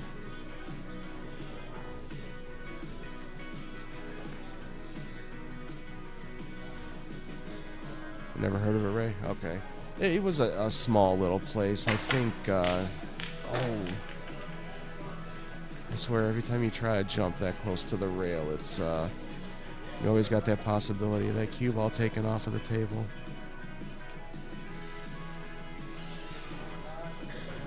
Yeah, that one was definitely back and forth, Amy.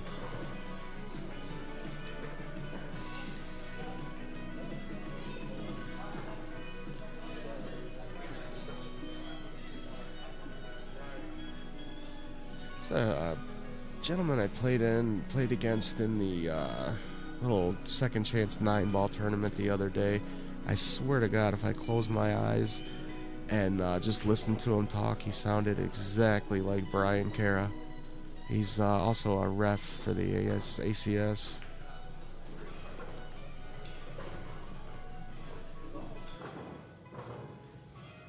For those of you who don't know, Brian Cara is a guy that we shoot with back home. Another person that played out of Fast Break with us years ago. I believe he shoots mainly out of Bradley Billiard Club in Bradley, Illinois now.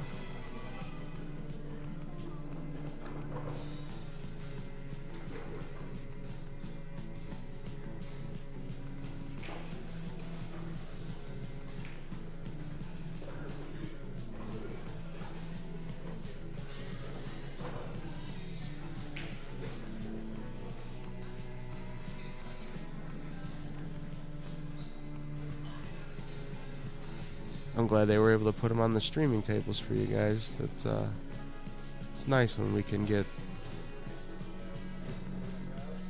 these kinds of matches on our streaming tables and people can watch back home. Ooh, Tony came up perfect on that leave for the 15 ball.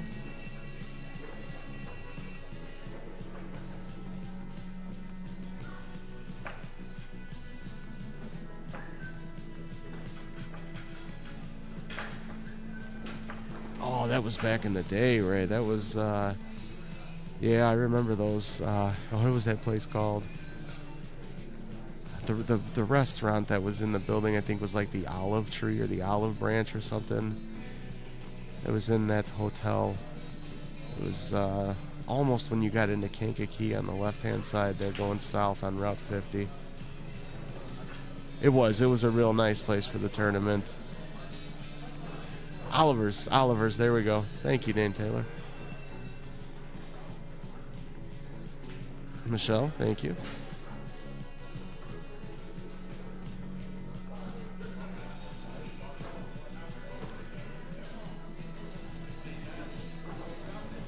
That was the Hecklers tournament that me and Aaron Gallagher got into. That was a lot of fun.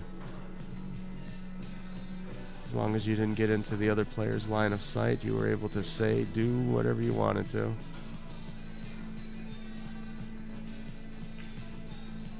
Yeah, the Veterans Hall was right next door. Yeah, you're right.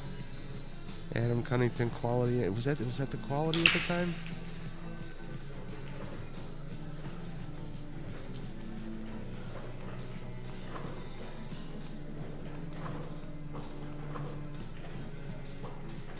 The Moose Lodge was down the street, wasn't it? Yeah, Mike Miller, the Quality Inn, okay.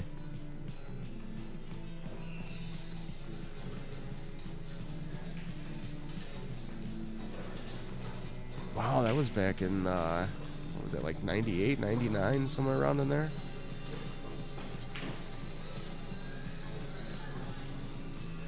That was when the BCA was putting everything together. Okay, Don, Moose Lodge was right next door, yeah.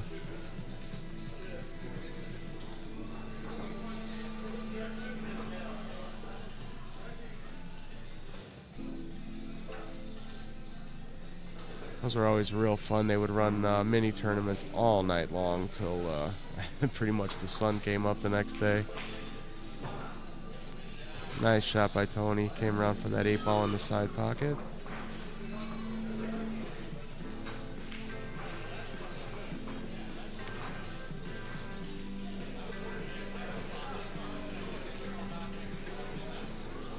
It's too bad they don't do those little tournaments anymore, like the hecklers tournaments, different things like that. It was a Scotch doubles hecklers tournament, they called it. A lot of fun. All right, Five Guys is definitely closing the gap here. It is now 126 to 124. Make it happen.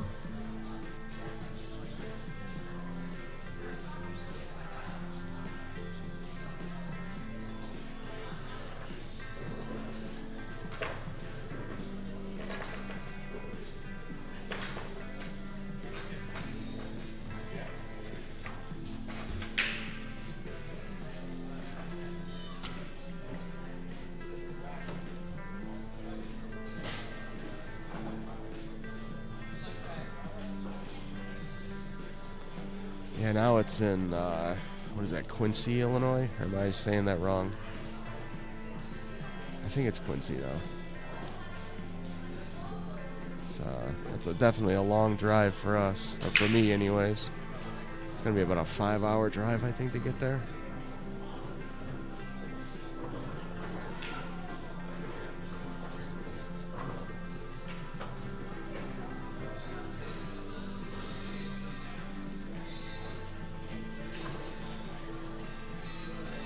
Oh, is that right, Dawn? Dawn says it got a little too rowdy, she believes, when they stopped. That's why they stopped. You guys are 4.5 from Quincy. Are you guys going to be in Quincy, Michelle?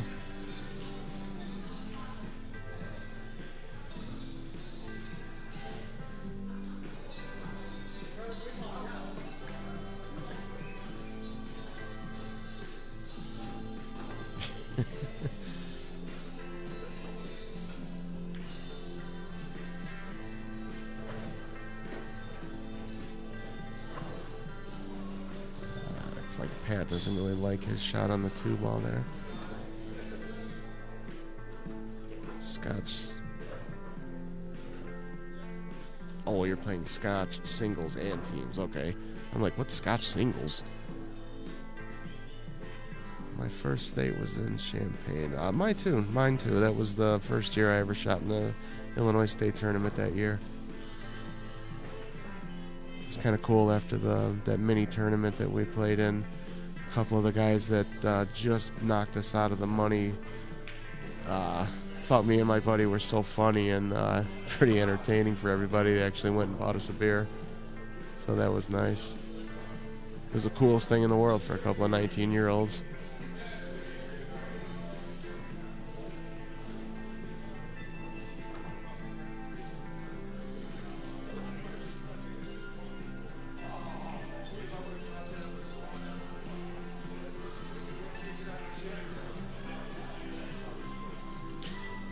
Tournament Champaign.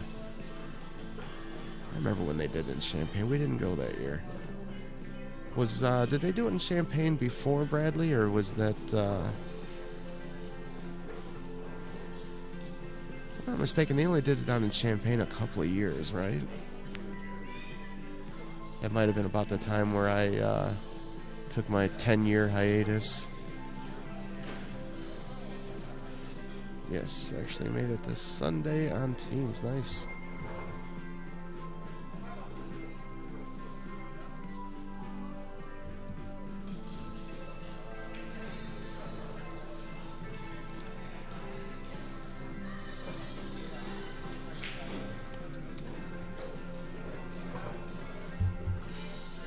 I know the score is not accurate right now. I'm waiting for the app to update.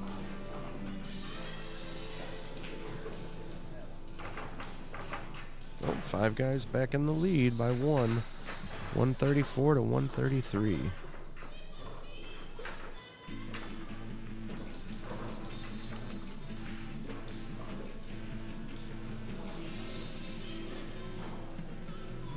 First time I shot was out of Bradley with Michelle, Melissa Miller, Corey. Oh my goodness, these are some names from the past.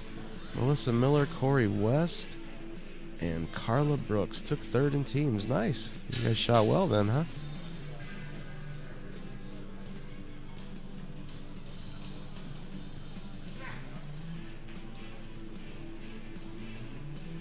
Does Melissa Miller, does she still play pool?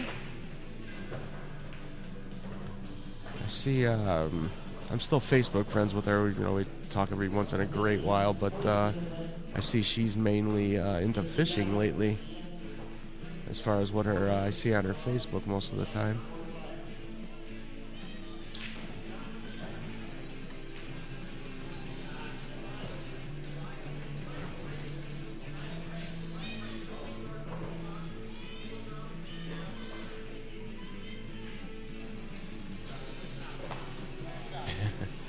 Nice out by Pat on table 26.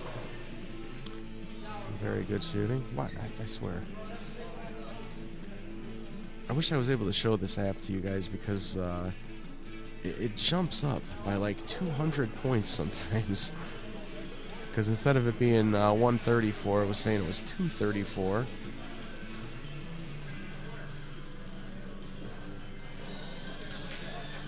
So it looks like 5 guys are back in the lead by 10 points, 144 to 134.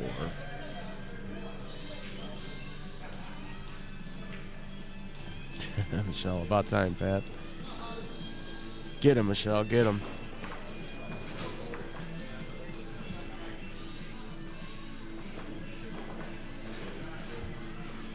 Oh, I thought he was talking to me. There's too many Jimmys around here.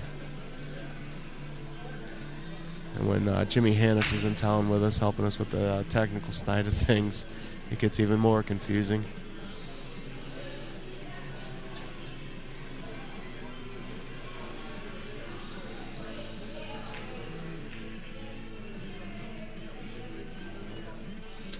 Yeah, those were definitely the days. Fast break, pro time.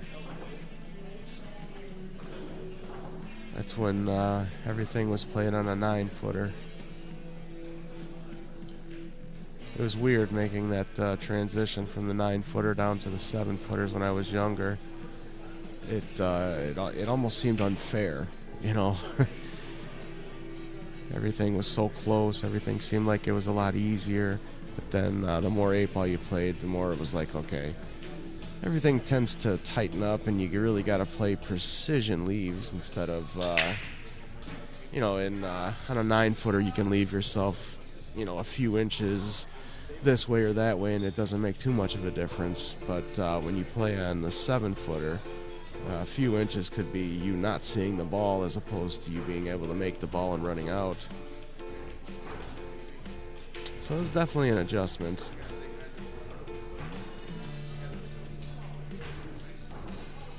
Achoo!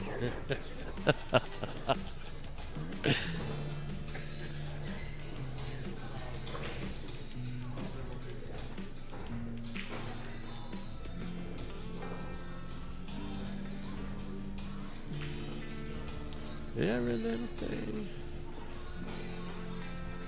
I'm kind of the same way, Michelle, but I do like to put a little bit of time in on what is it? Bradley's got a 9-foot diamond, and if you're out of stroke or you're not hitting the center of the pocket, play that table.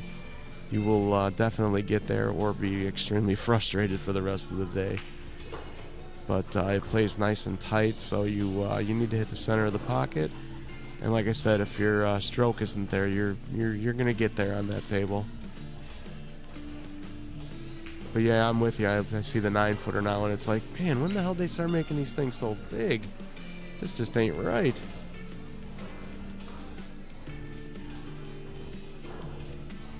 Thought my distance was bad on a long shot on the small table. I get a long shot on the 9-footer, and it's like a little bit of a walk away.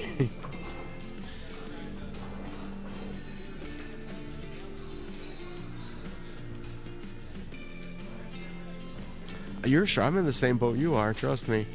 I was explaining the other day that when you're this tall, you kind of get a lot of practice in with the bridge, so you learn how to use it fairly quickly when you grow up playing on the 9-footer.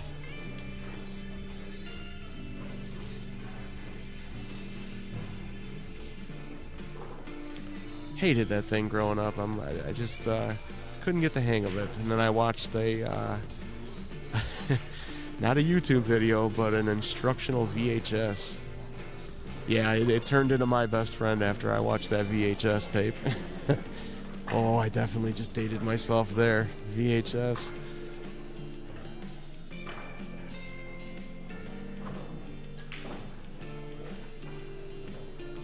Yeah, it becomes a definite a huge part of your game on the 9-footer when you're under 5'8", 5'9" or so.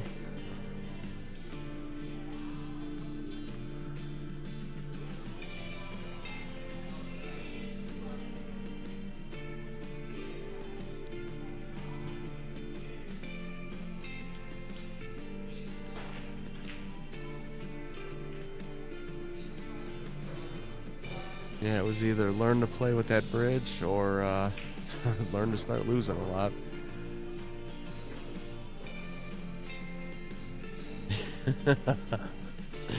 I need it on the bar box every once in a while. I've got like one of those universal extensions for the butt of my cue, so I don't have to break one out that often, which is nice. But I definitely do know the struggle, Michelle. It's real.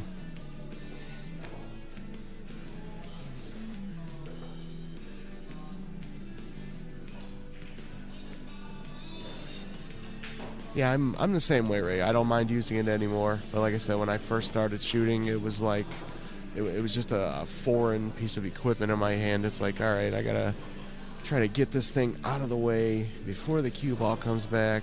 Just a lot of the thought process was different, obviously, from a regular shot.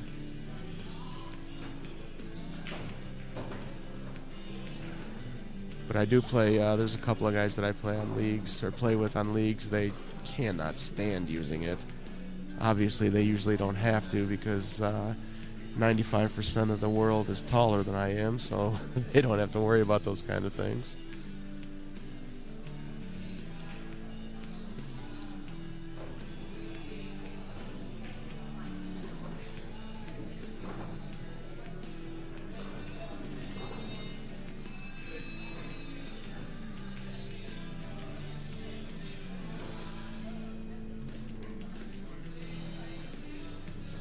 I think Bobby was trying to hit those 2 stripes over on the left-hand rail, but he went just past them and hit the 10 ball in the bottom rail, so as long as he hit a stripe, he made a good hit. But I think he wanted to get a little separation in the 9 and the 12 ball.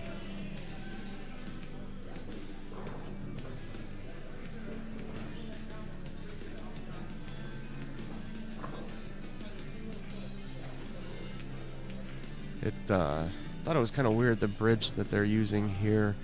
All it is just it's the original old Moosehead looking bridge, you know, the copper or antique brass looking, and they screwed them onto a dowel.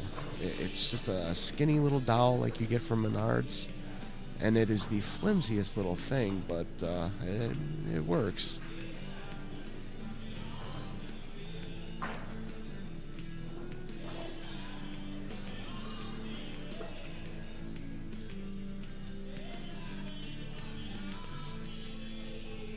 Break out my own personal little bridge yesterday because I just that dowel was bouncing all over the place for me.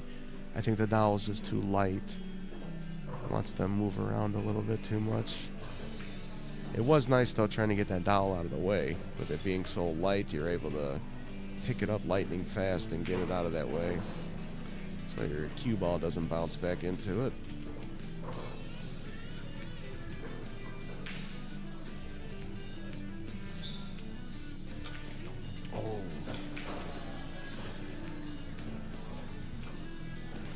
Crazy when you watch somebody shoot a shot and you're thinking to yourself, they've got to see the scratch, right?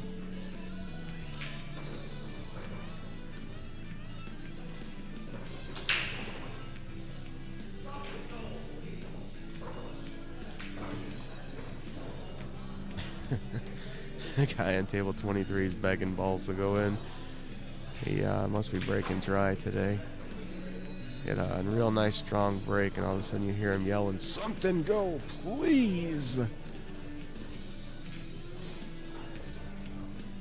Tennessee whiskey. Looks like Bobby played a decent safety over on 26. He wanted to get a little more behind the 9 ball, but his opponent still has to kick at that 7. It's a makeable kick, but it's difficult.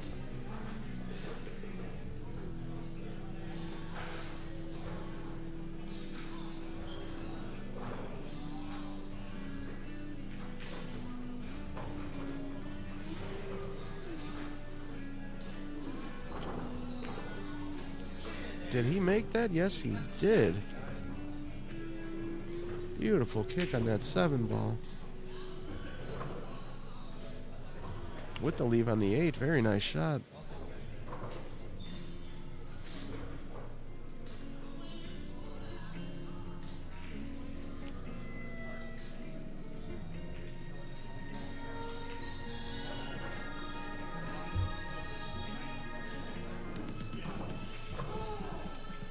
That was a beautiful kick. Very nice kick.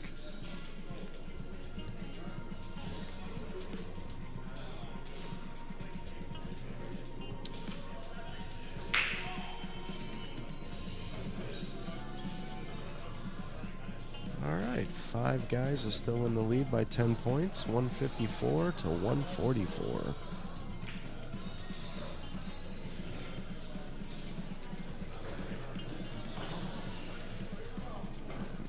Don't do that. There we go. This is nice. I've got my Facebook comments coming through today. It was kind of rough yesterday. I was trying to read the YouTube comments on the screen and Facebook on my phone, because obviously Facebook doesn't like the jukebox music when we can't play our overlay music to drown it out. They give us those copyright things. And I guess to punish us for the copyright deals, they took away my comments. Needless to say, I was unhappy. But we made it work.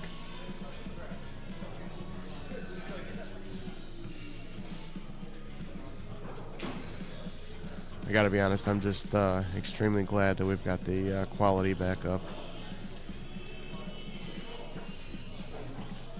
That lagging and stuttering and everything yesterday was really getting to me. So I knew we had everything set up nicely, but oh wait, there's a little bit of a score change. It's 148 to 144. Looks like somebody miscounted the balls. So 5 guys are in the lead by 4 points instead of 10.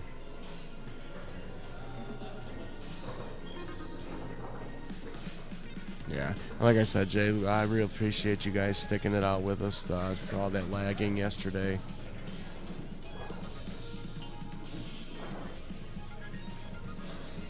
Pretty awesome of everybody.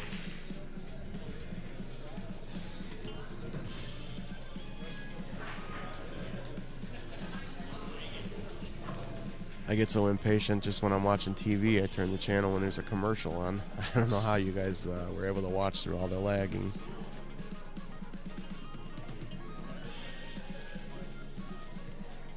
It's a little chilly in here today. It's warmer outside, though. It's weird.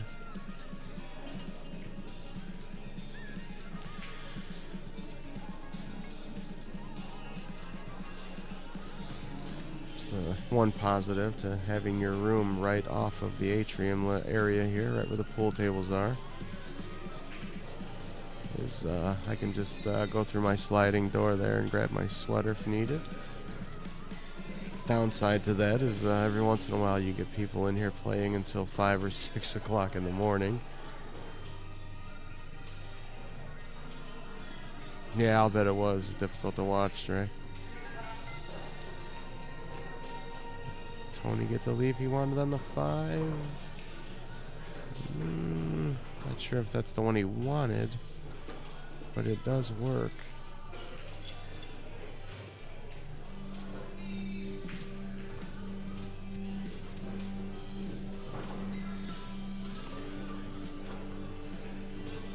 from my point of view angle. Looks like he can just put a little bit of top on the 5, but it looks like he might be trying to stop. Let's see what he does here.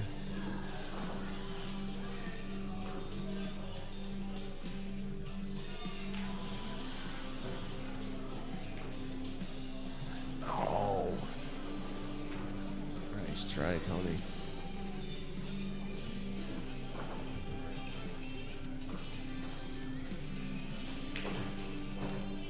We are in our 5th round here.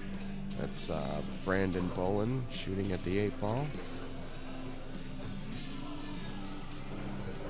Nice shot, Brandon. Over on table 125, it looks like that is Jim and Eric. Jim Bullock and Eric Sullivan shooting their match. 126 is going to be starting match between Pat McMullen and it must have been a little bit of a lineup change because Pat's not on here right now.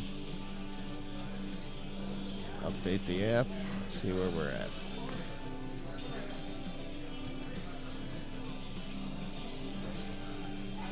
Looks like we are tied at 154.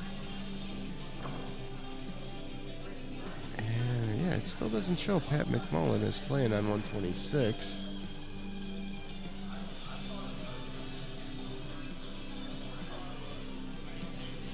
Interesting. I think he's going to be playing Andy Rambo. Looks like he stepped in for Mark Judge. Oh, scratch on the break, Pat. Unlucky.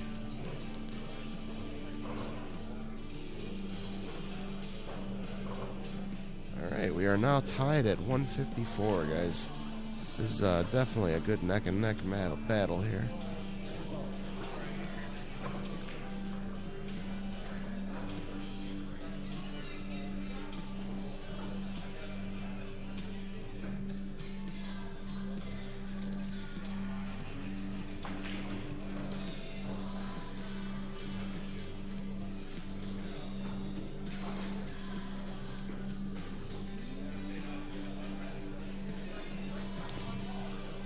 Alright, Jimmy, come on.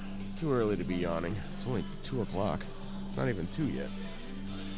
Yeah, close enough.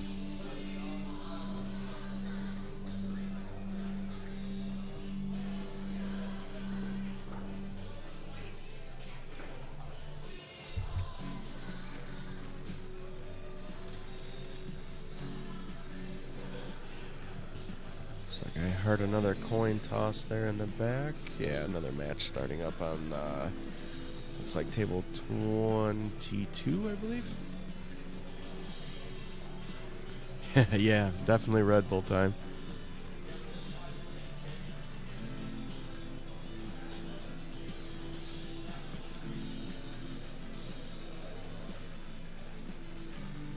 I heard the other day Red Bull had to take out the it gives you wings part of their commercials because it doesn't actually give you wings.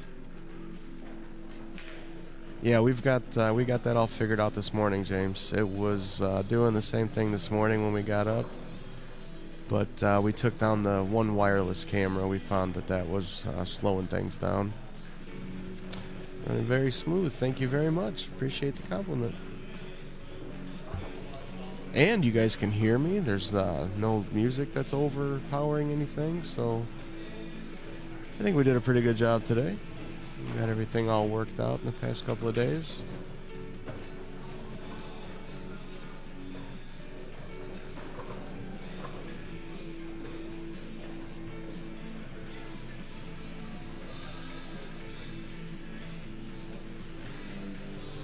Looks like Eric has got a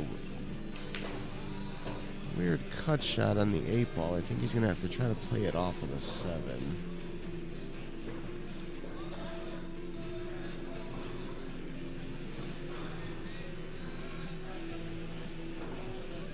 I think they're going to get a ref to watch this one. It's that cue ball is going to come a little too close to the 6. We need a ref.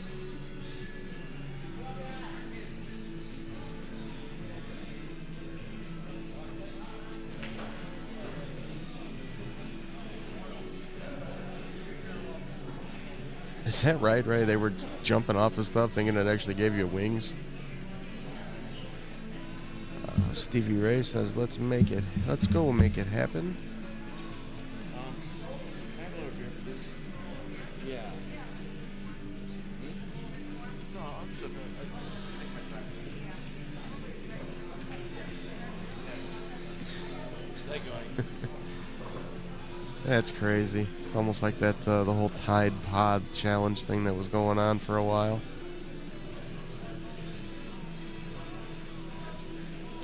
All right, we got Cecil over here watching this shot. Make sure that he hits the 8-ball clean.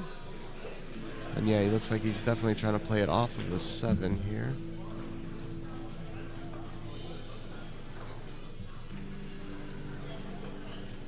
I'm going to stand up myself to take a look at this one.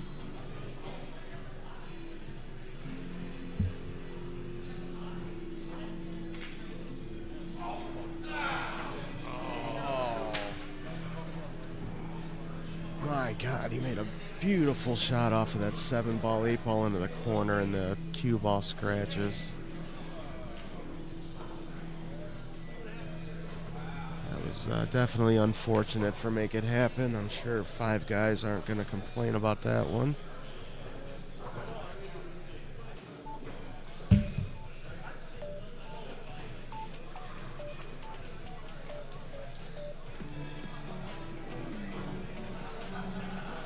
That's rough. That's rough when you make a shot like that nice, and then you end up scratching.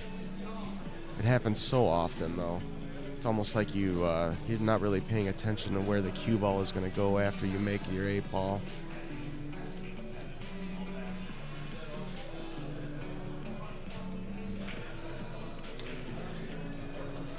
It's going to give 5 guys a 3-point lead. So we are now 164 to 161.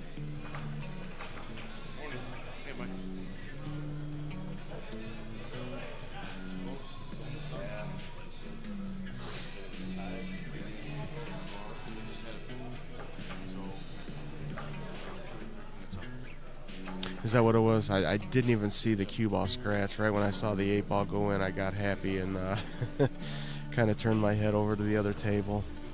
That was definitely unfortunate.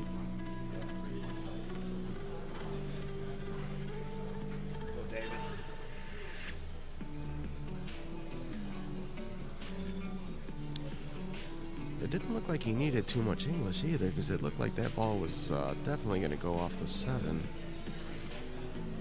Or a tight jump shot on the 8-ball, wind up cutting it. Oh, that's James Moran. How you doing, buddy? James and I played in the 8-ball tournament yesterday, and 171, 164. all right. Let's make it happen. Is at 171. Last game. Oh, is that it? They Okay. beat them all.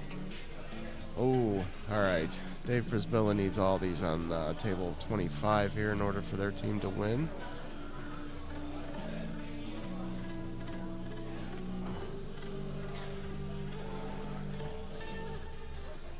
Yeah, that was the... I could have swore you were cutting that in the side pocket too, James. That was... I was getting ready to walk over and shake James's hand and tell him a nice shot, and he's like...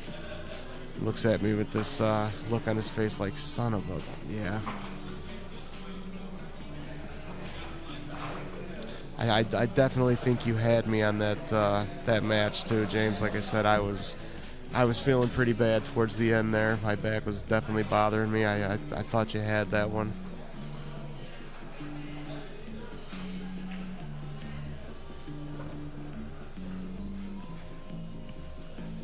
All right, Dave's got to hold it together here, make these balls and get out.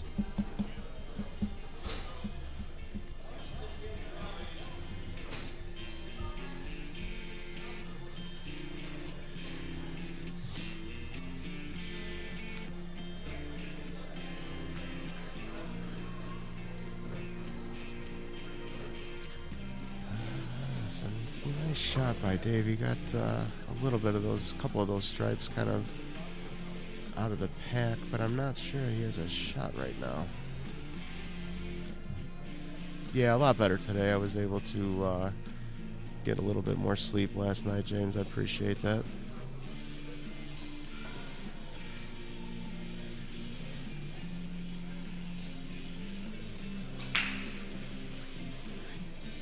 Thank you, thank you. Are you shooting in any more events, James?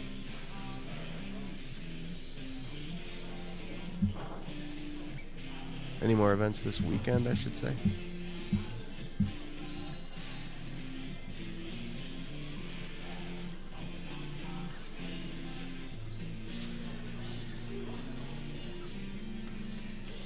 Okay.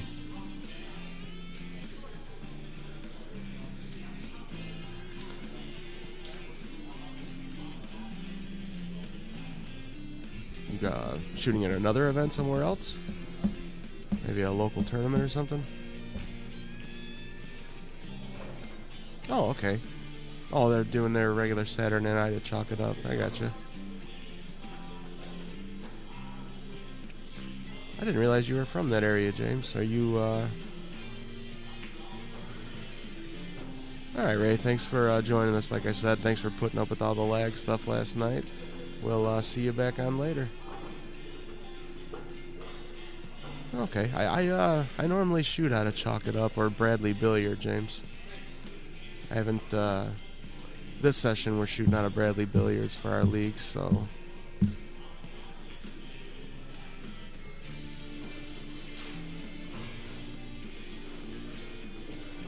Oh, okay, so you're in Lowell, Indiana, so that's not like one of your home bars, but still close enough.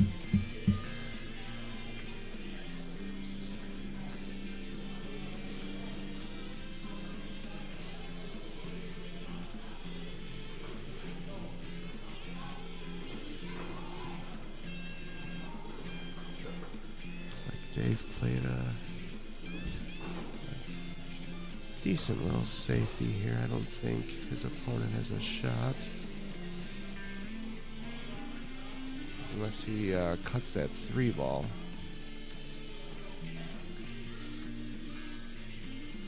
I think he's looking to see if he can free his 7-ball up.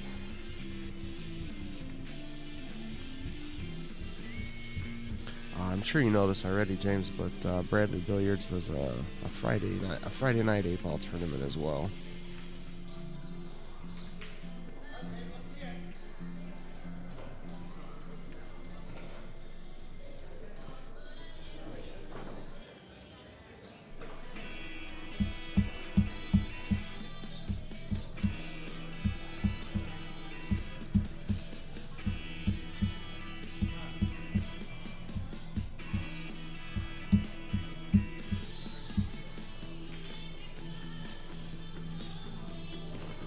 Dave is playing Joshua Coleman. Very nice shot. Was able to kind of kick that 3-ball out of the pocket. Oh, you know what, Michelle? You're right. I didn't push that up. I had it changed, but there's a button you've got to push. It's actually called push. And it pushes the score up onto the screen. So I had it changed on the overlay. I just didn't push it up there. Get out of there. There you go. Looks like Dave's got a nice shot for that 10-ball on the side.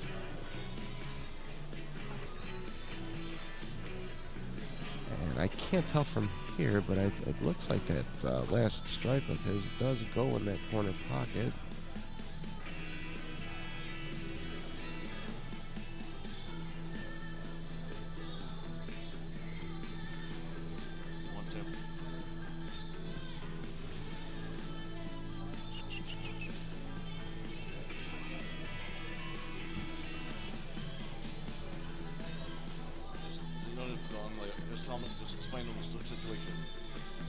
Alright guys, we're just gonna switch over to one table right now. This is for all the marbles here. Everybody knows what the score is, 171-164. Very nice shot. Looks like Dave's got the 15 ball. Should be able to just use a little bit of center ball, come off of that rail for the 8 ball in the side pocket. Like I said, Dave needs all of these for the win.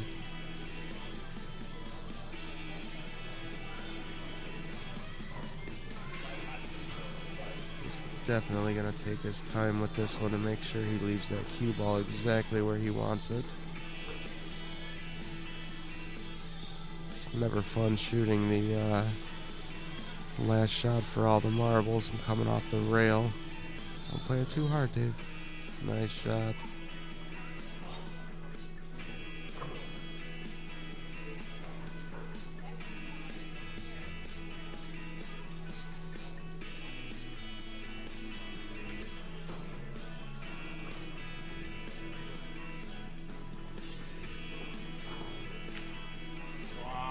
Nice shot. Wow. That was clutch. Perfect timing. Glad Dave was able to put all of that aside and pull through. It's a beautiful run. A couple of little breakouts there. That was nice. Nice.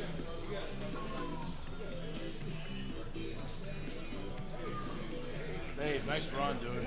That was great.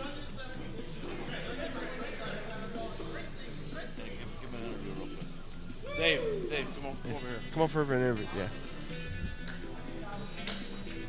Stand by the tape. Put that on. Take a step backwards.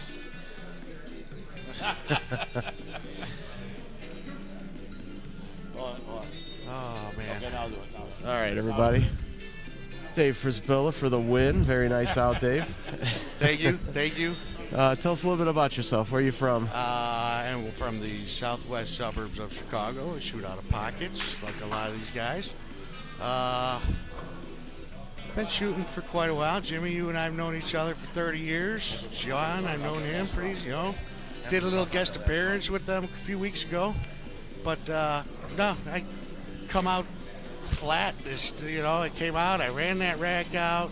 Yeah. Then come back at it, and then I missed that 7 ball in the corner. Just go through the whole thing. Start from the beginning. As far as what? That last run. Oh, that last run, my goodness. Oh, you seem like your heart's pounding right now. It's going to take a little bit to come out. Yeah, I mean, you look at... What ball was first? I don't even remember, dude. I couldn't remember. I know the 8 ball was last. That's all that matters. He knew he was stripes. Holy shit. Yeah. Oh, goodness. But, no, awesome. Thank you guys for being around, man. This is... You know how it goes. Yeah, I'm glad we were able to get that on camera. That was an awesome run out. Thank you very much, guys. Beautiful. I use a Joss that's about 30 years old, and I have not. I've tried like two times. I tried a Viking.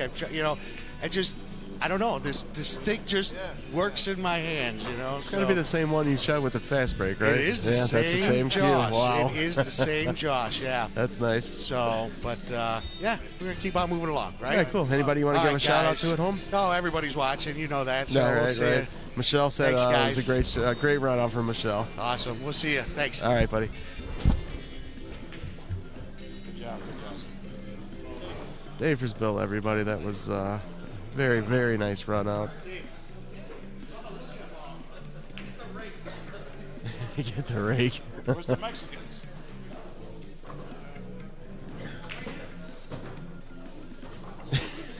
I go, where's the Mexicans? All right, guys. Let's. It's not grass, senor. Let me get the scoreboard all set up for the next match coming up here.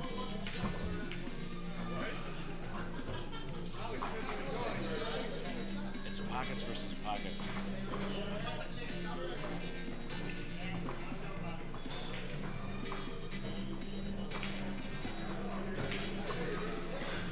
Oh, so it's going to be no whining and 5 guys? Yeah. Gotcha. Okay, so coming up is going to be no whining. Is that right? No whining? Yeah, they're coming up on 25 and 26. They're just waiting to assign the match to Dave's team. I think Dave and his team might need to have a little bit of a 2 or 3 minute break here. I think they deserve it after that one. That was a very nice finish to a real close match. Who's here? What do you Are mean? you guys going to a different table?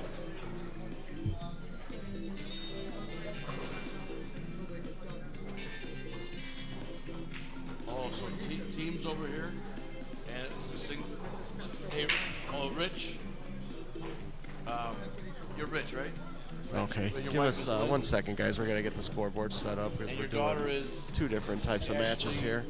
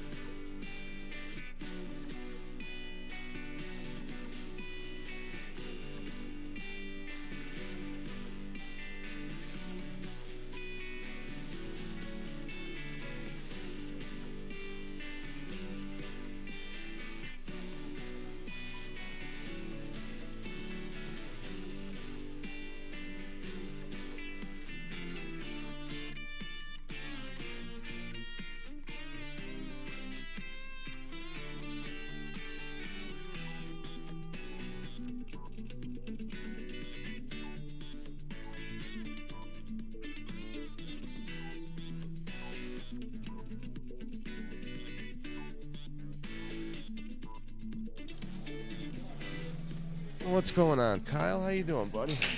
Hope you're on your way here.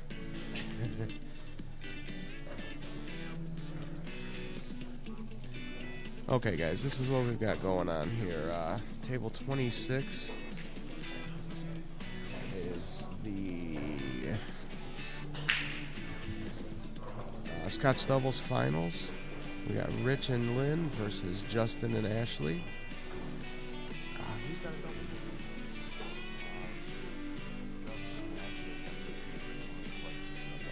Justin and Ashley have to double dip Rich and Lynn. And over on table 25, we've got the men's team events right now. It's 5 guys in a McAss versus no whining. Right now, they're just going to play on table 125 until the finals for the Scotch doubles is over, and then we're going to switch back to 2 tables again. So this way we're able to get the finals for the Scotch doubles on the stream here.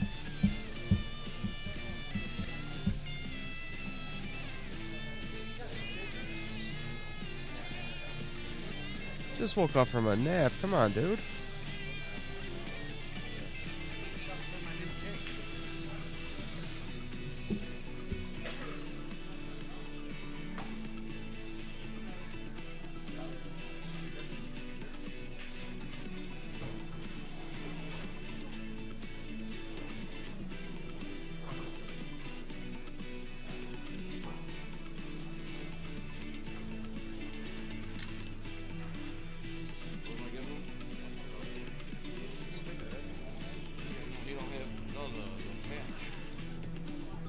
Oh, I don't know if we have any more unless they're on.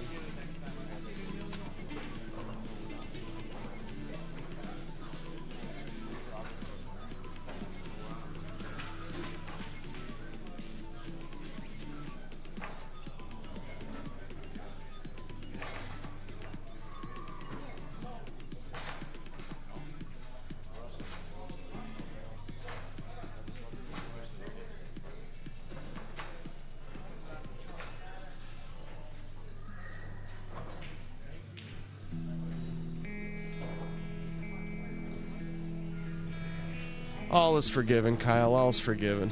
You know I still love you.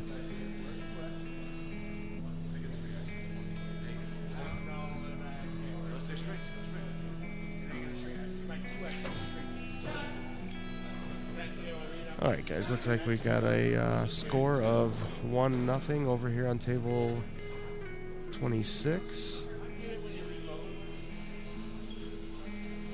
Try this one. 1-0 for Justin and Ashley.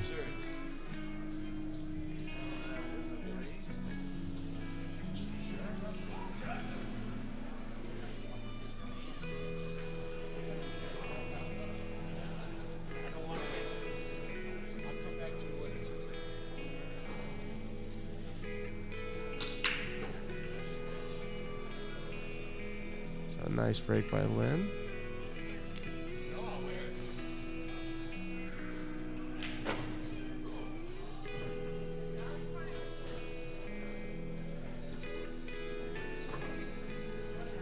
Oh, you know what? I'm not. That's it's Ken Velisca's team, right? Let me see if I can find them on here. Hold on a second, Kyle. Bank Shots is, well, Bank Shits is still in it. They are up 40-23 right now. They're playing on tables 21 and 23. And what was the other one we're looking for? Breaking Bad.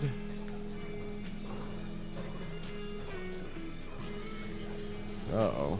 I don't see Breaking Bad on here anymore.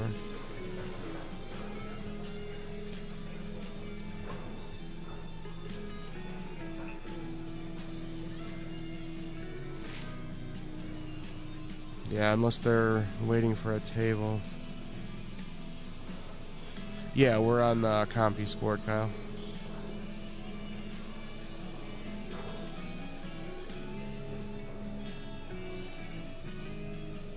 Hey, Minnesota Nice. How's it going, buddy? It's nice to see you on today. Check it out, Minnesota. We got the lagging fixed.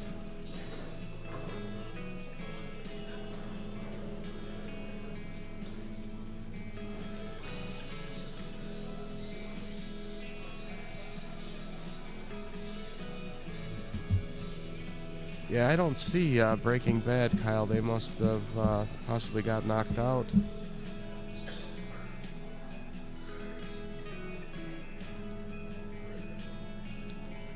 If you're just tuning in, Minnesota, we just had a really, really nice match on tables 24 and 25. Neck and neck up till the end.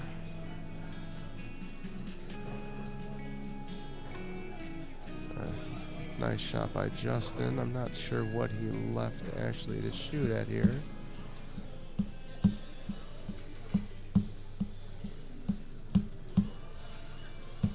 I think she's got a cut shot on that 10 ball. Going great. Stream looks and sounds great. All right, awesome. Thank you, buddy. I appreciate it. After we got all that sound mixer stuff worked out and now the lagging worked out, everything is working great. Oh yeah, it was like I said, it was a nail biter through and through. And obviously one of the teams is from our hometown, so we kind of, we had a favorite. We're not supposed to, but we did. But the other team shot very well. Also, they were in the lead for a long while there, and coming into the last game, they had the lead by, I can't remember how many points it was, but the 5 guys needed all the points on the table, and they came up with it. Dave Brisbilla had a real nice run out.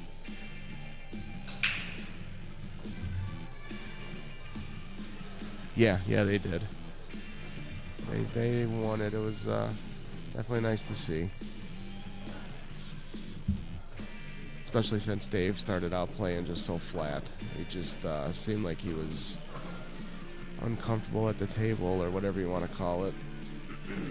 Was not in stroke for sure. But he pulled it together on that last game and came off with the win.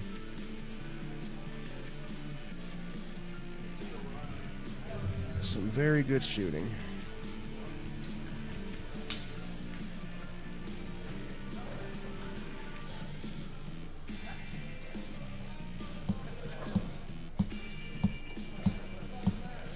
Yeah, it just seemed like he wasn't the same guy as yesterday when he first started, but like I said, he was able to pull it together in the end there and get all the points he needed.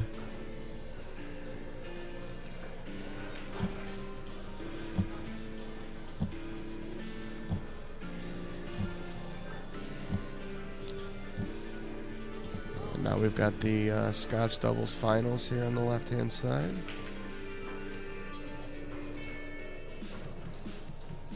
Table 26.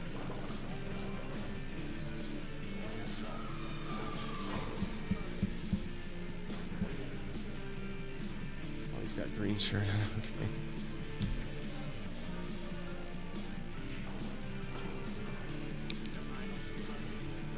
Here, yeah. Daughter and friend have to double dip mom and dad.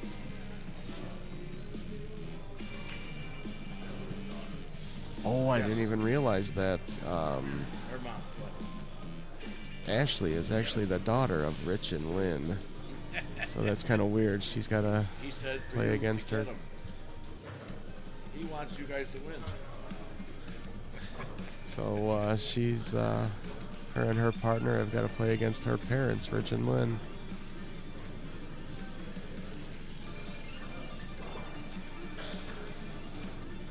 Doesn't happen too often. Interesting turn of events here in the finals.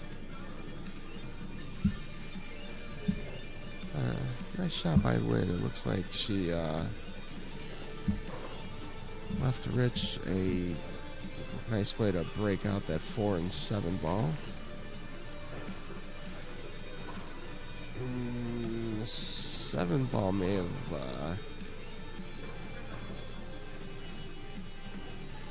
slightly got tied up with that stripe.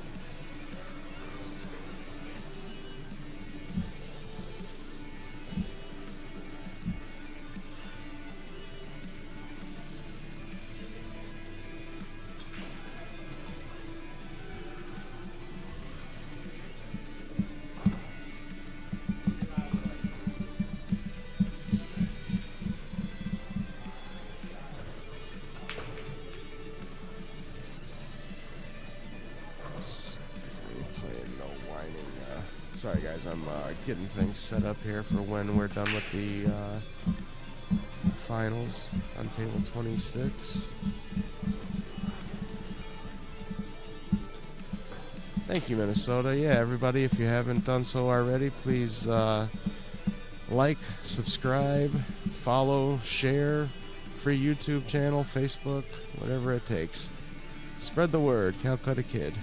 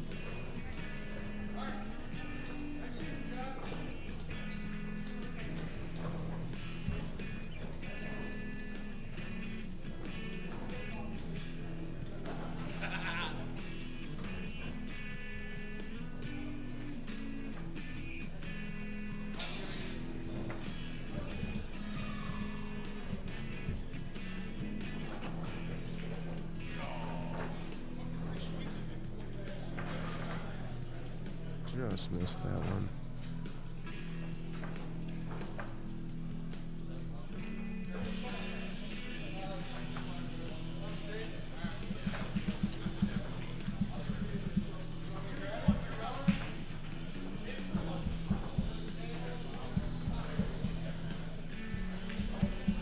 Alright, so far, looks like No Whining is up 16-15.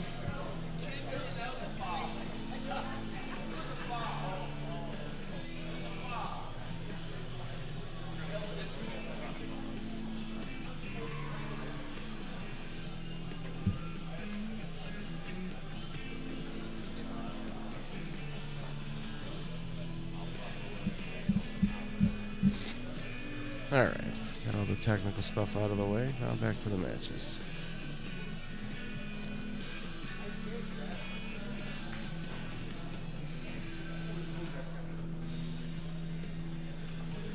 A nice cut on that 11 ball by Ashley. She looks like she left Justin a pretty good angle to make that 15 ball on the side rail. Maybe there's just a little bit of tad right-hand English, so he can get the cue ball down table for the 12 on the end rail. Oh, he just missed it. He had a really nice leave too.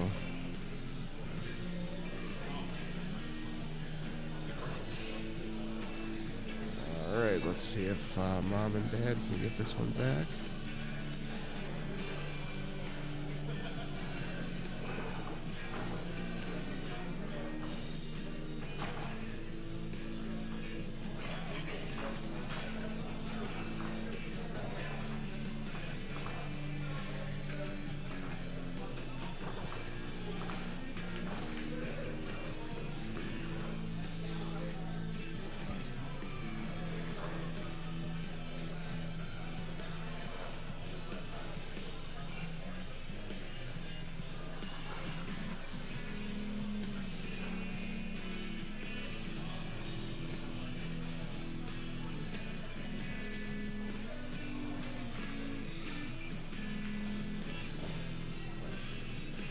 Looks like Ashley's going to call a cross-side bank on that 15.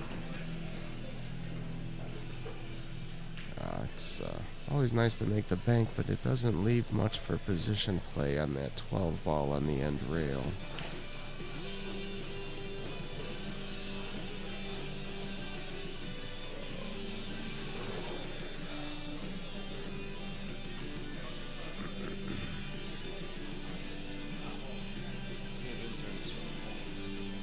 Is that what that is? Then maybe we can get inside the food order next time. There you go.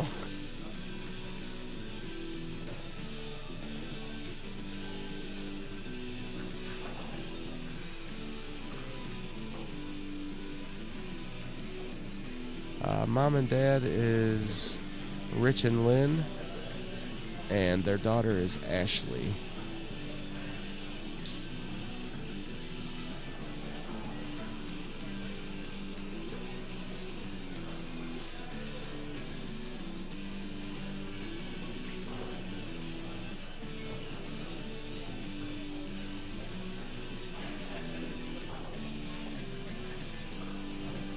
Oh, we want to just draw straight across with that.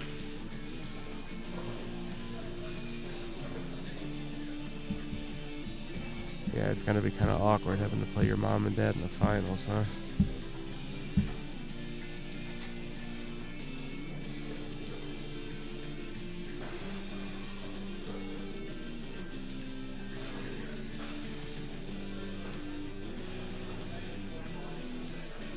Hey, young men, do me a favor.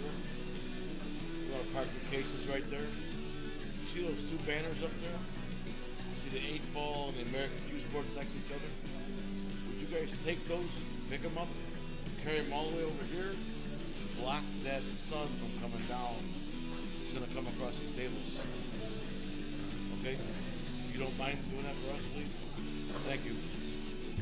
If you want, take all. No, you got to take the elevator up.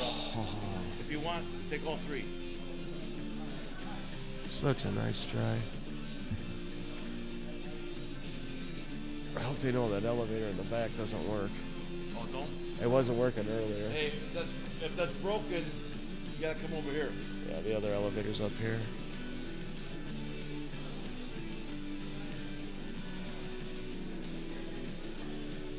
Either take the stairs behind the elevator up, or go over there to the elevator up and come over that way. All the way that way. Nice shot by Lynn. I think she wanted to just kind of stun that cue ball over. Like, I've been robbed.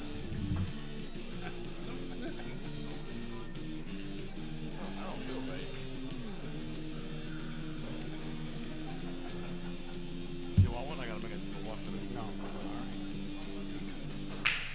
All right. I was gonna lie to you and tell you I had to go to the bar, but I don't have to go to the bar. But I'll get you one. Just I would get you this match is gonna take fucking 4 hours over here. here. Hours.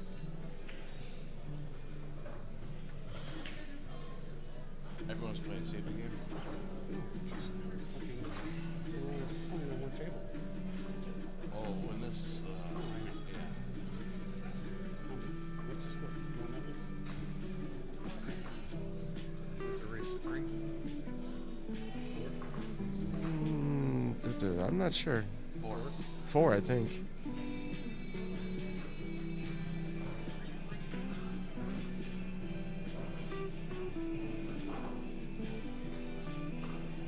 Hey Ash, is the loser side a race to 4 also? So both winners and losers of Scott doubles is a race to 4? Okay, thank you. It's interesting because they got it down as a race to 3. You guys better check, if it matters to you, on CompuSport it says race to 3. It does say 3. It is 4. Okay. So I'll check. Okay.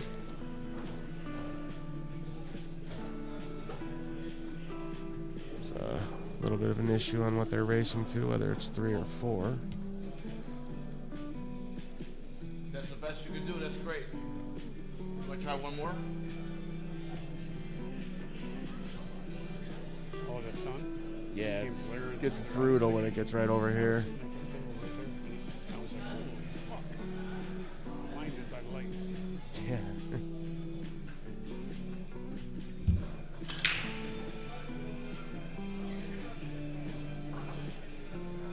Hey, can you guys make them taller or no?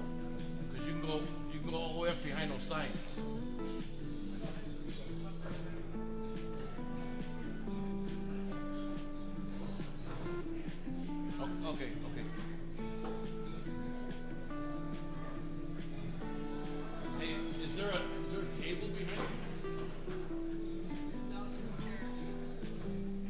wired table somewhere.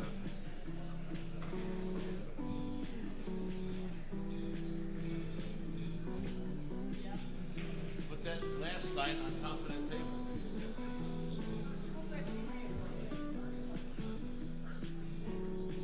He's trying to block the sun for you guys. Well, now you are. Now you won't be.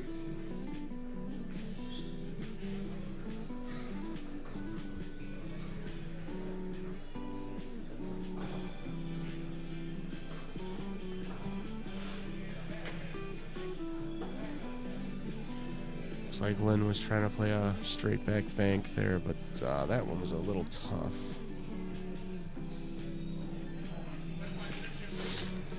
Looked like the 3-ball was kind of stuck to the rail, and that just makes it a little harder to bank.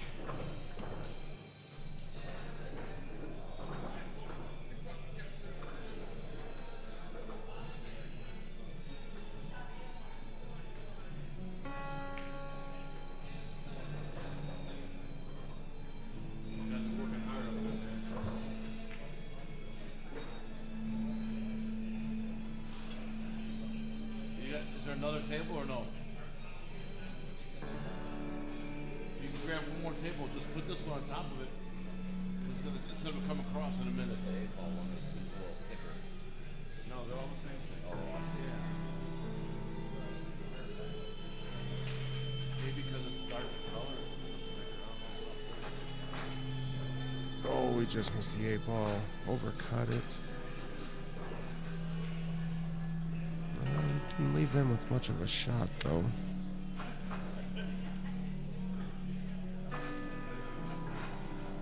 Ah, right. You got it. Yeah, no, yeah, push it. Yeah.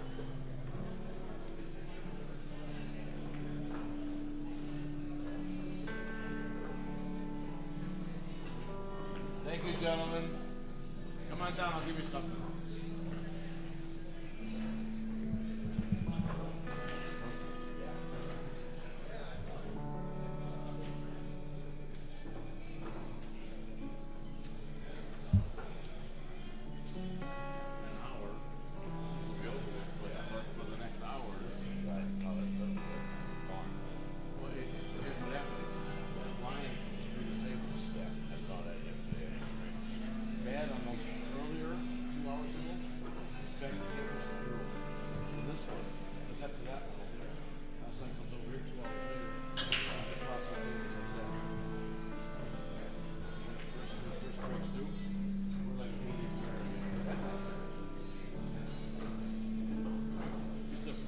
Where'd they go? Those kids.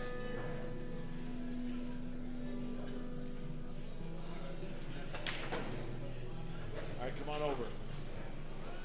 Each one of you guys gets an official Calcutta Kid TV name tag. So it's a fat marker. Write your name, or if you want to put your phone number, whatever you want. But this goes on your case. I'll show you how. So take it over there and write your stuff. You guys got nicknames? If you had a cool nickname, you can put that on there.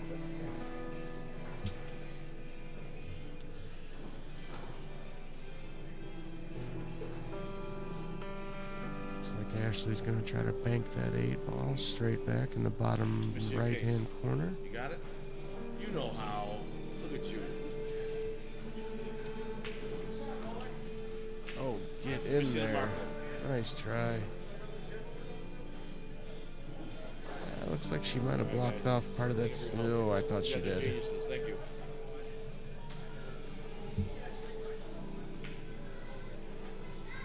Put it down lower where it's thinner.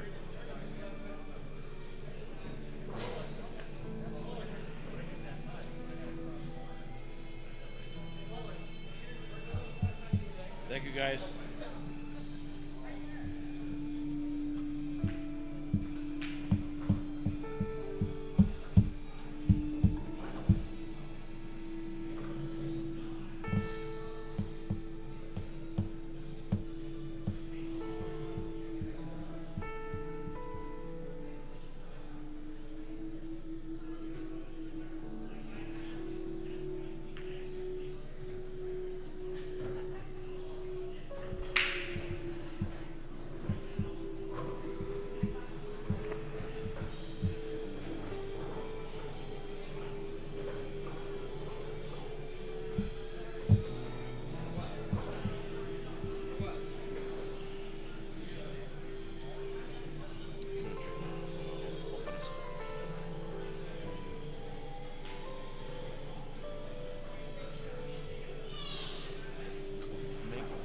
numbers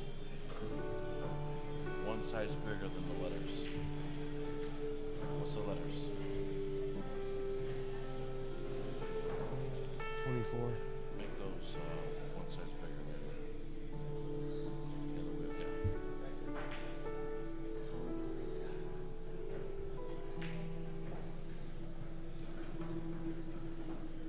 Yeah, that's better.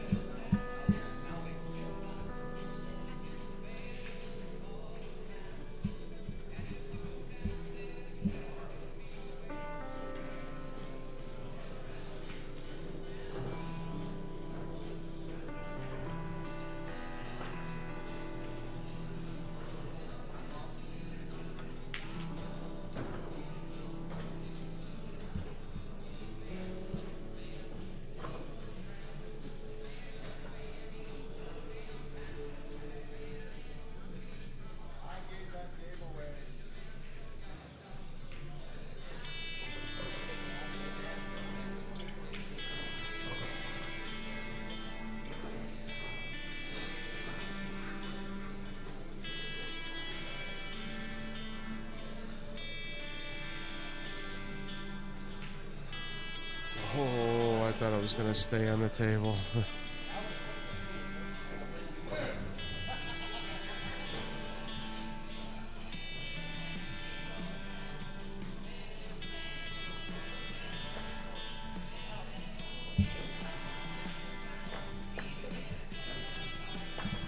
right, guys, I'll be right back in a minute.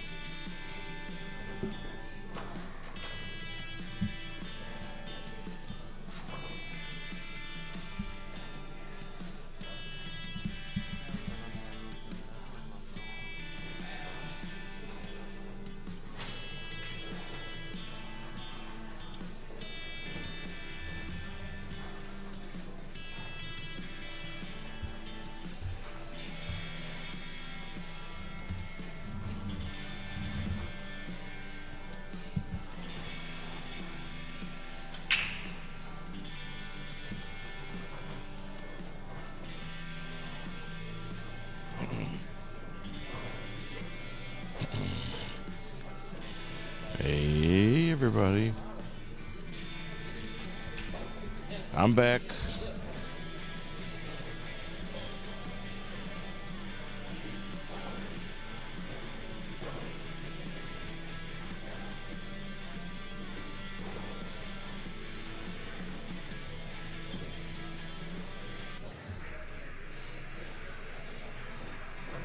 What's up, Minnesota? Nice. What's up? What's up?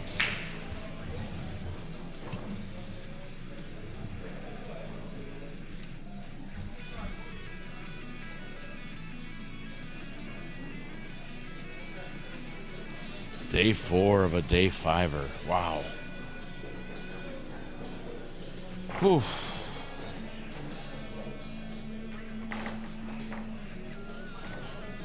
Long days, man. 8:30-ish, 8 a.m., 8:30-ish a.m. to 2.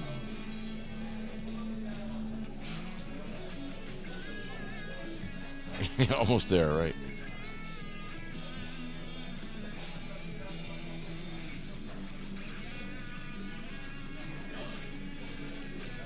Mom and Dad have to be double dipped on the left. Justin and Ashley's parents, Rich and Lynn.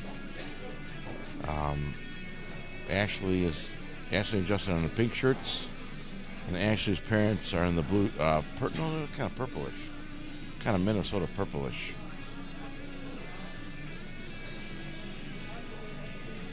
Scotch doubles finals.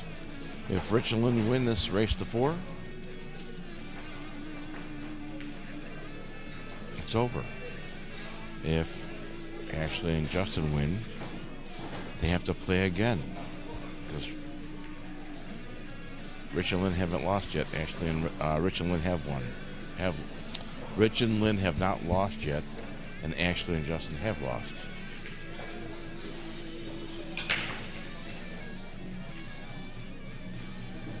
Jimmy Kruger over on the right there, smashing them up. Smashing them.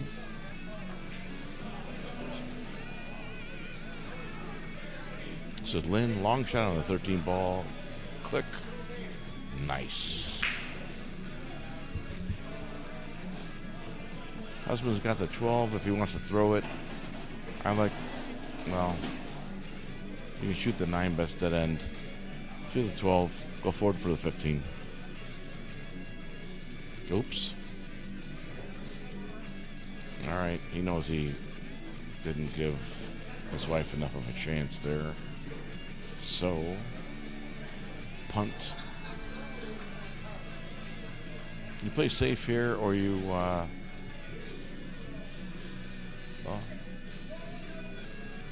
you can make the 12 on the corner, but the cue ball may scratch off the 8. Watch the side ball, the side pocket on the left. Watch this. Click. Oops. I think had she made it, she would have come over in an angle where she could have caromed off the 1 or the 9 and scratched in the side pocket. Over on the right, we have Tony Cifuentes.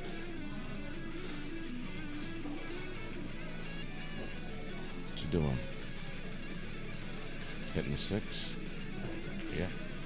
He hit the 6 combo, 6-4, 6-2 combo, made it. Now he can't make the 3 because the 4 ball's in the way, so he'll shoot the 4. And what that does is the cue ball will carry him into the 15, 13, and break the 5 loose. Knock the 5 loose, as they say.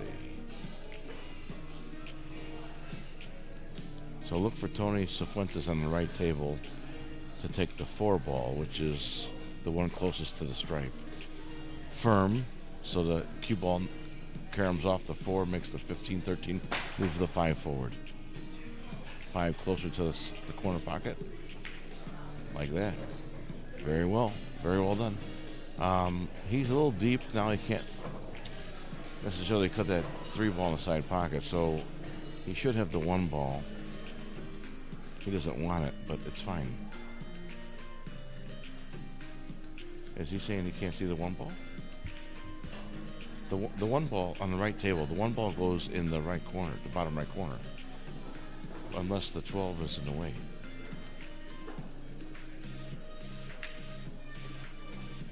And I can't see that it is from this far. If he's not looking at it, I trust Tony to know that it's not possible. So, oh shoot.